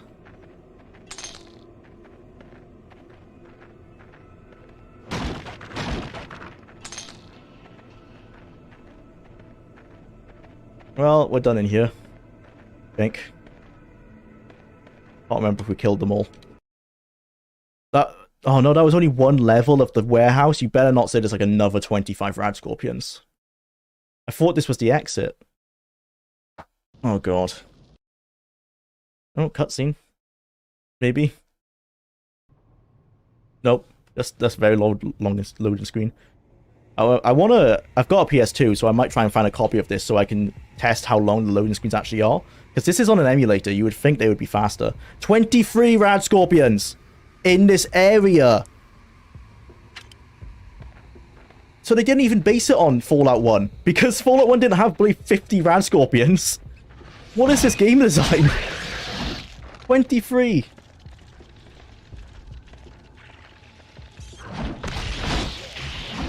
And this is in the first hour of the game. We were talking earlier about how Fallout 2, like, dropped the ball. By, oh, they have this special rad scorpions. Fallout 2 dropped the ball by having, like, the first hour, like, you're stuck in that temple. And that's, like, the most important part of a game for people. It's when they decide if they like the game or not. It's the same here. Like, all we have so far... Oh, that was cool. Maybe I should pick up explosive weapons. That felt satisfying. This is the first hour, and there's just really nothing compelling about the gameplay so far. Other than the explosions. I like the explosions. There's a little bit of platforming, I guess, with not platforming, but you have to avoid the radioactive bits. Got a lot of ammo. I'm happy with that. I can actually use guns now.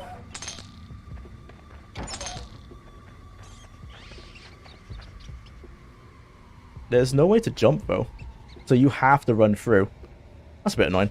I'm gonna take a quick break, BRB, but I don't like that you have to run through the radiation. Be right back.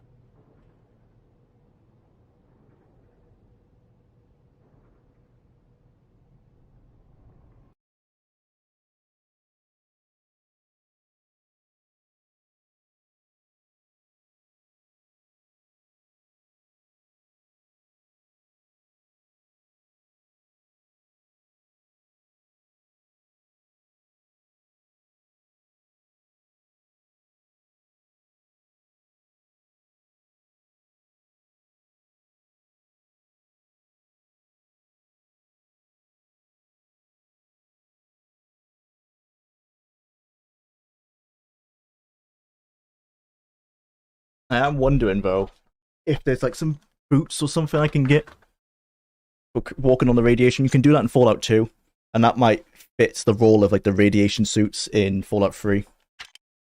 So perhaps it is some sort of armor you can wear to make these not as damaging.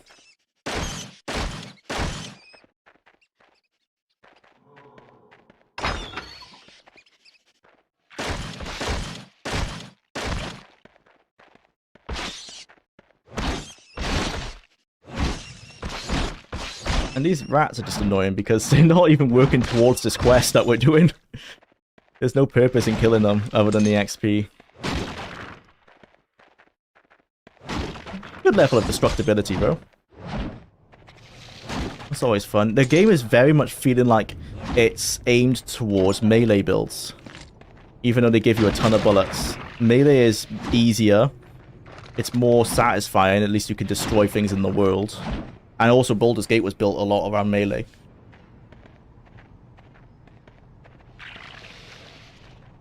Actually, when I do a retrospective on this game, I might have to play Baldur's Gate Dark Alliance 2 again.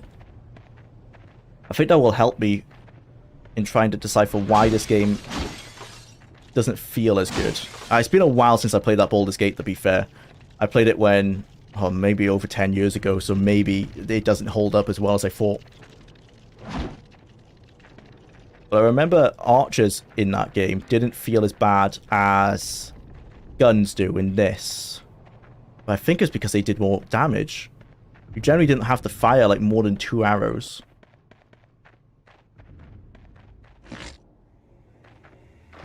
Lots of stim packs. That's alright, so at least that's not an issue. I hate the camera, but that's kind of just how this engine is. Baldur's Gate was also similar. I still think it was a different perspective, though. I think they tilted the camera down a little bit, so it wasn't so top-down. I might be misremembering.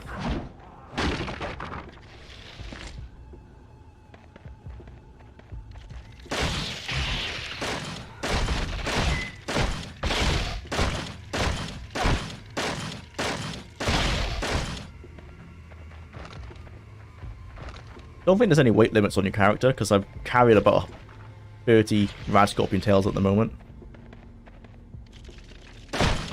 Oh, let's get them over here and then shoot this barrel. That's kind of satisfying. I always like exploding barrels. 15 remaining on this floor. There's probably another floor, let's be honest.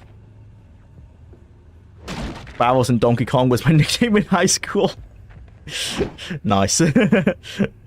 Killing the rats doesn't have purpose. They're there to make your day more difficult. Barrels and Donkey Kong. Yeah. But they did give me some experience points, so thank you for that, I guess. So this is the level up system. Okay, so we have... These are the perks, I guess. Which are now skills. We're level 3. So did we start at level 2? I don't remember leveling up.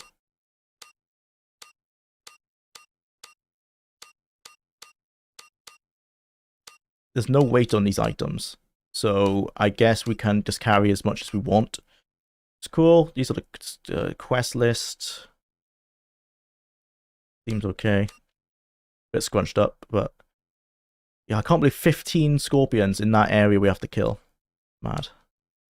Okay, alright, let's level up. 4 points. Oh no, we must have leveled up earlier. I think you get 2 points per level, I guess.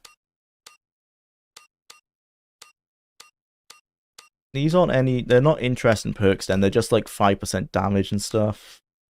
Are there any cool perks? Radiation damage heals Kane? Tried level 10. 48 skill points. Oh, we better get more skill points as we level up then. This sounds good, bro. I want that. Butcher. I hate using blades. No, I want to do guns, so let's do guns, I guess. And health items. Plus 2 feet to your maximum targeting range. I thought your targeting range is based on the bloody camera angle. Well, I'll do that, but at the moment, I can only target things that I can see. And that's the entire, like, the camera angle fills that up. Well, the camera angle is what dictates that. I mean, let's save just in case.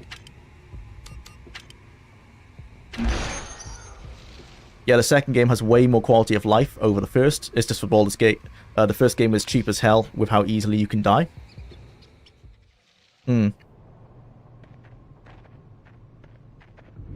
Yeah, I liked Baldur's Gate Dark Alliance too. Oh, okay, yeah. They are just gonna keep spawning, huh? Ignore those. They don't even attack me, so they're just annoying.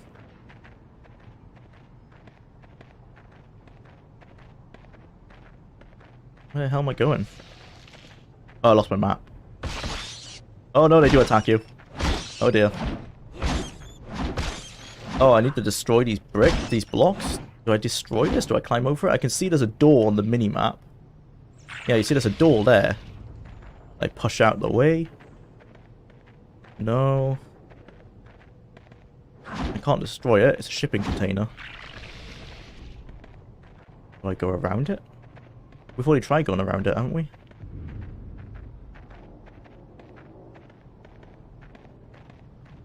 Yeah, we run through here.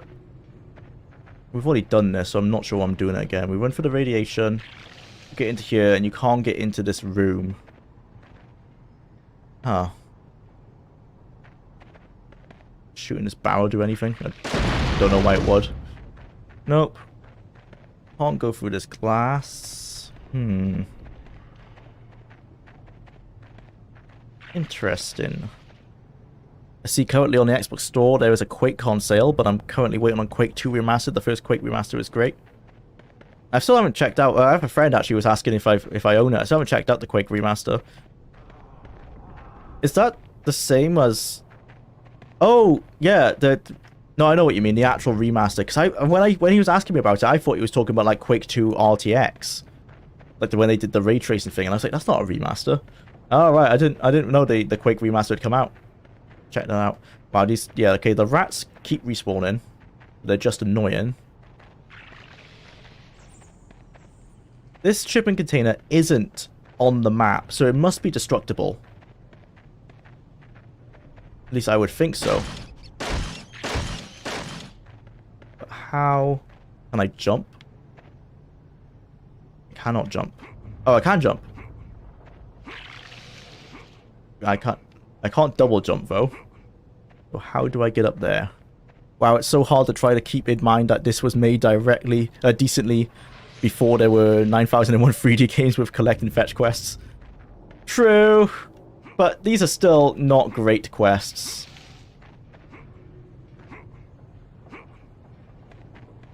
I'm not a fan of this map design. How am I meant to do? Well, I can't jump over the wall over there. Can I jump up in here? No. I feel like there's meant to be some platform in here. This was at least 10 months before World of Warcraft. That's fair. But people have been complaining about fetch quests for ages. Like, since, like, the Daggerfall days. Which they were all fetch quests, mostly. But this isn't a fetch quest, this is just a kill everything quest. Which is even... Oh...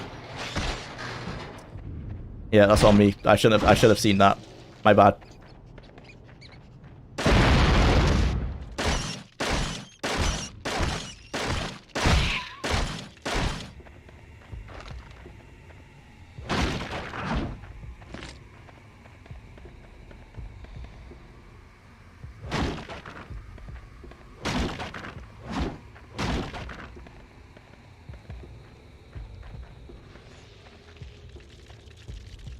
don't like the way you switch weapons.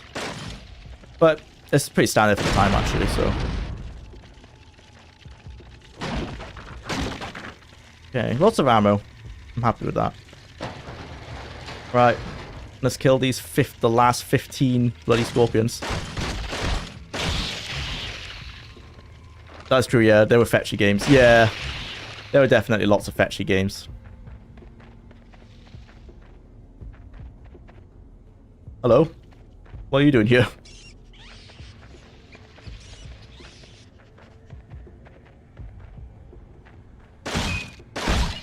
I wonder what the reviews said about this game. I know they weren't good. I have seen the reviews, like they're about 4 out of 10 most of the way. But I wonder what the actual points they raised up were. It'd be interesting to see if quests were one of the points that reviewers said were not very good. Does this man have a purpose? Like, what's... Can I help you? Oh, he just gives you some stim packs, and he's not voice acted. Interesting. He's just there, I guess, as for people who are using a lot of healing items. There's way more save stations here that I would say is necessary. Oh wow, I've just realized I'm playing on the easiest difficulty. This must be a nightmare on like playing on the hardest. That's probably why there's so many save stations. Which does make me question how long the game is. If this early on the game is suddenly like throwing this much at you. Like if the game's only 6 hours long, that might be why. If the game is very long, it's odd that they have such a drawn out section so early.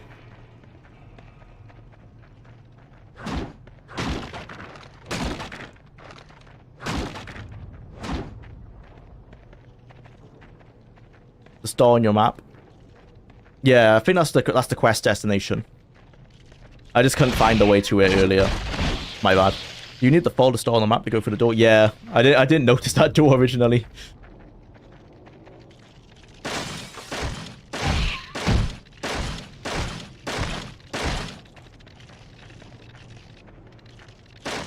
I hope there's a perk we can take to make us run a bit faster. Oops, hurt myself. But I like that. That's satisfying. I wonder if there's any explosive weapons we can get, like grenades or a grenade rifle. I might start using that if we can get one.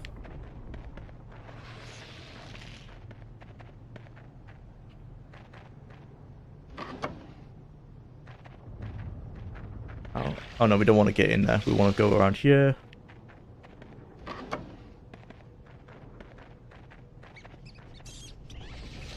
And... there's a ton of save stations in here. Oops. The Nanuja running is so cringe. Yeah. I think only the ghoul does it, but yeah. I think it's meant to symbol... No, it doesn't make sense, actually. I thought it was going to symbolize that, like, oh, he hasn't got good control of his arms, but he can do this. So that's clearly not the case.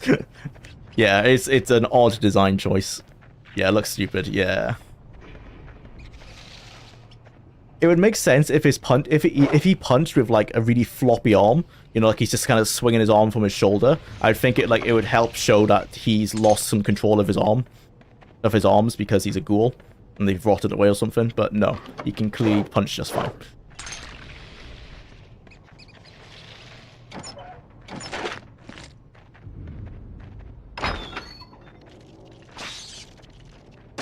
Oh, I did not mean to shoot that. There's no way to choose what you target, unfortunately. I get Naruto did exist. I think 2004 this was, wasn't it? Yeah, I think he definitely existed. There might have been an actual reference then.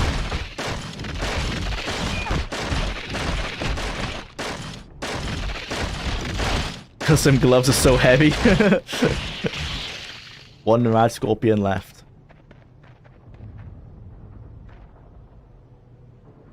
Does the sneak system actually work?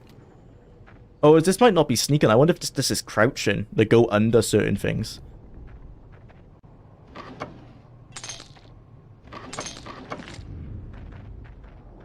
I'm gonna try it. There's one rad scorpion left. Wait, what? Oh, there's one rad scorpion left on this level. Is that what it mean? Is that what it means? Just not in. There's currently one in warehouse auxiliary storage in this area. Oh, we've missed one somewhere. Okay. And this is where the. This is where we're let down by the minimap, because the minimap does not show where the rad scorpions are. We've just got to go figure it out.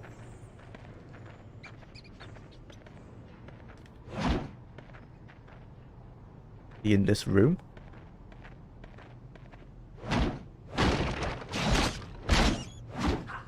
Ah, I hate rat spawners. In here? No.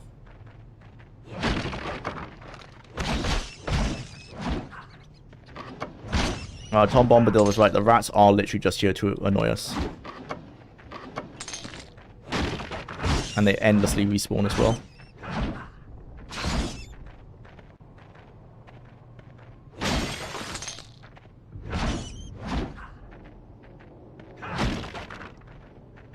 Okay. Not in there. I see 2002 to 2007 online, but that might be intentional. Oh, wait, for Naruto. Yeah, it was definitely out at the time. Oh, is it because... Yeah, is it what that person was saying? Like, gloves are so heavy? Let's take the gloves off. No, he does just run like that. You see his other arm is like flailing behind him. It was just an aesthetic choice. Weird.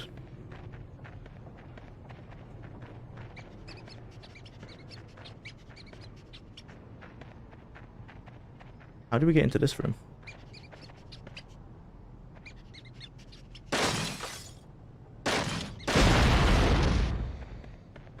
Oops. Nope, can't get past that couch. Can't get past that guy. I don't think the Rad Scorpion's in that room anyway. No. This is not what you want in your first hour of a game. Is looking around a massive level. Looking for a Scorpion. So I think it's that one. Stuck in this room I was trying to get into earlier. I think I can shoot him through the glass. Yeah, because we can't get over that thing. We can jump, but not high enough.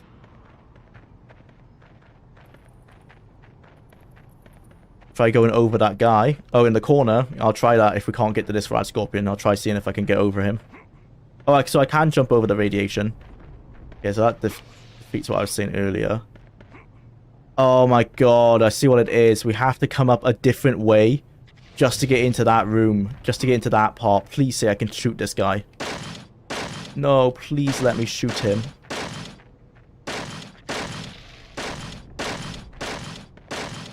Please, I won't let me lock onto him. I can't believe that. Do you think we come back this way?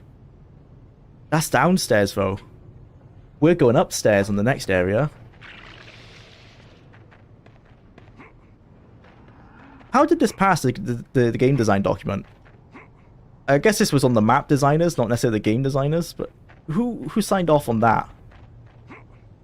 I would think I have to go downstairs, but the stairs we're going up is upstairs.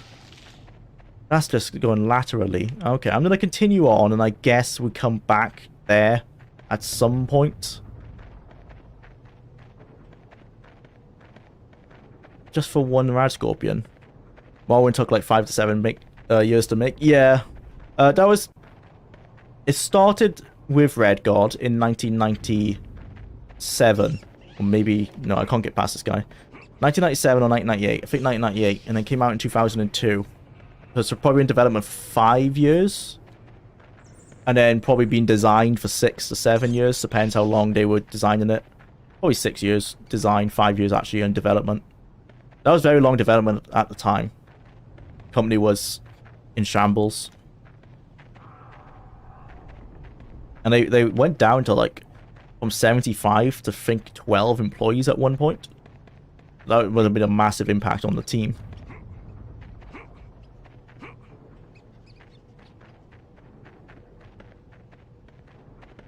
They had 75 employees when Red God came out. Although obviously they weren't all working on Red God, they were working on all the different games I was talking about in the 10th Planet video. Okay, well, we can't get to that guy on that level. Had a GeForce 4 Ti, GeForce 4 Ti 4600 in 2004. Those days. It was a good card at the time. Although I don't think that wouldn't have survived to Oblivion. Maybe on the lower settings. I know I could never run Oblivion on PC back then. I still have my old PC. It is a HP Intel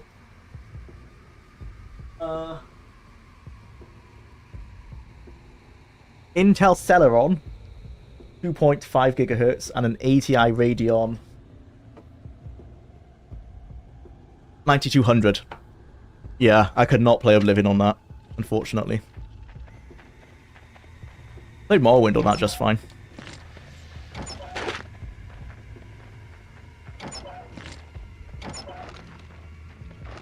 It even struggles with Rome Total War. It can play it, like, fine, but for some reason loading between the RTS part of the game and the turn-based part, it really struggles. Okay, so how many Rad Scorpions are we killing on this one? 9.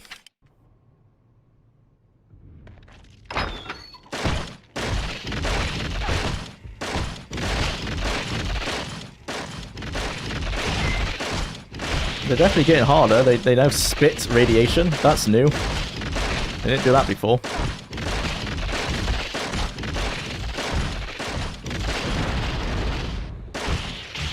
Was that the boss, or are we gonna fight loads of those now? That was a pretty hard fight.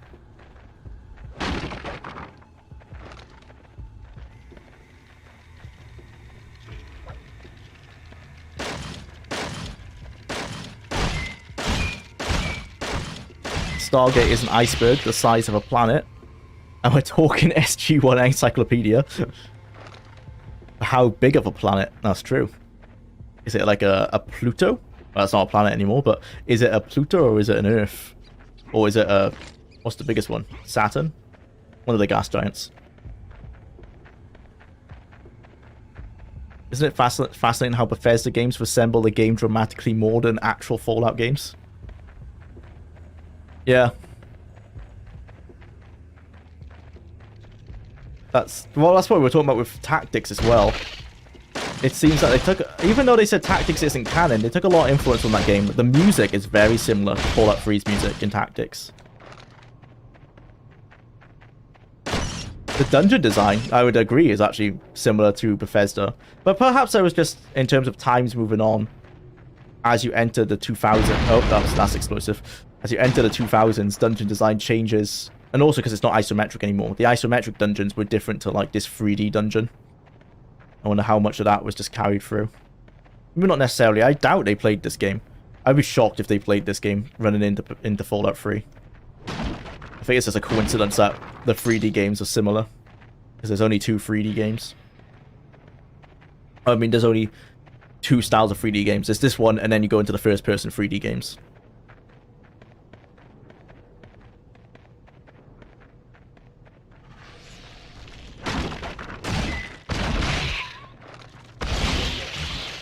That is still annoyingly faster than shooting them. But I can shoot along... it won't let me shoot. Okay, I can do that, though. But I can't aim. What's the point of having a gun if you can't even shoot across a little chasm like that? It won't let me lock on. Stalker PS5. Lol, sorry, wrong chat. Alright.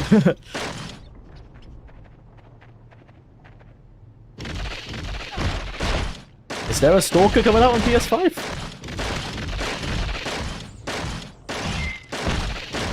Not heard of that.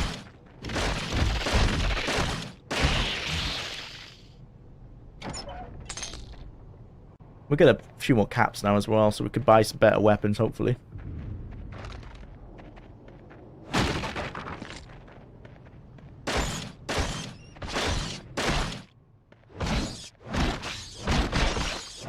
Stalker 2. Oh yeah, Stalker 2. Yeah. Is that out yet? Not heard much about it. I was playing Call of... Was the first one Call of Pripyat or Call of Chernobyl? I think it's Call of Pripyat, right? The first one. I was playing the first one. I modded it to hell, though. But I was playing that not too long ago. That's always a fun game to play through, because it's not that long. I've heard there's a new free mod for the original Stalker games where it combines all 3 of them into one. And it focuses more on the open world aspects. That's personally not what I really ever played the Stalker games for. I normally always just progress through the story. I think some people like to play them, I guess, closer to Fallout. You know, you explore a bit more. Activate crane. Oh, that's lifting that box I was talking about. Just to kill 1 scorpion, all of that. Yeah, return to the passage beyond the crate on the 1st floor and kill the remaining rad scorpions. You mean rad scorpion, because there's only 1. I wonder, is that implemented to show you that there's a level of reactability between the levels?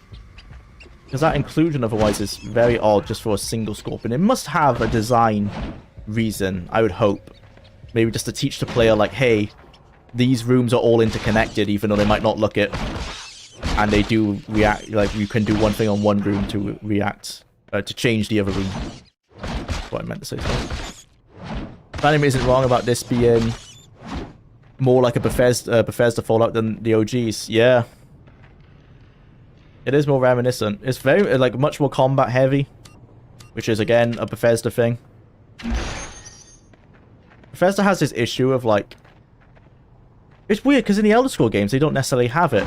In Fallout, especially in Fallout 4, they have this seemingly... they're scared that if you have to walk somewhere for 10 minutes and you don't fight something in that time, you'll somehow just be bored and uninstall the game. Like, they must have combat every 5 minutes. There must be a random, like, mole rat that attacks you in Fallout 4 or whatever. And that's weird, because, like, that wasn't necessarily the case in their Elder Scrolls games. You could walk for quite a while in Skyrim. But then again, there was also, like lots of wolves and stuff. I wonder if they have a formula where every couple of meters on the map, they must have an enemy. So that people dare, like, God forbid, they don't have to fight something every 5 minutes. That would be boring. Whereas in Fallout, you can play most of the game without fighting anything. You can go almost an entirely passive run. And like when we were playing Fallout 1 then, other than when we were fighting the rad scorpions near the end because we were looking for the alien blaster, I don't think we fought anyone in the towns. We were just going through the towns talking to people, solving quests by talking. Oh no, we did fight Decker, but you don't have to fight Decker. Combat's a lot more choice in the earlier games. Right, so I'm just checking. We've connected the maps. We've killed the rad scorpion. So now we have to go downstairs to kill that one last rad scorpion. And then I guess we backtrack to the beginning of the warehouse to get our reward from the mayor and to cash in all of these rad scorpion tails.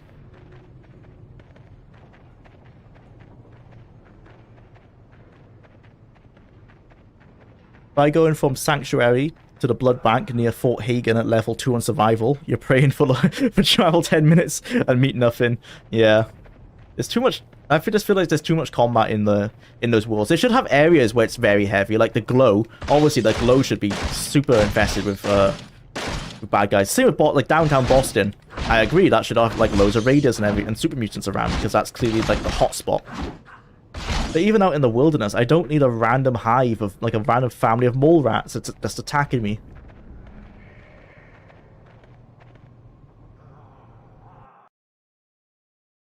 The quest design of New Vegas is just superior to 3. Yeah. Again, New Vegas, so many of the quests, no combat involved. Some of them do, but it's much more rare. Like the quests that stand out that have combat involved are ones that almost remind you of Fallout 3. Like that one where you have to collect the eggs for Red Lucy. That feels like a Fallout 3 quest.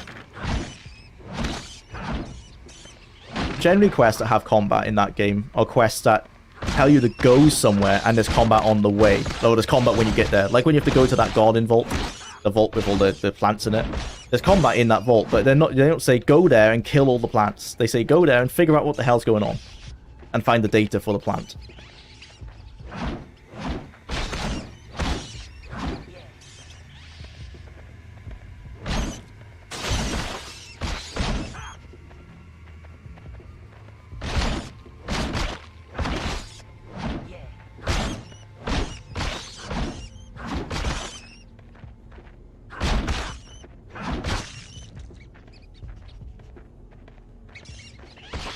Oh my god. I'm not fighting all those rats. What the hell? These rats weren't there before. No, I'm not fighting you. I just can't be bothered. What's the point of... what's the point of killing the rat scorpions? Because clearly the mayor's going to be like, well, good job, but now there's too many rats. What was the point? We've solved nothing. We've made it worse. The rat scorpions were killing the rats. Is that what they're going to say? Like, oh, sorry, you know... all your help was for nothing because the rats just took over.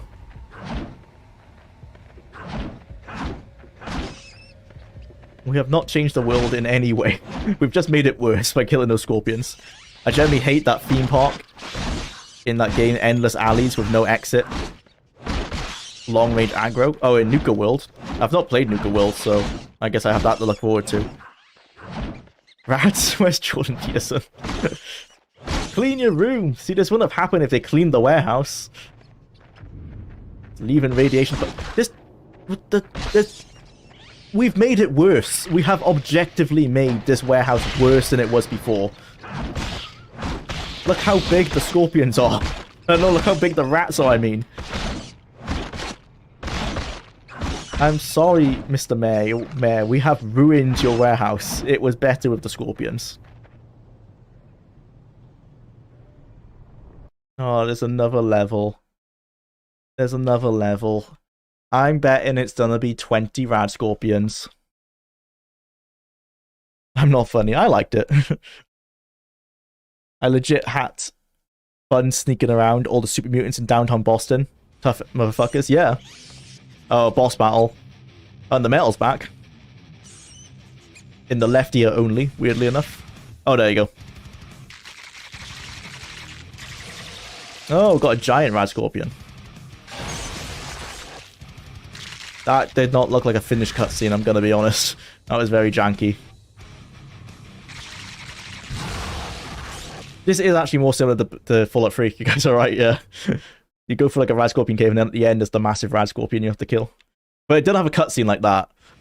This is very 2004. You're supposed to kill all the rad scorpions in the warehouse. And that includes this. I love this is the quest. This is actually the quest information, not a character. That includes this big motherfucker in the quest log. Good to know. Hint: it can shield itself from bullets using its claws, but you can destroy the claws using melee. I don't have any bullets, so I'm gonna have to only use melee. I was saying that. Can I get bullets? I see the criticism of the metal now is that it's not just used like for the introduction. It's a part of the soundtrack. Okay. Yeah, this doesn't feel like Fallout. It does feel like a cool game. Too bad it's not a cool game, but yeah, this music does not fit the rest of the series. Ow. Oh god, that's a lot of damage. Okay. Oh my god, I just want bullets. Oh, what I was saying about the movement speed as well. You can't really run away from them because they're the same speed. Oh, I shouldn't have jumped into this corner. That was dumb. Okay, it says I have to destroy the claws with melee, so let's just do that.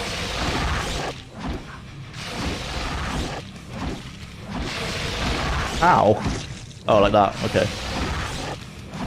This is how I play Barbarian in Diablo. Just keep healing yourself and keep attacking. No strategy. As long as you can heal, you're fine.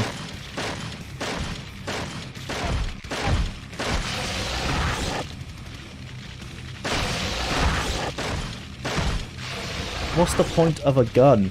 I can't lock on when he's out of range. I can't lock on here. I can just aim forward. And whenever I lock on, he's in range for a stinger. Oh my god. Yeah, I'm just gonna use the Diablo. This is how you play Barbarian in Diablo. Just keep healing, and just hold right click.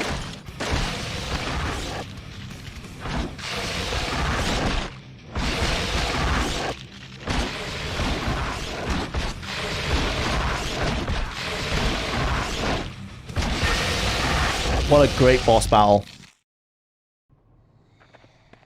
At least we leveled up. Okay. I almost feel like, is it even worth investing into guns? That was so... Oh, there's explosives. I might invest into explosives, to be honest. Explosive traps. Because, man, our gun's disappointing. 15% on items sold, 5% on items bought. That actually sounds pretty good. Plus 5 points to armor. Like, all these things sound better than speccing into guns. But I'm gonna commit, because I want to use guns, but it's like the game does not want me to do it. I've been picking up weapons. I did not know. I did not know. Okay, I should use the Beretta instead of the pistol. And equip that. And I'll use the combat knife rather than the baseball bat. Okay.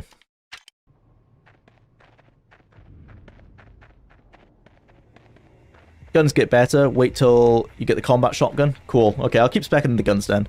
Small spoiler, there's 16 bosses. No! Oh, I'm in for a hell of a ride. Fallout 4 Game of the Year was on sale, only £10. That's a good deal. I'm yet to play through Nuka World, and I'll take what you guys are saying into account, because I'm currently playing through Fallout 4 in New Vegas. Yeah, I haven't played through Nuka World either. I've heard mixed feelings on that one. Apparently the I don't know if this is spoilers, I guess. Apparently the bad guys or the raiders in Nuka World can come into the Wasteland, into the Fallout 4 Wasteland after you do that DLC, which I think is cool, because normally like Bethesda DLCs don't alter the main worlds that much. That's quite different in that regard. Won't make a difference to me, because I probably will be doing Nuka World after I've done the main story. Oh, that dog's still there. Poor guy. Just playing the same voice line over and over.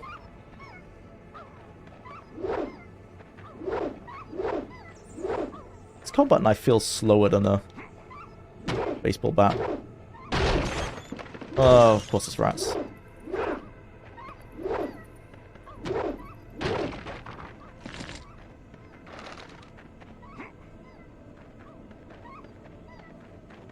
Just don't play Nuka World. Imagine what you want it to be, and just let it be forever. Don't ruin that. I'll just imagine it's the best DLC ever and never play it.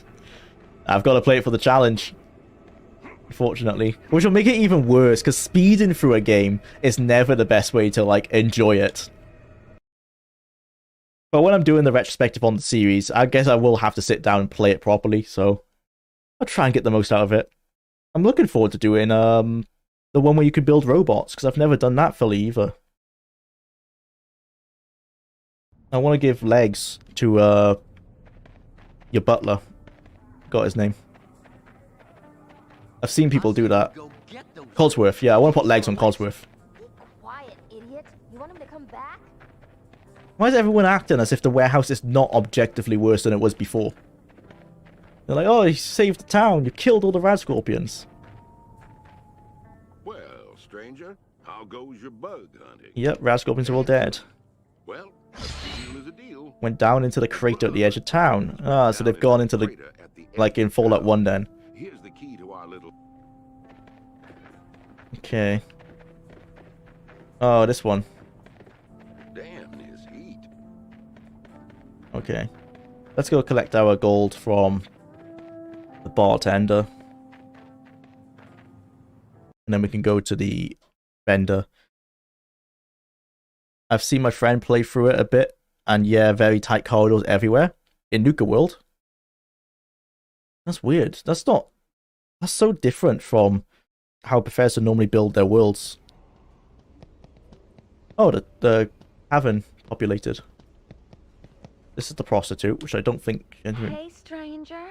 I was Let me find... what a great name for your cat. Could you help me find Mr. Pussy? Why'd you say it like that? Yeah. My cat, Mr. Pussy. I haven't seen him in days. Sometimes he goes down into the nasty hole next. Anything little Ruby can help you with?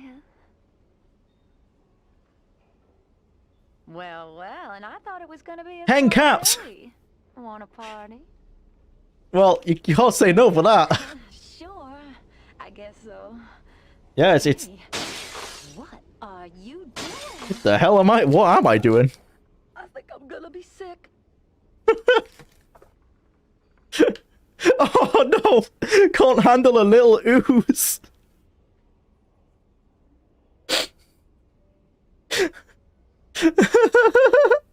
What is this? This is very much like Fallout 3 and New Vegas. But they didn't have voice lines like this afterwards. Anything, little Ah, bird she didn't say can help you anything. with? Wow.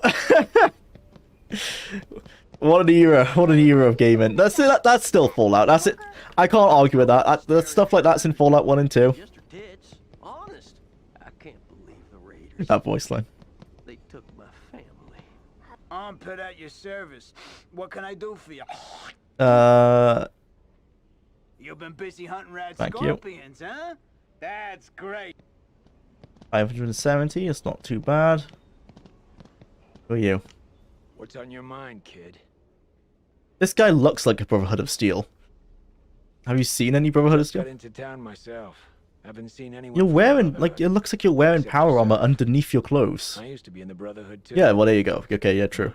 That was a long time ago. Maybe you can help me, yeah. What's on your mind, kid? I had a name once, but not anymore.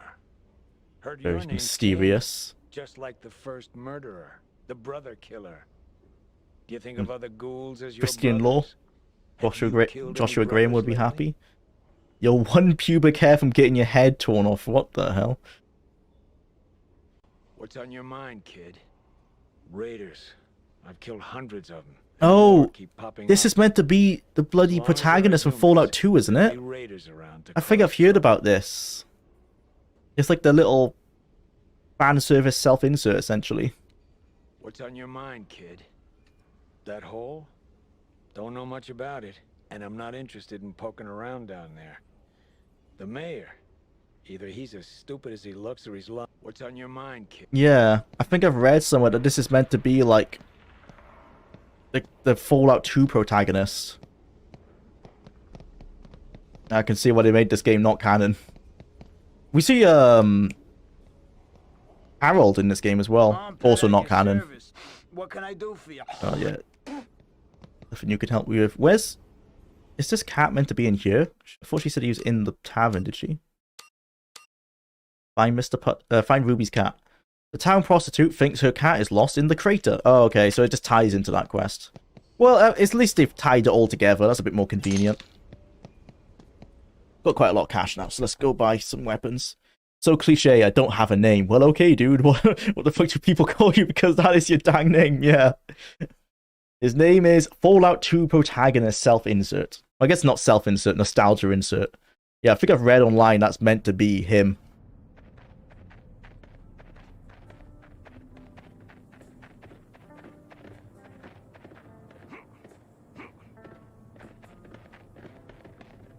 Hello? Do some trading. Let's trade.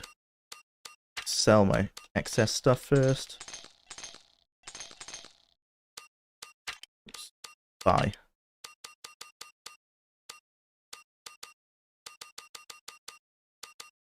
Oof, guns are expensive. Hunting rifle, 23 to 30. And it uses small ammo. Yeah, I think I'm gonna go with that. And then buy some small ammo. I can't afford any armor, I don't think. Presumably we get access to power armor later on, so I'm not taking a lot of damage at the moment. I am playing on easy, so I don't think we need armor. Buy some more bullets. Cool. Probably don't need the Beretta. We've got the hunting rifle, so I think we sell that, because they use the same ammo. Sell the Beretta.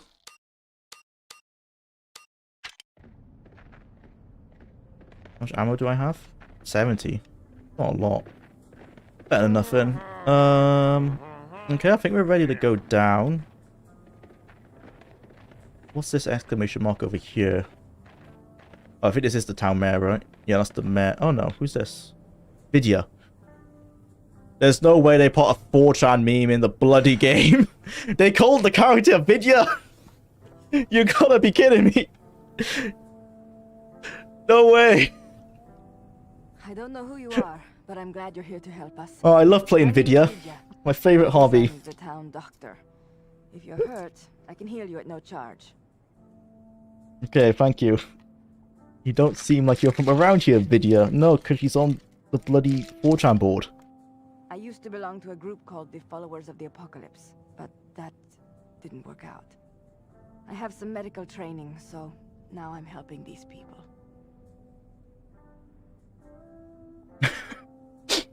I love how much of a dick you can be. What can I do for you?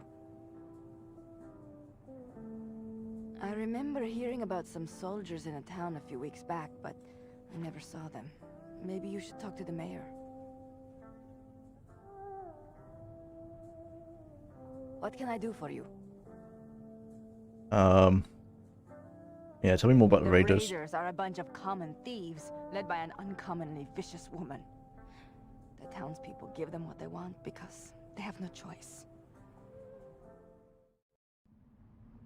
What can I do for you? From what I understand, the hole was created back during the war. Just one of the widespread effects that no one thought about until it was too late.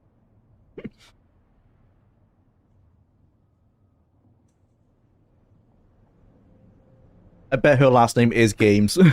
Vidya Games. I wonder if Jesse brought those. Or Games. As I guess it's meant to be spelt. I am shocked by that name. Also, continuing adding on to the whole Fallout lore confusion with why are there people with foreign accents in post-apocalyptic America. We've now got a Russian as well. Quite a lot of foreign characters in the Fallout games. There's a British guy in Fallout 1 or Fallout 2, but I think it actually says explicitly in that game that he's putting on an accent. And then in New Vegas, there's a random New Zealander, but apparently that was a design mistake. Or not a design mistake, a voice acting mistake. And in Fallout 3, obviously, it just has, like, Colin Moriarty and Tenpenny. I think the running theory behind those is that Tenpenny came over, like, Britain isn't so bad as America, and Tenpenny came over on a boat or something like that. I think Moriarty came over as a kid. It's been a while since I checked up the lore on that, but it always felt weird to me that there were people not from America in post-apocalyptic America. Makes sense in Fallout 4, like with the Chinese schools. That made sense. Love Colin Moriarty from Last Stand Media.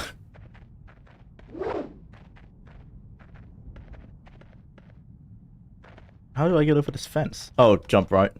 Yeah. Got some minor platforming. Brahmin. Can I kill the Brahmin? It won't let me lock onto it.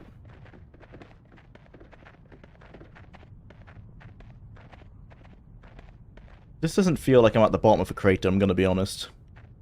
They've kind of failed with the scale here.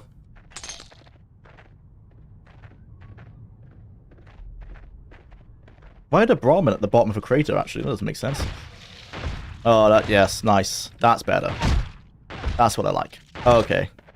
That's what I expected.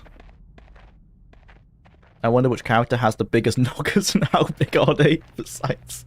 In this game, double Z. It seems that the sky is the limit for how big they can get. That prostitute. Here's a massive. And they're not. It doesn't even look like she's wearing a bra. Held up by magic and force. Magic and prayers.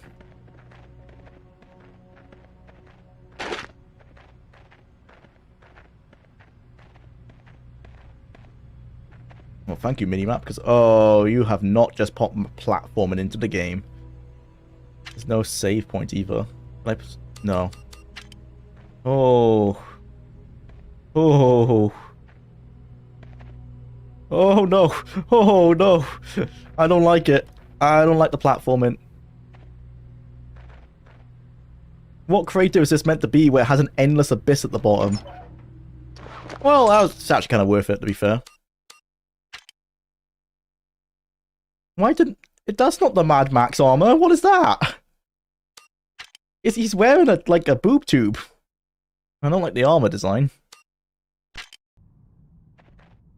How hard can it be to put the Mad Max armor in it? Okay, well, kind of worth it. Oh, I nearly pressed the wrong button. Oh, I hate platforming in games like this. Especially because we haven't saved in so long. Oof. Is there a save point on this map? I haven't seen one. I actually might go up the crater just to save. Like, go back up. Oh, there is a save point over here. Oof. I wonder how, Brotherhood of Steel, old cheats, old chests ranked, pointing red ammo. That's actually the secret, yeah, that's the secret video, guys, I was telling you guys, coming out next Sunday. That's totally what it is. And when I say next Sunday, for the actual secret video now, I don't mean this Sunday coming, it's the Sunday after. But it is Fallout related, but no, it's not Fallout Brotherhood of Steel chests ranked. I'm missing a trick on that one. Pokemon style question mark. Of one of them in the thumbnail. Oh, like, who's that Pokemon? Yes. That would be the thumbnail. Like, you have the actual screen with just, like, 2 black balls where the Pokemon would normally be. And then you Photoshop and say, who is that boob?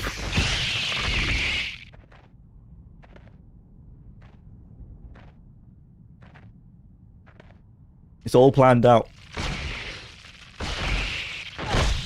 Now I actually have a reason to finish this game. We have to finish it for this challenge actually anyway, don't we?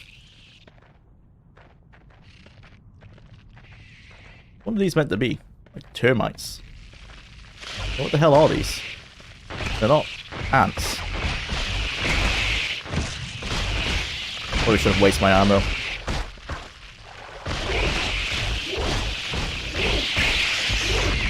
Oh my god, they scream so loud. Stop. Also, this is isn't this sound effect in Morrowind? I think that might be in Morrowind. It's a very generic swoosh, but it sounds similar. Smash or pass, Brotherhood of Steel. Stream when? Oh, we should do a tier list. Rank them from S tier to F tier. Come here.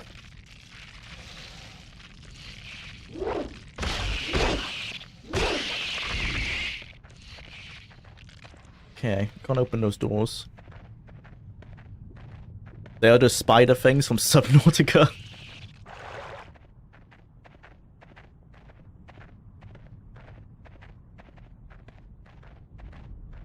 I think they're meant to be termites. They're not spiders because they haven't got 8 legs. And at least they've designed a new enemy type. I'll give them that. There's some creativity. Or an attempt of it. How's this? Oh, the cat's dead. Oh. Unlucky Ruby.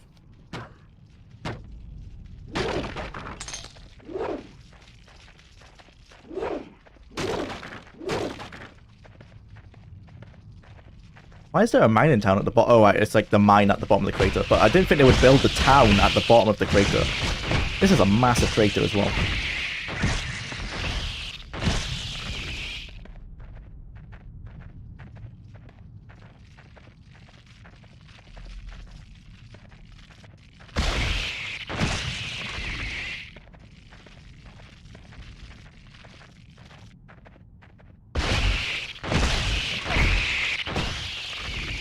Melee it to death, right through the fence. Brilliant, yeah. Makes perfect sense. Open card draw. I do like there's quite a lot of stuff to loot. They've managed to make it feel Fallout in that regard.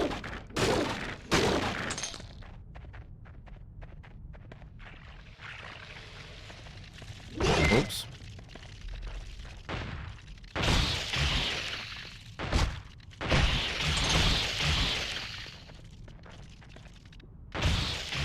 I'm glad we got this hunting rifle. Much better. But the Rad Scorpions don't drop tails anymore for whatever reason. Not fair.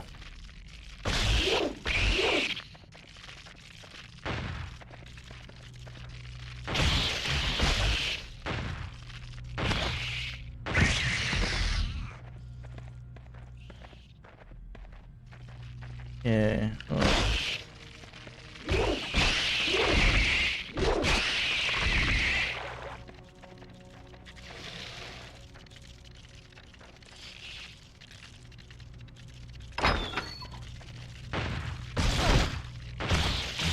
I don't like as well, when you lock onto an enemy, your character has to actually physically spin. So if you shoot early, even though you're locked on, it won't hit. So it's less like bats and more just like an actual, just a thing to turn your character around for you, so you don't have to aim yourself. Yeah, I think that's the way we have to go. Let's finish exploring around here.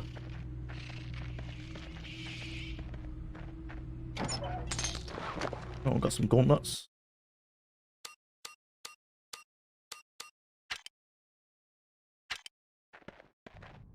We actually have a full Bethesda-style armor system here, which, funnily enough, Bethesda didn't bring into Fallout 3, but did bring into Fallout 4.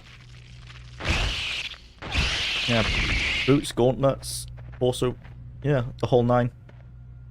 Obviously, Fallout 1 and 2 only had, and Tactics only had the full bodysuits like in Fallout 3. Door was blocked.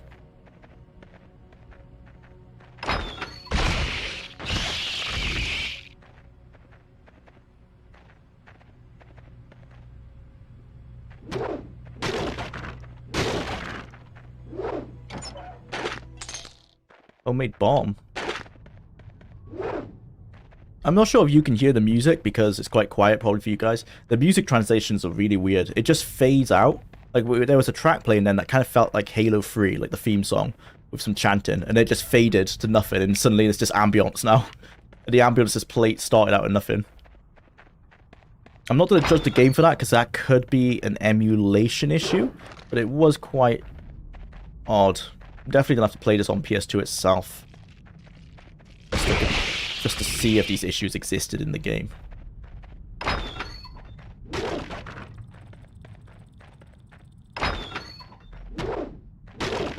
I'm having way more fun just exploring and finding loot than I am actually playing the game, like doing the combat.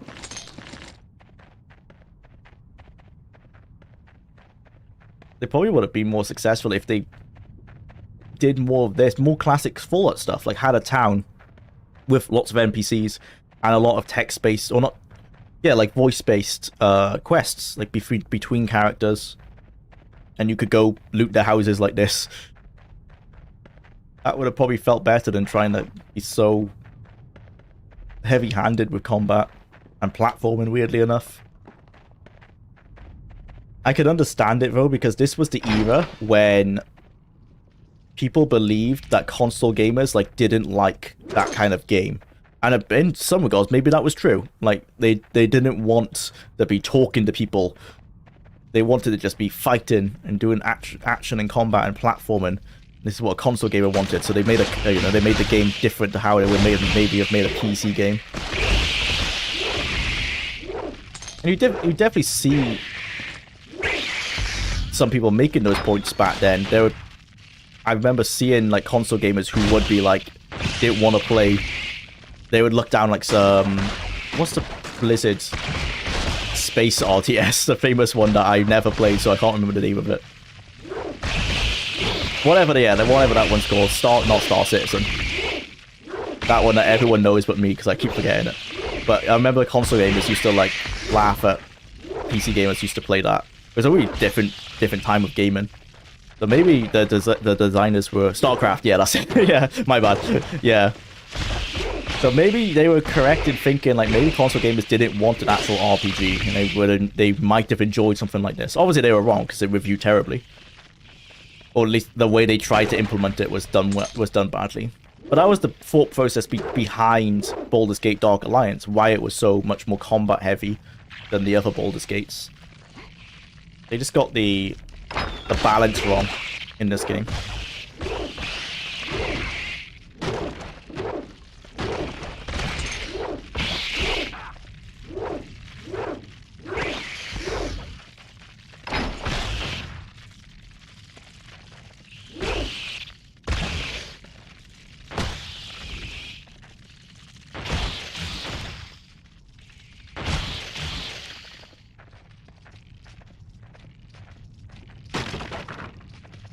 Never played StarCraft? Heresy, yeah, I know.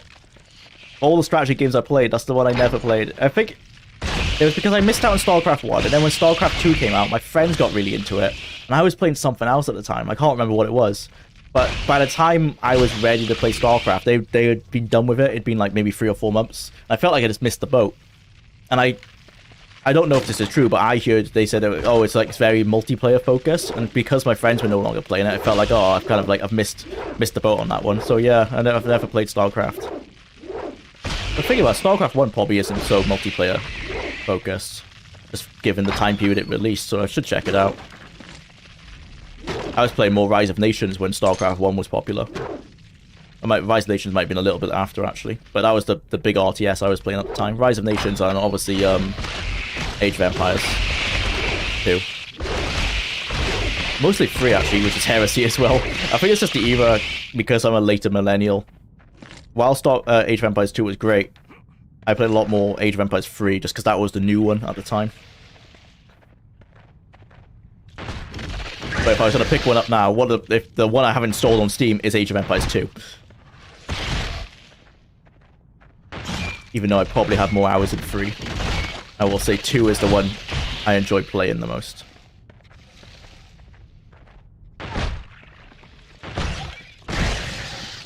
Yeah, these guns are way better now.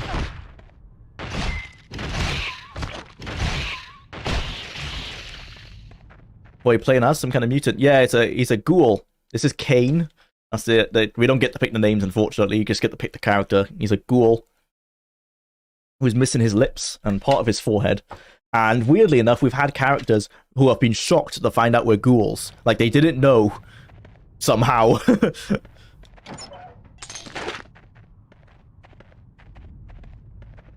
Oh man, StarCraft 1, what memories. I helped develop some of the first battle arena maps. Really? Wait, how did that happen? That's really cool. Oh no! Is that time up?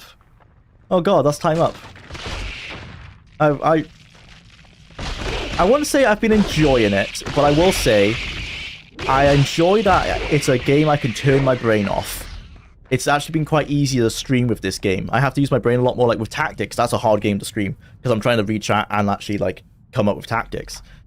That's the strength this game has. It's so mind-numbing that you don't have to think about it too much. Okay, let's go save. And I don't have time to switch again. I keep on saying I'm gonna do a 4-game stream, and every time I've got something on again this evening.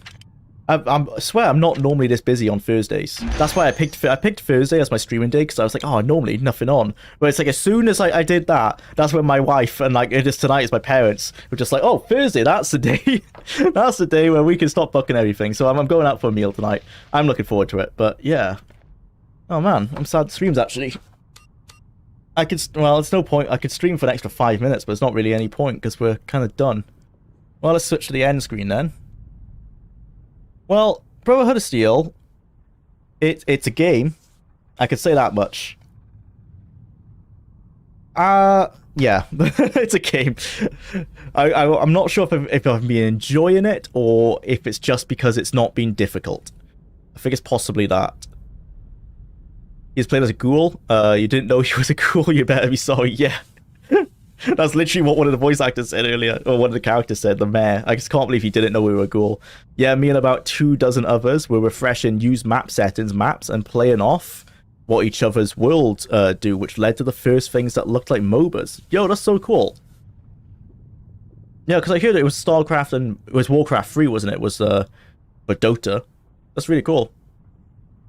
Well, I think we're all done here. Thanks everyone for tuning in. I'm kind of disappointed it's over. I was getting into like the swing of things and wanted to stream a bit longer, but I don't have time, unfortunately. Yeah, you know, Brotherhood of Steel, it's alright. If it comes up next time, I'm not gonna feel so I felt dread when it came up today, I'm gonna be honest. I didn't know what to expect. It's not that bad. It's not good. I think it has reviews of a 4 out of 10, and I feel that's pretty accurate. I think maybe I've got Stockholm Syndrome because I just remembered the Rad Scorpions area. This is fun. If the game started like this, I would have enjoyed it more. It's because that warehouse, oh man, that was awful. But yeah, okay. Thanks everyone for tuning in. Yes, everyone have a good rest of the day and a good week. See you all next Thursday, and then after that Thursday, there should be a video on Sunday which will be Fallout related, something under wraps. But if you were in the stream 2 or 3 streams ago, you might have seen what it might be about. But thanks for everyone for being here. Oh, Underhill, thank you so much for the donation. Yeah, I can't thank you enough. Thank you so much for the $10. That's great. I suck at showing gratitude. I am very happy about it. Yeah, thank you for tuning in. Thank you, Underhill. Thanks, Simply Austin. Godspeed. Okay, yeah. Thank you, everyone. See you next Thursday.